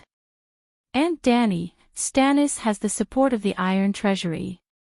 We can't raise a tiger, so we should get rid of him before the tens of thousands of mercenaries from Bravos arrive.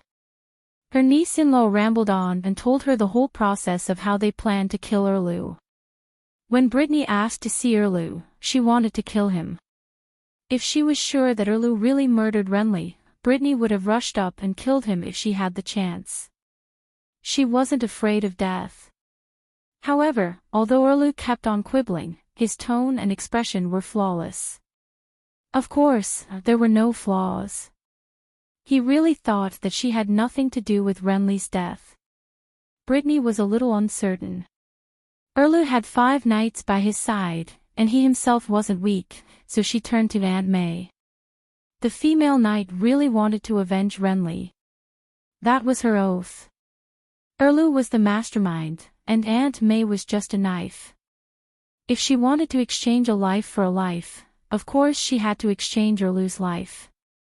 After learning the truth from Aunt May, Brittany didn't hesitate to carry out Tyrion's secret order. Yes, Tyrion was behind all of this. That guy was good at analyzing people's hearts, and even better at using human nature.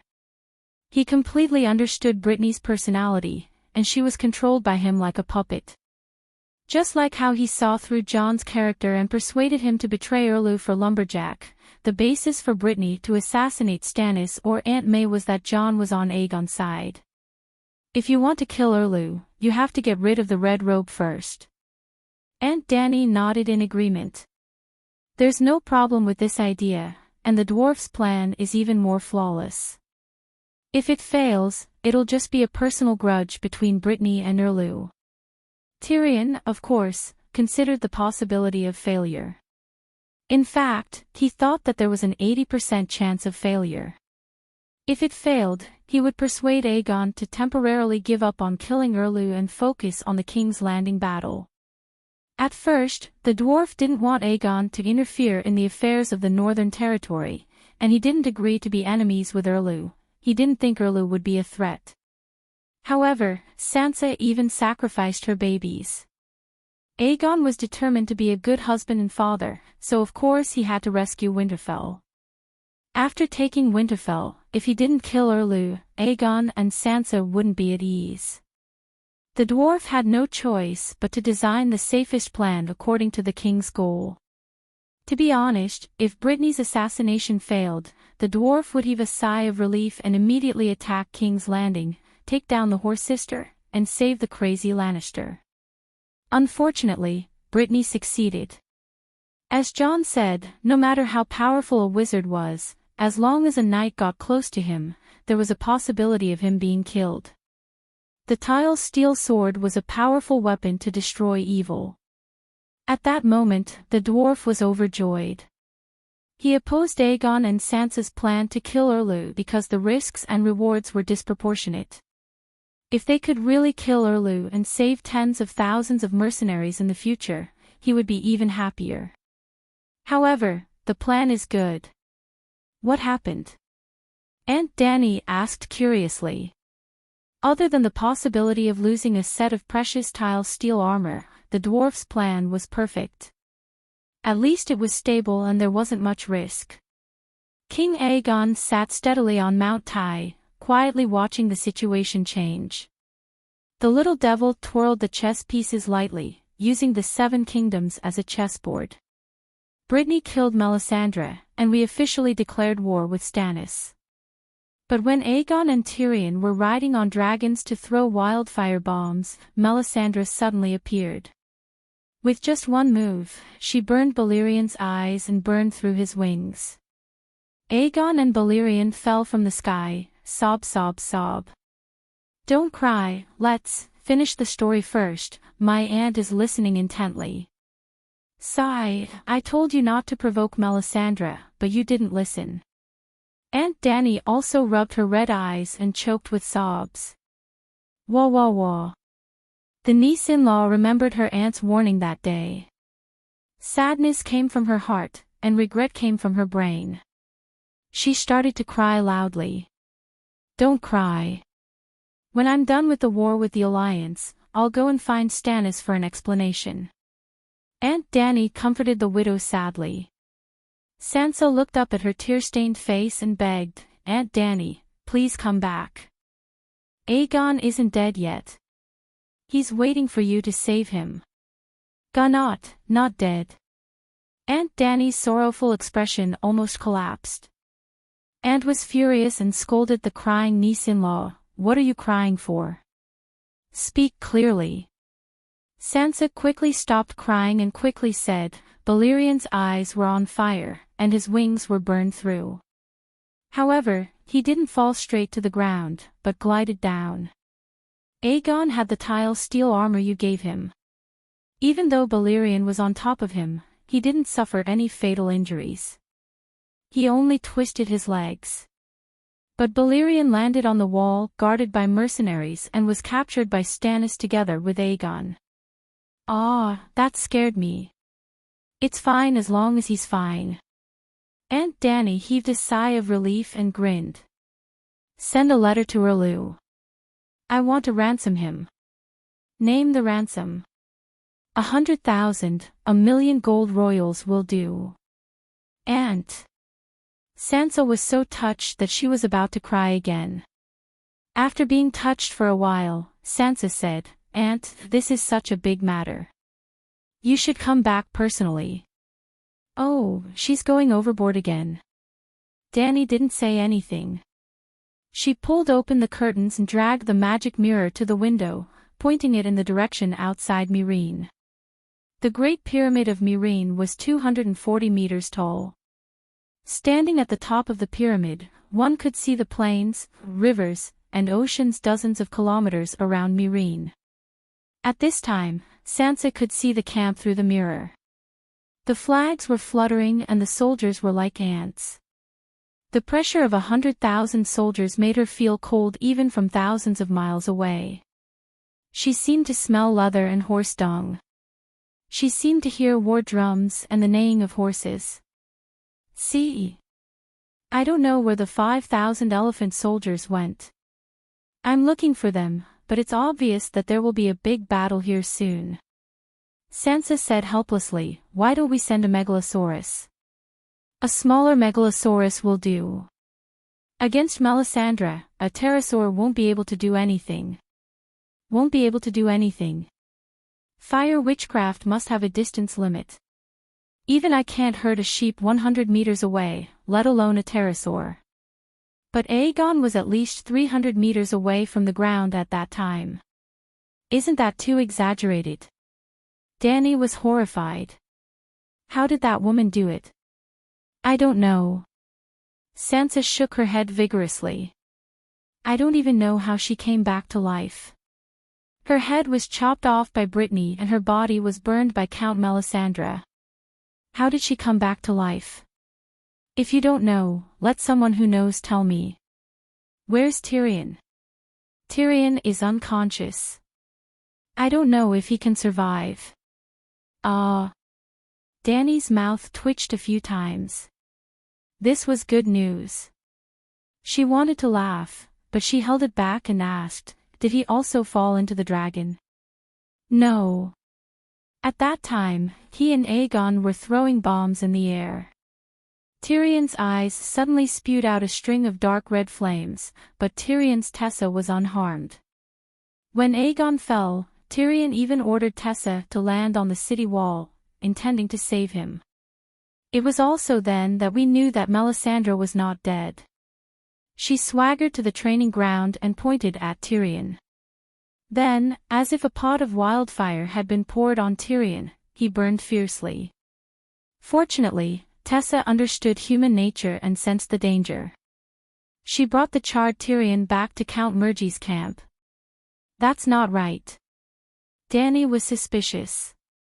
If Melisandre could burn Aegon's pterosaur, there's no reason why she couldn't hurt Tessa. How far away were they at that time? Tyrion and Melisandre. About 20 meters. Being able to burn Tyrion from 20 meters away without burning him to death, this was the effect of a normal fire spell. Burning a pterosaur from 300 meters away was simply a fantasy. A pterosaur's eyes were as big as millstones, and its wings were harder than the oldest cowhide. The elemental flames condensed by a fire spell could at most blacken the wings and sting the eyes, and it had to be at close range. Did Stannis hold a sacrificial ceremony that day? Dany asked seriously. I don't know. Was Melisandre revived, or was she not dead at all? Dany asked again. I don't know. How come you don't know anything? Dany's aunt was dissatisfied. Her niece-in-law was also dissatisfied.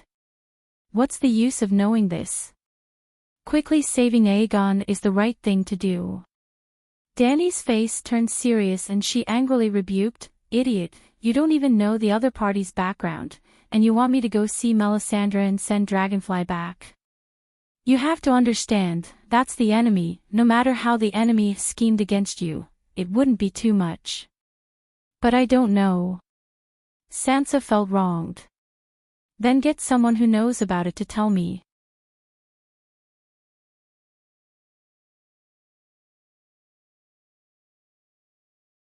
Chapter 679. What did Dany Rise say? As soon as Sansa ended the call and left the bedroom, Illyrio, and the others, who had been anxiously pacing around the living room, surrounded her. She said that Melisandre shouldn't be able to hurt Balerion. She wants us to investigate what happened in Stannis' camp that day, Sansa said softly. Sigh, what's the point of investigating this at a time like this? When will she come? Illyrio stomped his foot. She doesn't have time. Illyrio shouted before the queen could finish. How can she not have time? At a time like this, even if the sky falls, she should hurry back to the north and save His Majesty the King. Is there anything more important in the world than this? Sansa frowned. She was very unhappy with the fatty who was yelling. You're just a marquis without a title. What right do you have to yell in front of the queen? Also, there are many vassals of the valleys, the Riverlands, and the Stormlands here. Putting aside the etiquette between ruler and vassal, if you keep yelling like your son has died, won't these vassals, who are barely united, lose their morale? So much so that he even had thoughts of treason. On the surface, the true Dragon Alliance was under Aegon alone, but its foundation was the Dragon Queen, who dominated the world. No matter how much Aegon emphasized that there were two branches and that his actions did not represent Dany's aunt, he was able to gain the support of Uncle Finger, Prince Dowlang, the nobles of the valleys, the Riverlands, and the Riverlands. It was mainly because the Dragon Queen had fought against the whole world alone. It seemed that they had not lost. The first rule of power: don't stand on the side of the losers. The Westeros nobles who had no moral integrity naturally did not want to be the losers. It was bad that Aegon had fallen into enemy hands, but it was not the end of the world. The scariest thing was losing Aunt Dany's love. If the vassals of the alliance misunderstood that the queen did not care for her nephew at this critical time, what would they think? Thinking of this, a cold light flashed in Sansa's eyes, and she said calmly, "You lost your composure, Marquis Illyrio." "I Fatty's mind was in a mess before, but when he saw the expressions of the queen and the other vassals, he immediately regained his usual cleverness. Tears seeped out of the corners of his eyes, and he said sorrowfully, "Your Majesty, this old servant is guilty. I'm just too worried about your Majesty's safety." Seeing his natural, sincere, and loyal expression, Sansa's heart softened. She sighed and said, "I'm also worried and anxious, but it's useless to be anxious. Aunt Dany is indeed unable to free herself. The Allied army has already set up camp at the foot of Meereen City. Who knows, they might have already begun to attack the city." Then, her eyes were deep and serene as she secretly swept her gaze over the solemn but different vassals in the hall. A trace of a comforting smile hung on her face as she said, "Aunt Dany was as anxious as I was. When she first heard the bad news, she was so sad that she cried." "Ah!" When the nobles heard this, they couldn't help but exclaim softly. Ever since the Dragon Queen led the centaurs through the Red Purgatory, she gave off the image of a strong, determined, and sharp-edged Iron Lady. But she actually cried for Nephew Gu, this, loyalty +50. Cohesion +50. The same notification box seemed to flash above the heads of the nobles from the Riverlands, Valleys, and Stormlands. Sansa saw everything and felt the sudden change in the atmosphere in the hall. A trace of smugness flashed in her big blue eyes as she continued. "Even though the situation at Slave Bay is critical, she still asked me to send a message to Stannis immediately. She is willing to pay a ransom to redeem His Majesty according to the tradition of the Seven Kingdoms. She will pay the ransom. 10,000, 100,000, 1,000,000 gold royals, it doesn't matter. But if she dares to harm even a hair on His Majesty's head, there will only be an inch of land left for Stannis to stand on." Sir Bruce looked down at his large feet and asked curiously, "How can I stand on an inch of land?" This Bruce is not the same person as the Batman at Slave Bay. He is the cousin of Count Buckler from Bronzegate City in the Stormlands. Bronzegate City was on the road from Storm's End Fortress to the King's Landing. It was also very close to Storm's End Fortress, so his family had surrendered to King Aegon long ago. At this moment, Sir Bruce was accompanying the king, trying to get a position in the King's Guard. Sansa was a little disdainful of him because in the battle with Brittany, Bruce didn't even last 10 rounds. She glanced at him and said calmly, "He was burned to ashes by the dragon flame and then stored in an inch-large box." Everyone sucked in a breath of cold air, and it seemed that the increase of loyalty appeared above their heads again. The limit of loyalty was actually only 100, which showed how low their loyalty was before. The old crab looked at the calm queen and the obedient ministers around him. He was shocked. How old was she? She had just experienced the tragedy of her husband being captured, and now she was like this. The old crab didn't appear here for Aegon.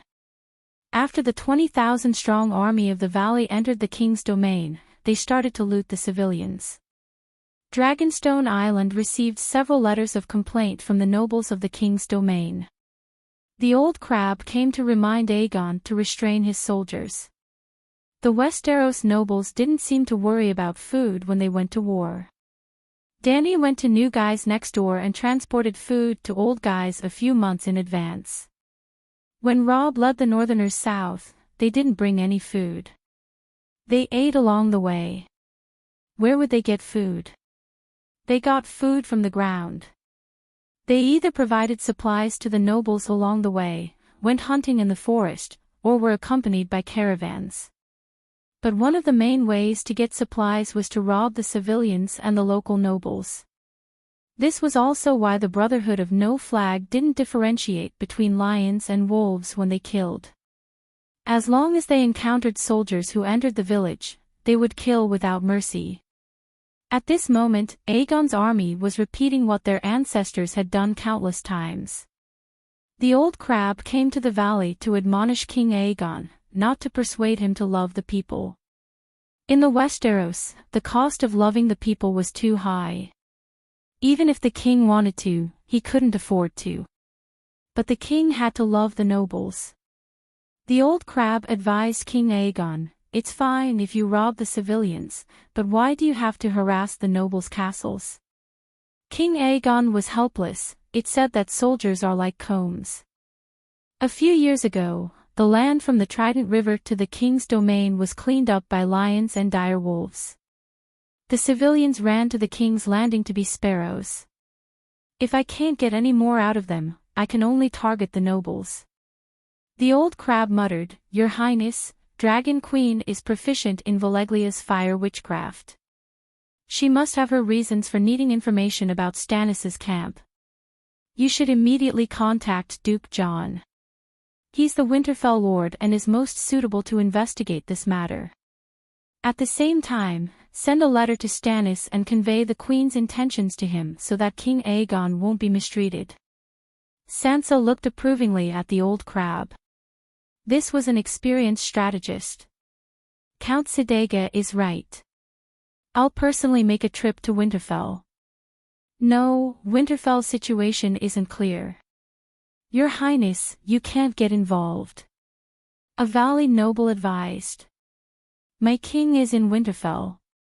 How can I not make sure of his safety? Moreover, Winterfell is Stark's home. Losing a Stark's son-in-law in the House of Stark is a great humiliation. I believe that the entire Northern Territory doesn't want Stark's eldest daughter to be humiliated in Winterfell." At the end of her speech, Sansa gritted her teeth slightly, and her expression and tone unconsciously carried a trace of resentment. She was indeed blaming Jon. Aegon was her husband. He could fail anywhere, but he couldn't be defeated in Winterfell. If she was the queen of the Northern Territory, this wouldn't have happened. The 13,000 elites of the Northern Territory and the Valley could have killed Stannis. However, Jon chose to remain neutral for the sake of illusory glory. "I didn't want to either. It was supposed to be foolproof." Jon looked exhausted. There were dark circles under his eyes. He pulled his hair and didn't dare to look at his sister's reproachful eyes. Everything that happened that day was illogical. Melisandre's head was chopped off, and her body was burned. She shouldn't have been revived. Even if she was revived, she wouldn't have been able to harm the winged dragons in the sky. Aegon didn't let his guard down. He was at a safe altitude of 300 meters. Jon was remorseful, too, and bewildered. Like Sansa, he felt that the death of Stark's son-in-law in Winterfell was the greatest humiliation in the history of the House of Stark. But what could he do? How could a vassal kill the king? Wasn't that what Wade Fry did to Robb at the Red Wedding? He couldn't learn from Wade Fry. Remaining neutral was his bottom line. Sansa looked at Jon calmly. He sat in the seat that used to belong to his father. His beard was unkempt, and his eyes were red. He felt guilty. She didn't comfort him. She still needed someone to comfort her. "Dany Rise wants to investigate whether there was a sacrifice at West Castle that day," she asked. "Rhaemys Bolton is dead." Sansa's expression changed. She exclaimed, "Dany Rise guessed it." Jon nodded and sighed. "I had my suspicions too. After asking the servants, I found out that there were burn marks on the floor of the guest room's west hall."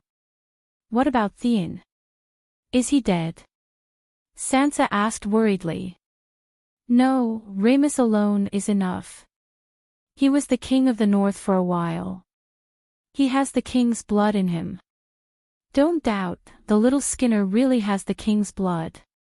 The rules of this world were strange. If you weren't a king, there was almost no value in a blood sacrifice. But once you were crowned king, even if it was only for a day, you and your descendants would have the king's blood in their veins. Therefore, Dany suspected that the king's blood was related to fate and the fate of the nation. The reason why the little Skinner and Theon were valued by Erlu was because of the king's blood. In other words, if Melisandre is willing, she can use Theon to cast another vicious curse. Sansa asked anxiously. Don't worry, I've made arrangements. Half of the soldiers guarding Theon are from the north. Jon comforted her. We shouldn't have handed the 2 captives to Stannis. At this point, Sansa suddenly thought of something and hurriedly asked, did Stannis go back on his word? We agreed that the trial of Theon and Rhaenys had to be held in public. They couldn't be secretly sacrificed to the Light King. So what? Both sides fell out and officially declared war. Jon didn't think much of it. He broke his oath first, so you could naturally break your oath with him. This is Winterfell, the north. Sansa said faintly. Once again, Sansa made Jon feel like she was a stranger. He has hostages. Jon emphasized.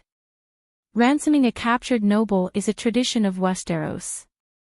He can't refuse. Sansa said coldly. Then it depends on whether we can satisfy his request. I know that the north is poor, but Targaryen doesn't lack money. Dany Rise is even richer than a kingdom.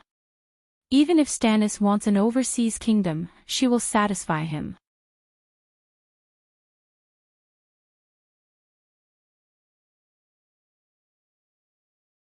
Chapter 680. Since ancient times, there was a rule of not killing captives. But not all generals followed this rule.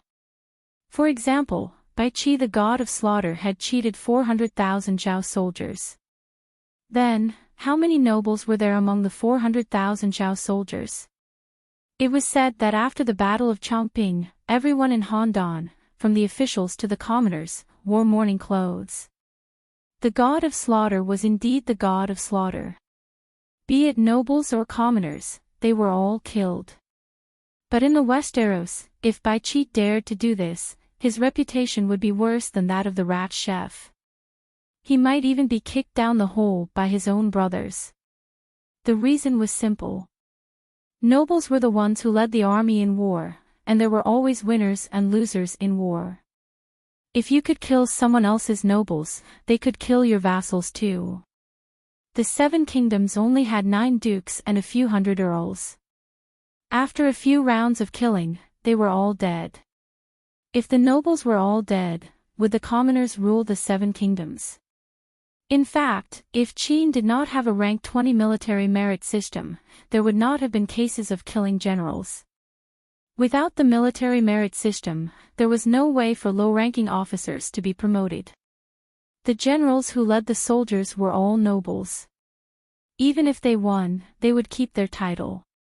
Of course, if they lost, they would want to keep their original title and status. Hence, there was a need to redeem captives.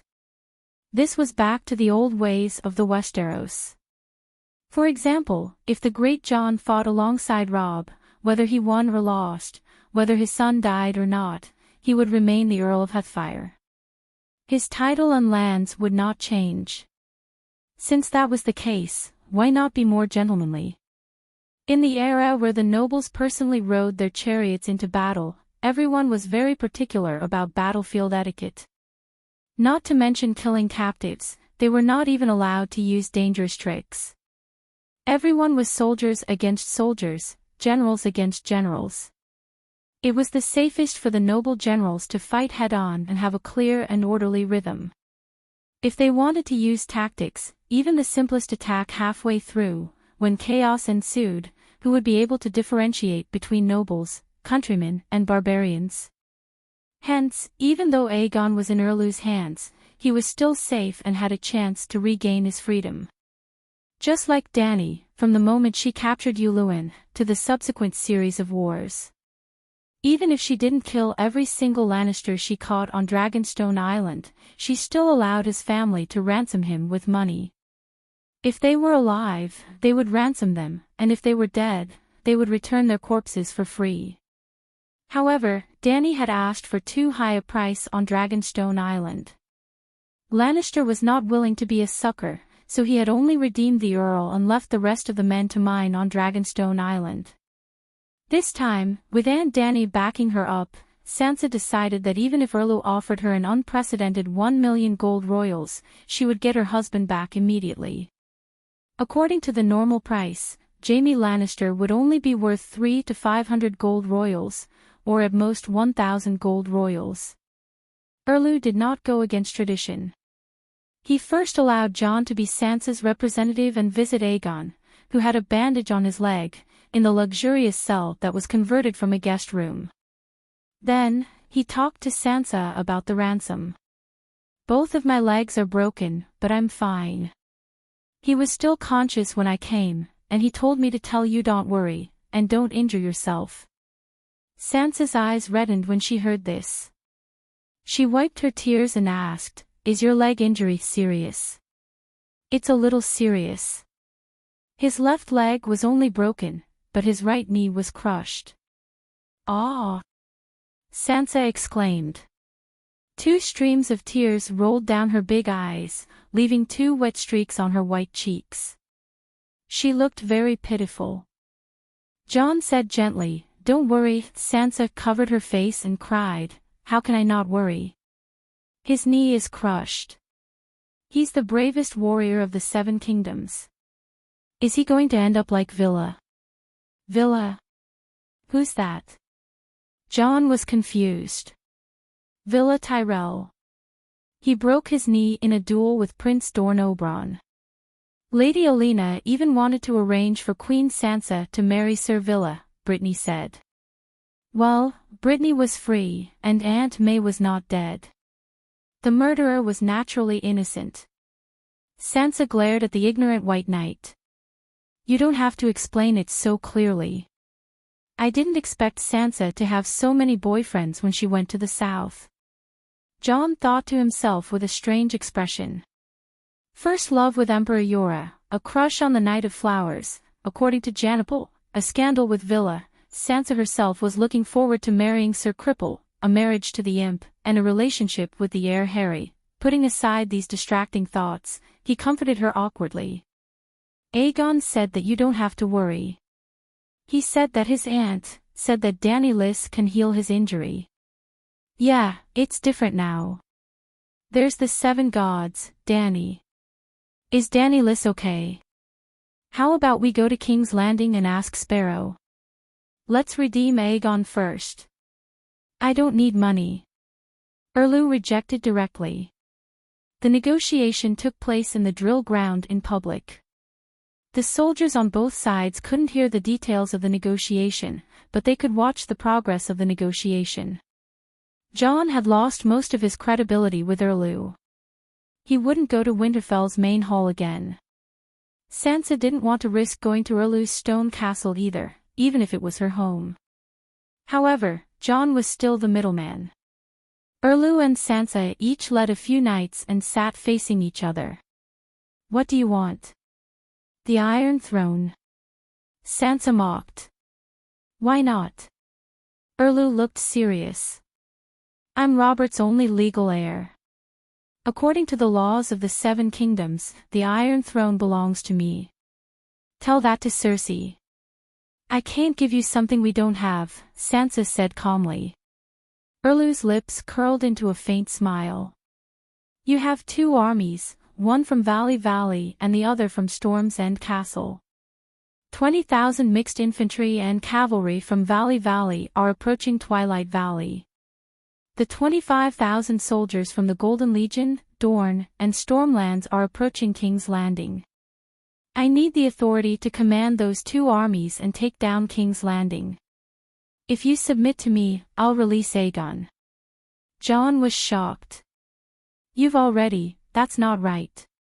Even he, the ruler of the Northern Territory, didn't know about this. How did Erlu know? Before contacting Sansa, he didn't even know about Aegon. Before Jon could ask, Sansa's pretty face contorted. She shouted angrily, "Have you gone crazy from thinking about the Iron Throne? You want us to help you build the Iron Throne and then submit to you?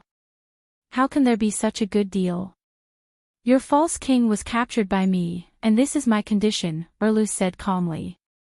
Royce pointed at Erlu and said angrily, "He even knows about our army's latest movements. He must have planned this beforehand. Or perhaps, the conflict that day was his scheme. We fell into his trap. Erlu's gaze turned cold. He said mockingly, when you were plotting against me, you should have known that you would end up like this. Sansa's pupils contracted. He already knew about their plot against him.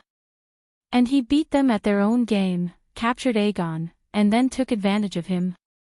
Who leaked the information? Sansa had a strong urge to look at her trusted aides and even Jon suspiciously, but she knew she couldn't do that. She resisted the urge and buried her suspicions in the bottom of her heart. Tell me, what happens after I help you take the Iron Throne? She asked softly with a hint of mockery on her lips. Erlu seemed to have a plan. Without any hesitation, he said calmly, Aegon's bloodline is mixed up. There is no place for him in the Seven Kingdoms. He must swear to leave the Westeros forever. Stannis, you've gone too far. Countess Medj clenched her fists and shouted angrily. A vein popped out on Sansa's forehead. The anger and resentment on her face were almost undisguised. Jon looked around. He wanted to say something but stopped himself. The Onion Knight frowned and whispered into Erlu's ear, Your Majesty, perhaps you can give Storm's End Castle. Littlefinger is dead. You can give him Hellenberg. Erlu thought about the Hand of the King's suggestion seriously. He recalled the surrender conditions the imp gave him that day. It seemed that he was more generous than himself. I will give Aegon the title of Duke of Hellenberg, but he must be exiled. His eldest son can return to the Seven Kingdoms and inherit the title and land. Seeing Erlu's reluctant expression, Sansa's tense body suddenly relaxed. She asked with a smile, How do you plan to deal with Dragonstone Island? Erlu's eyes turned sharp. He said coldly, That has nothing to do with today's topic. Dragonstone Island was occupied by Dany, but in the Baratheon dynasty, Erlu was the rightful Duke of Dragonstone Island. Sansa's smile became more sincere. She asked again, What plans do you have for Dorne, the Valley, Hygin, and the Stormlands? This has nothing to do with me. If you don't make it clear, will the vassals of the True Dragon Alliance work for you? Erlu's jaw muscles bulged. He said in a deep voice, I will exercise the authority of the king according to the law. Their rights and obligations will be protected by the law. All right, I agree. Sansa nodded. Ha! Everyone around, including Erlu himself, was shocked. Sansa nodded again and confirmed, That's right. I agree to your conditions. I promise on behalf of my husband that we will hand over the military command of the True Dragon Alliance to Stannis. After Aegon regains his freedom, both of us will be exiled to a foreign land. Your Highness. Mormont, Gebbert, Royce, and the others were shocked. They couldn't believe it. Sansa, you. Jon's eyes were filled with worry. You can go back and rest for a day. Negotiations can't be completed in a day. No need. Sansa turned around and looked at her trusted vassals. She said seriously, The foundation of the True Dragon Alliance is Aegon. If we don't agree to his conditions, he won't be free and the alliance will collapse. So, I'm sorry to disappoint you, but we don't have a choice. This doesn't make sense. No one has ever held a king captive as ransom. Sir Royce's face was red as he shouted at Erlu. Davos looked at his lord worriedly. His lips moved. Your Highness, he spat out a word, but couldn't continue. What could he say? Exchanging a king for a kingdom is ridiculous. The people won't accept it, and the people are angry. Stop dreaming. How could he say that? Does Aegon have a kingdom? Erlu looked at the knights and asked with gritted teeth, Isn't Storm's End Castle Theon's? Or is he sitting on the Iron Throne now? He only has an alliance with a loose foundation. How can he be a king? From the moment I captured him, the so-called true dragon alliance was destined to be eliminated. As for the vassals of the alliance, you have already raised the banner of justice against Lannister. Now, you only have two choices. Retreat and wait for the Iron Throne to deal with you one by one. Or, join me and continue the unfinished crusade. No matter how weak His Highness Aegon's foundation is, with our support, he's 100 times stronger than you. Lannister is detestable, but if we only have two choices left, you and Cersei, we'd rather choose Cersei. Sir Royce couldn't help but say.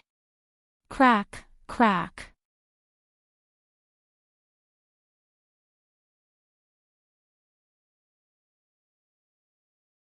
Chapter 681. In the rebellion of the Four Kings, Renly had the support of Highgarden and Stormlands. He also had Taoiseach Lang watching from the back. He had 20,000 cavalrymen and a total force of 60,000. His strength was the best among the feudal lords. As the Duke of Dragonstone Island, Erlu's fief was the same as Targaryen's before Aegon conquered the Seven Kingdoms. He had Sitiga and Valerian as the main force and the small nobles on the nearby islands and peninsulas as support. He was the weakest among the 5 kings. Then, he invited Renly to eat a peach and plucked Renly's peach. He gained the support of almost all the nobles in Stormlands. Florin also led a group of nobles in Riverbend. Today, the rebellion of the Four Kings seemed to be taking shape. Dragon Queen, Queen Cersei, Erlu, King Aegon, and the new young wolf master who wanted to be king but did not fight for the Iron Throne. Dragon Queen looked on coldly. Her gaze towards the Westeros was full of disdain.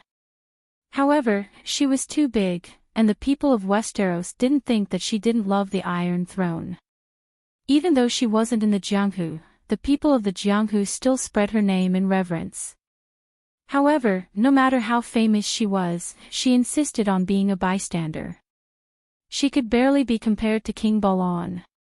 The second young wolf master was the same as the first young wolf master. He had the power to influence the situation, but because he did not have a clear goal, he was very timid.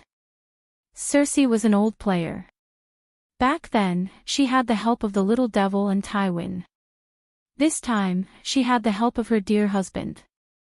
Even so, she was still guarding the King's Landing. King Aegon had part of the Dragon Queen's fame. He had also gained the allegiance of many feudal lords. His power was so strong that it was as if Renly was alive. Erlu was still so weak. His team of a few thousand people was still dispirited. Then Erlu used the same trick again. He invited the strongest King Aegon to eat a peach. Now, he was skillfully plucking his peaches. Giving peaches and plucking peaches, he was very familiar with this skill. But then again, just like the last time when he plucked Lon Lee's peaches, the peaches themselves weren't necessarily willing to be plucked by him. On that day, Hiding Tyrell directly led his vassals back to his residence, and a small portion of the nobles of the Stormlands also dispersed. He even relied on sending out a second peach to take down the Storm's End fortress. Even though Erlu ate the peach, the defending general of the Storm's End fortress was unwilling to surrender. Then Erlu treated him to a peach. Today, the nobles of the Vale also expressed their dissatisfaction that Erlu had taken them away. They even said that between Cersei and Erlu, they preferred Cersei. It's obvious that the nobles of the valley don't agree with you. Brynden Tully of Hygien is Lady Sansa's grandfather, and it was Aegon who helped him take revenge. There was also the Dornishmen. They had helped Aegon because of Princess Elia, and the Golden Legion could not be bribed. Your Majesty, your idea is very good, but I'm afraid it will be difficult to convince the masses. After the first round of negotiations, the Onion Knight expressed his concerns as soon as he returned to the guest castle. Davos, you are my hand of the king. I will not hide my thoughts from you. Erlu walked to the window and looked at the huge pterosaur that was nailed to the ground. He sighed and said, "Time waits for no man. The thing that should not have appeared has appeared." Originally, with the support of the Iron Treasury, I could have easily recruited mercenaries, and then with the support of John Stark, I would have gone south to the Neck. First, I would have taken down River Delta City and seized a large amount of food and wealth as military supplies. Just like what Aegon did, I heard that they had obtained millions of gold royals and hundreds of thousands of tons of food from River Delta City. This batch of military supplies is enough to cover the expenses of 100,000 soldiers for 2 years, and it would be more than enough to take down the King's Landing. Judging Walter Frye would also be able to win the hearts of the nobles in Hejian and the northern region, and gain their loyalty. Then, my 20,000 mercenaries would disembark from Blackwater Bay. I would definitely win. However, Aegon's sudden appearance not only disrupted my plans, but also directly threatened my life. So, this is my only choice, my only chance. Maybe not all of the 45,000 soldiers of the True Dragon Alliance will join me, but if half of them join, it would be enough. Actually, only a third of Renly's inheritance was inherited by Erlu. The rest had all fled.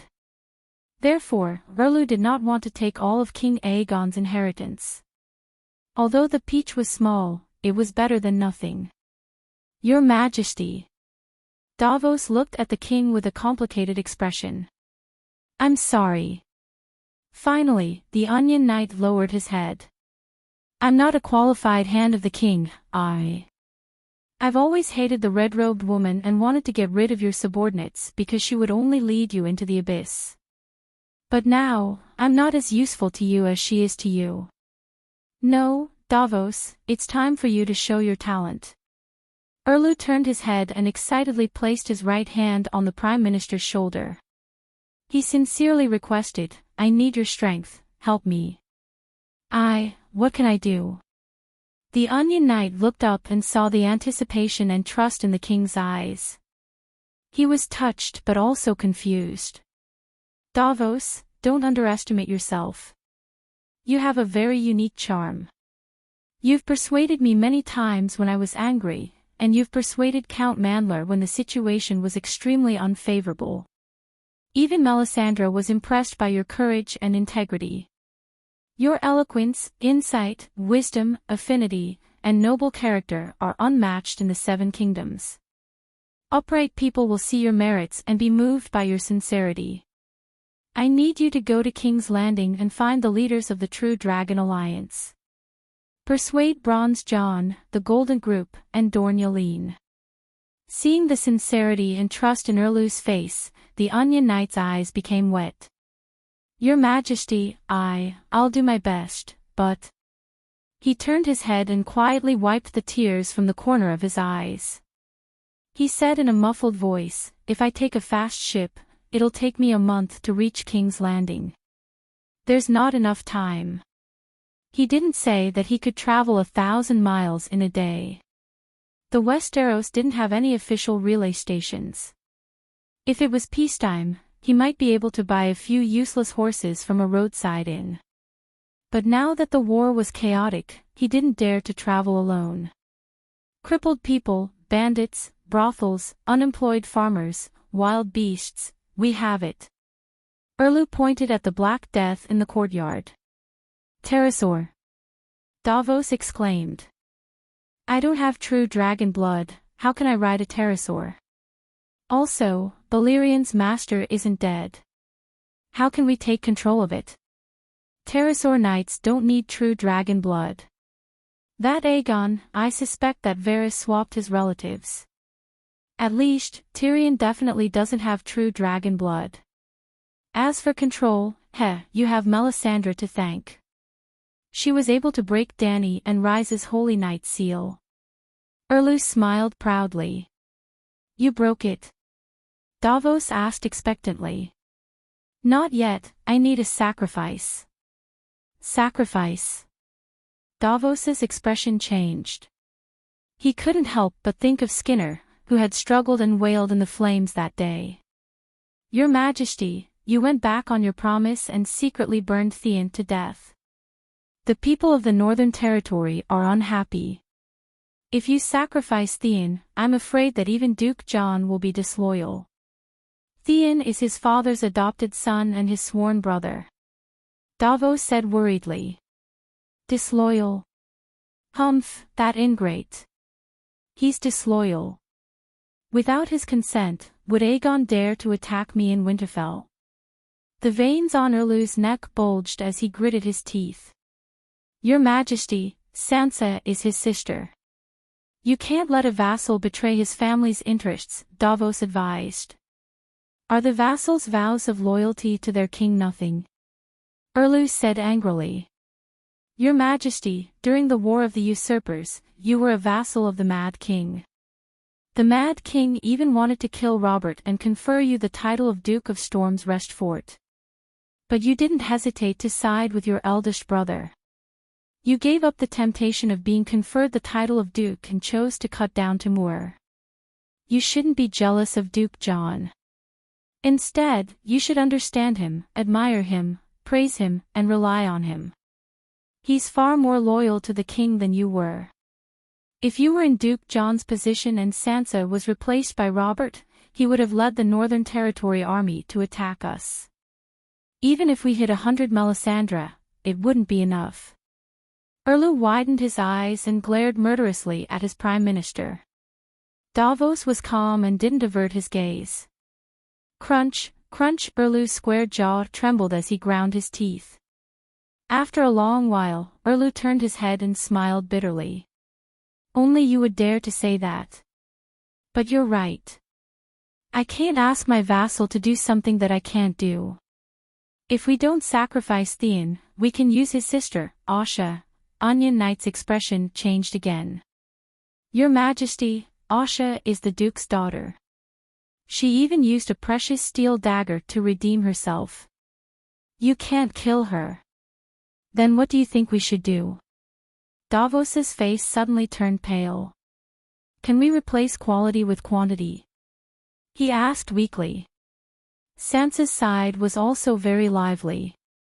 As soon as she returned to the main hall of the castle, a group of nobles loyal to Aegon immediately surrounded her and tried to persuade her. Queen Sansa, there's no precedent for this in the Westeros, Countess Meji said. It wasn't easy to form the true dragon alliance. The Iron Throne is right in front of us. We can't let a villain get it so easily. Sir Andor Royce was almost wailing. His father, Bronze John, had led an army of 20,000 in the valley for thousands of miles and finally got close to King's Landing. The fruit was about to ripen. He really didn't want anyone to take the peach. Your Majesty, you should go directly to King's Landing. Wait for us to take the Iron Throne, wait for you to give birth to a prince, wait for the Dragon Queen to end the war at Slaver's Bay. Stannis will have no choice but to release King Aegon. Count Gabe gave a wise suggestion. Sansa shook her head firmly and said, if it was someone else who captured Aegon, I might be able to negotiate slowly, but Stannis, that heretic is almost crazy. Lunatics can't be judged by common sense. Although he's a little difficult to get along with, he's not. Jon mumbled. Actually, I always thought he was crazy, Tormund, the giant's bane, mumbled. Are you really going to give up the Iron Throne and exile yourself? Meji frowned. To be honest, the Northerners didn't like Aegon that much. However, Aegon's queen was Stark, so they naturally favored him. In other words, Erlu's charisma was too low, so no one liked him. In the current Seven Kingdoms, Erlu, Cersei, and Aegon were fighting for supremacy. Aegon wasn't doing well, but Erlu and Cersei were two weirdos who could turn a dog-tail flower into a crimson pearl immortal herb. Sansa glanced at the nobles in the hall and said firmly, Aegon is not only my king, but also my husband and the father of my children. For him, I can agree to any excessive request from Stannis. The nobles were filled with respect. Besides, Aunt Dany is about to end the war at Slaver's Bay. I don't believe that she won't seek justice for us. Jon and the others' faces twisted.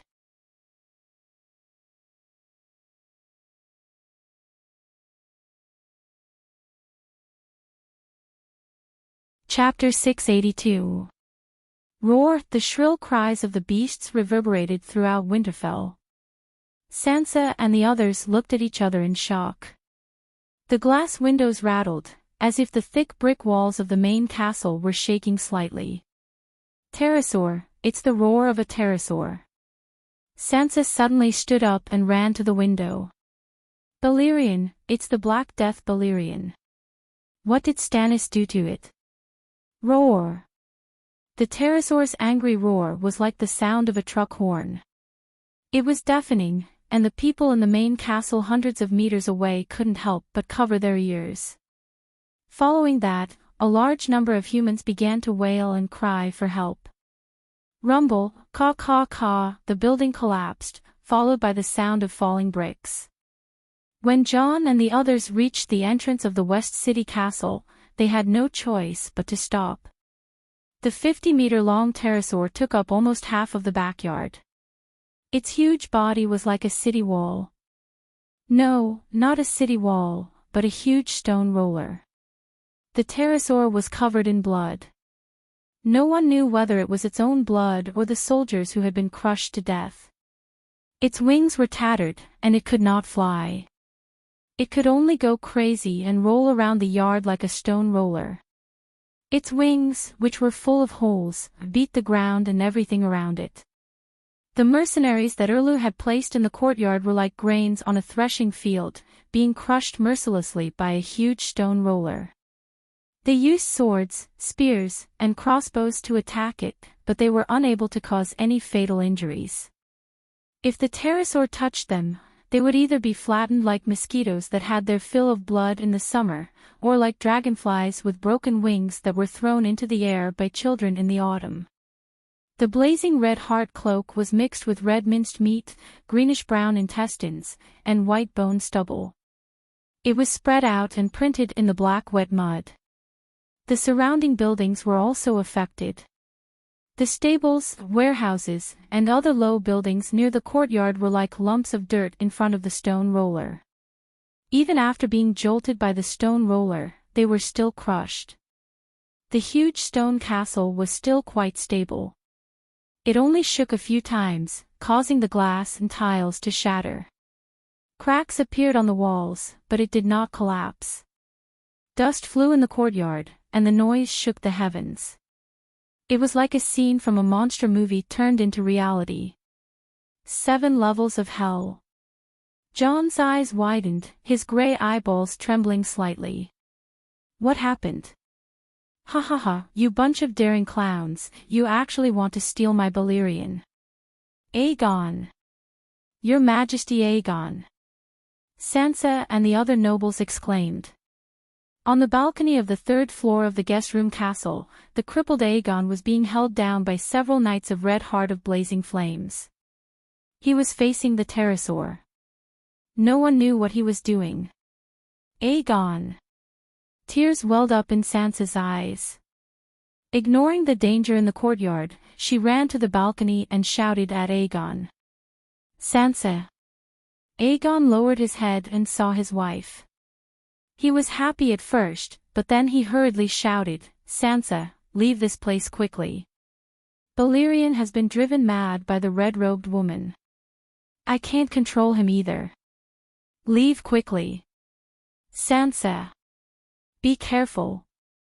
Jon, Torment, Meiji, and the others rushed over with a giant shield, protecting Sansa in the center. Then, they quickly rushed into the guest room castle. The giant shield could not block the pterosaur's roller, but it could block the falling bricks, tiles, broken wood, intestines, organs, and a head that had died with its eyes wide open. Make the pterosaur stop, or we'll kill you. The pockmarked knight was furious. He grabbed Aegon's clothes and roared. Jon, Sansa, and the others rushed to the 2nd floor. Before they could enter Aegon's bedroom, they were blocked by a group of knights of red heart of blazing flames. Separated by a bedroom that was 40 to 50 square meters, they saw Sir Richard grabbing Aegon's collar and shouting rudely on the balcony opposite. Bastard, even if he's a regular knight, after being captured, he should be respected as a noble. His Majesty Aegon is the king, and you treat him like this?" Big John roared. Like an angry lion, he raised his shield and rushed in. Before he charged at the Knights of Red Heart of Blazing Flames, he secretly gave Meiji, Gilbert and the others a look. Meiji and the others were really naive, unlike him, who was picky and did not understand the meaning of the look. On the other hand, Jon and Sansa almost had the same thought as Big John: take advantage of the chaos to rescue King Aegon. Jon, on the other hand, saw Big John's strange look, and saw him shrink his tall body behind the shield and charge with all his might, instead of being angry and beating people randomly. Only then did Jon roughly guess Big John's intention. He looked around in confusion, wondering if he should be sneaky for once and steal his brother-in-law out. Then, he saw Orlu leading a large group of knights and striding over from the corner. "Cough, cough, Count Amber, don't be rash. Report this to King Stannis and let him handle it." He quickly went forward and pulled back Big John, who had charged into the bedroom like a bull. Well, Jon Amber was a big man who was more than 1 meters tall. His body was covered with thick muscles, and he looked like a giant bear that was intimidating. He was ferocious and terrifying. He had single-handedly pierced through a team of 20 Knights of Red Heart of Blazing Flames. If Orlu had come a few minutes later, he might have been able to rescue Aegon. It was not against tradition for captives to escape from prison or be rescued by their own people. But if they were caught, they would lose the treatment of nobles. If it was light, they would be beaten up. If it was heavy, their limbs would be chopped off or even killed. After Orlu brought his men to stabilize the chaotic situation in the room, Aegon had a smug smile on his face. He said calmly, "It's useless even if you kill me. It's useless for anyone but my aunt to come. Even if I don't kill you, can't I kill it?" Orlu said coldly. Aegon's expression changed several times. He said dejectedly, "Send me down and get closer. At least let the Black Death God leave Winterfell. Your Majesty, the pterosaur has gone mad. It's too dangerous." "Don't go," Sansa said in shock. Aegon tapped his forehead and said proudly and bitterly, "Don't worry, the Paladin seal in my mind hasn't shattered. Aunt Dany was right. Other than her, no deity can take away the mounts from us Dragon Knights." After Aegon left under the protection of hundreds of knights, Sansa shouted angrily at Orlu, "Do you still have the honor of a noble? Nobles have the right to redeem their swords and mounts. We were talking about the ransom, and I agreed to your request. How can you steal my husband's pterosaur?" This was also the truth. Just like when Dany participated in the tournament and defeated a knight, she could choose one of the spoils of war from the other party's armor, weapon, or horse. However, as long as the other party paid the ransom, she had to hand over the spoils of war. This was because most of the time, knights wore ancestral armor that had been passed down for generations in battle. To you, it was the value of the armor itself. To a defeated knight, it had a very special meaning, even representing the family's honor. For example, Stark's ice and John's bronze armor. Old John was a traditional knight who loved to participate in tournaments and was brave enough to participate in real wars. It was impossible for him to never lose in his life, but his ancestral bronze armor had been passed down for nearly 10,000 years. After Eid's death, Tyrion had thought of returning ice to Winterfell after the war ended. But when the rebellion of the Four Kings subsided, Robb died, and Stark had no descendants. Thus, Tywin took over ice. Because it was against the rules and he was afraid that others would gossip, the Elder Lion secretly found Master Torb Mott to reforge the sword. At this time, not many people knew that the Oathkeeper's sword and Widow's Howl came from ice. At least, Sansa, who had been staying in the Red Keep, did not know. She kept asking Tyrion, "Where is my father's sword? Your Majesty Stannis, you really shouldn't have done this."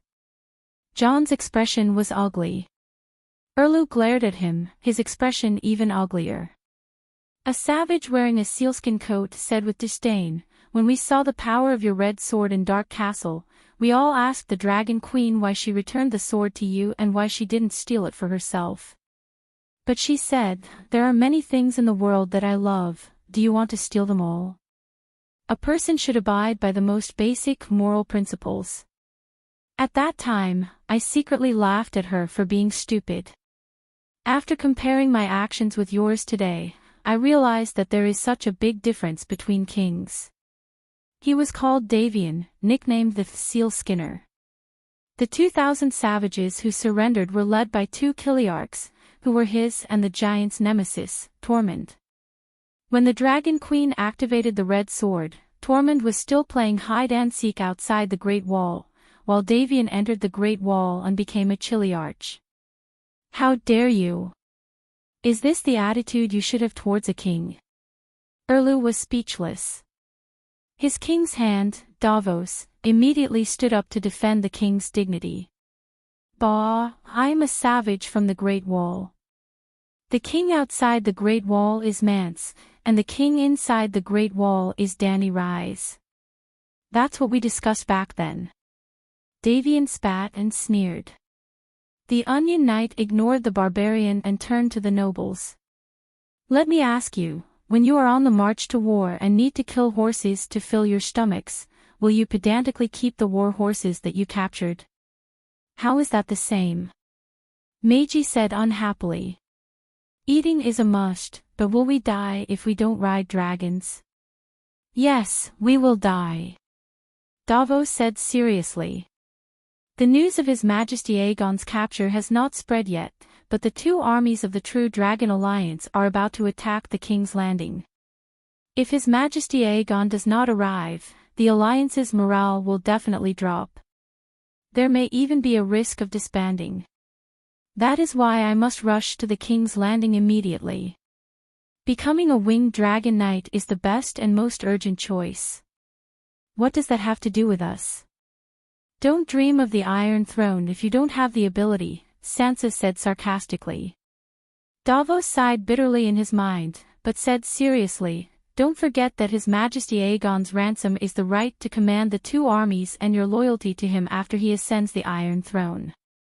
If I can't complete my mission, your ransom will not be fulfilled and His Majesty Aegon will not be released. What do you take us for? Clay dolls that you can knead as you please." Sansa's blue eyes flashed with murderous intent. Davos turned his head away, ashamed. His soul felt like it was being boiled in a pot of oil, but his face was as cold as ice. "Stannis is my king, my god. I am willing to give up everything for him. This is his only chance. I will help him grasp it, even if it means losing my honor. Your Majesty, the foundation of the ransom is profit. If you only have the right to command in name but can't command a single soldier, then the right to command is worth less than a copper coin." Even Jon couldn't help but frown. "You're making things difficult for him, making trouble for no reason. The ransom is only to hand over the right to command. Whether the commanders listen or not and whether they can take the King's Landing has nothing to do with Sansa and His Majesty Aegon. Because if they hand over the right to command and announce their self-exile, they will no longer be the king and queen of the commanders. How will they command their vassals?" You're tuning into the LoveLore Library YouTube channel. We're so grateful for your support and don't forget to subscribe to join us on this incredible journey through captivating stories. Your generosity through donations truly makes a world of difference, as it's the primary source of revenue that allows me to expand and enhance this channel for you. Thank you from the bottom of my heart for being a part of this adventure.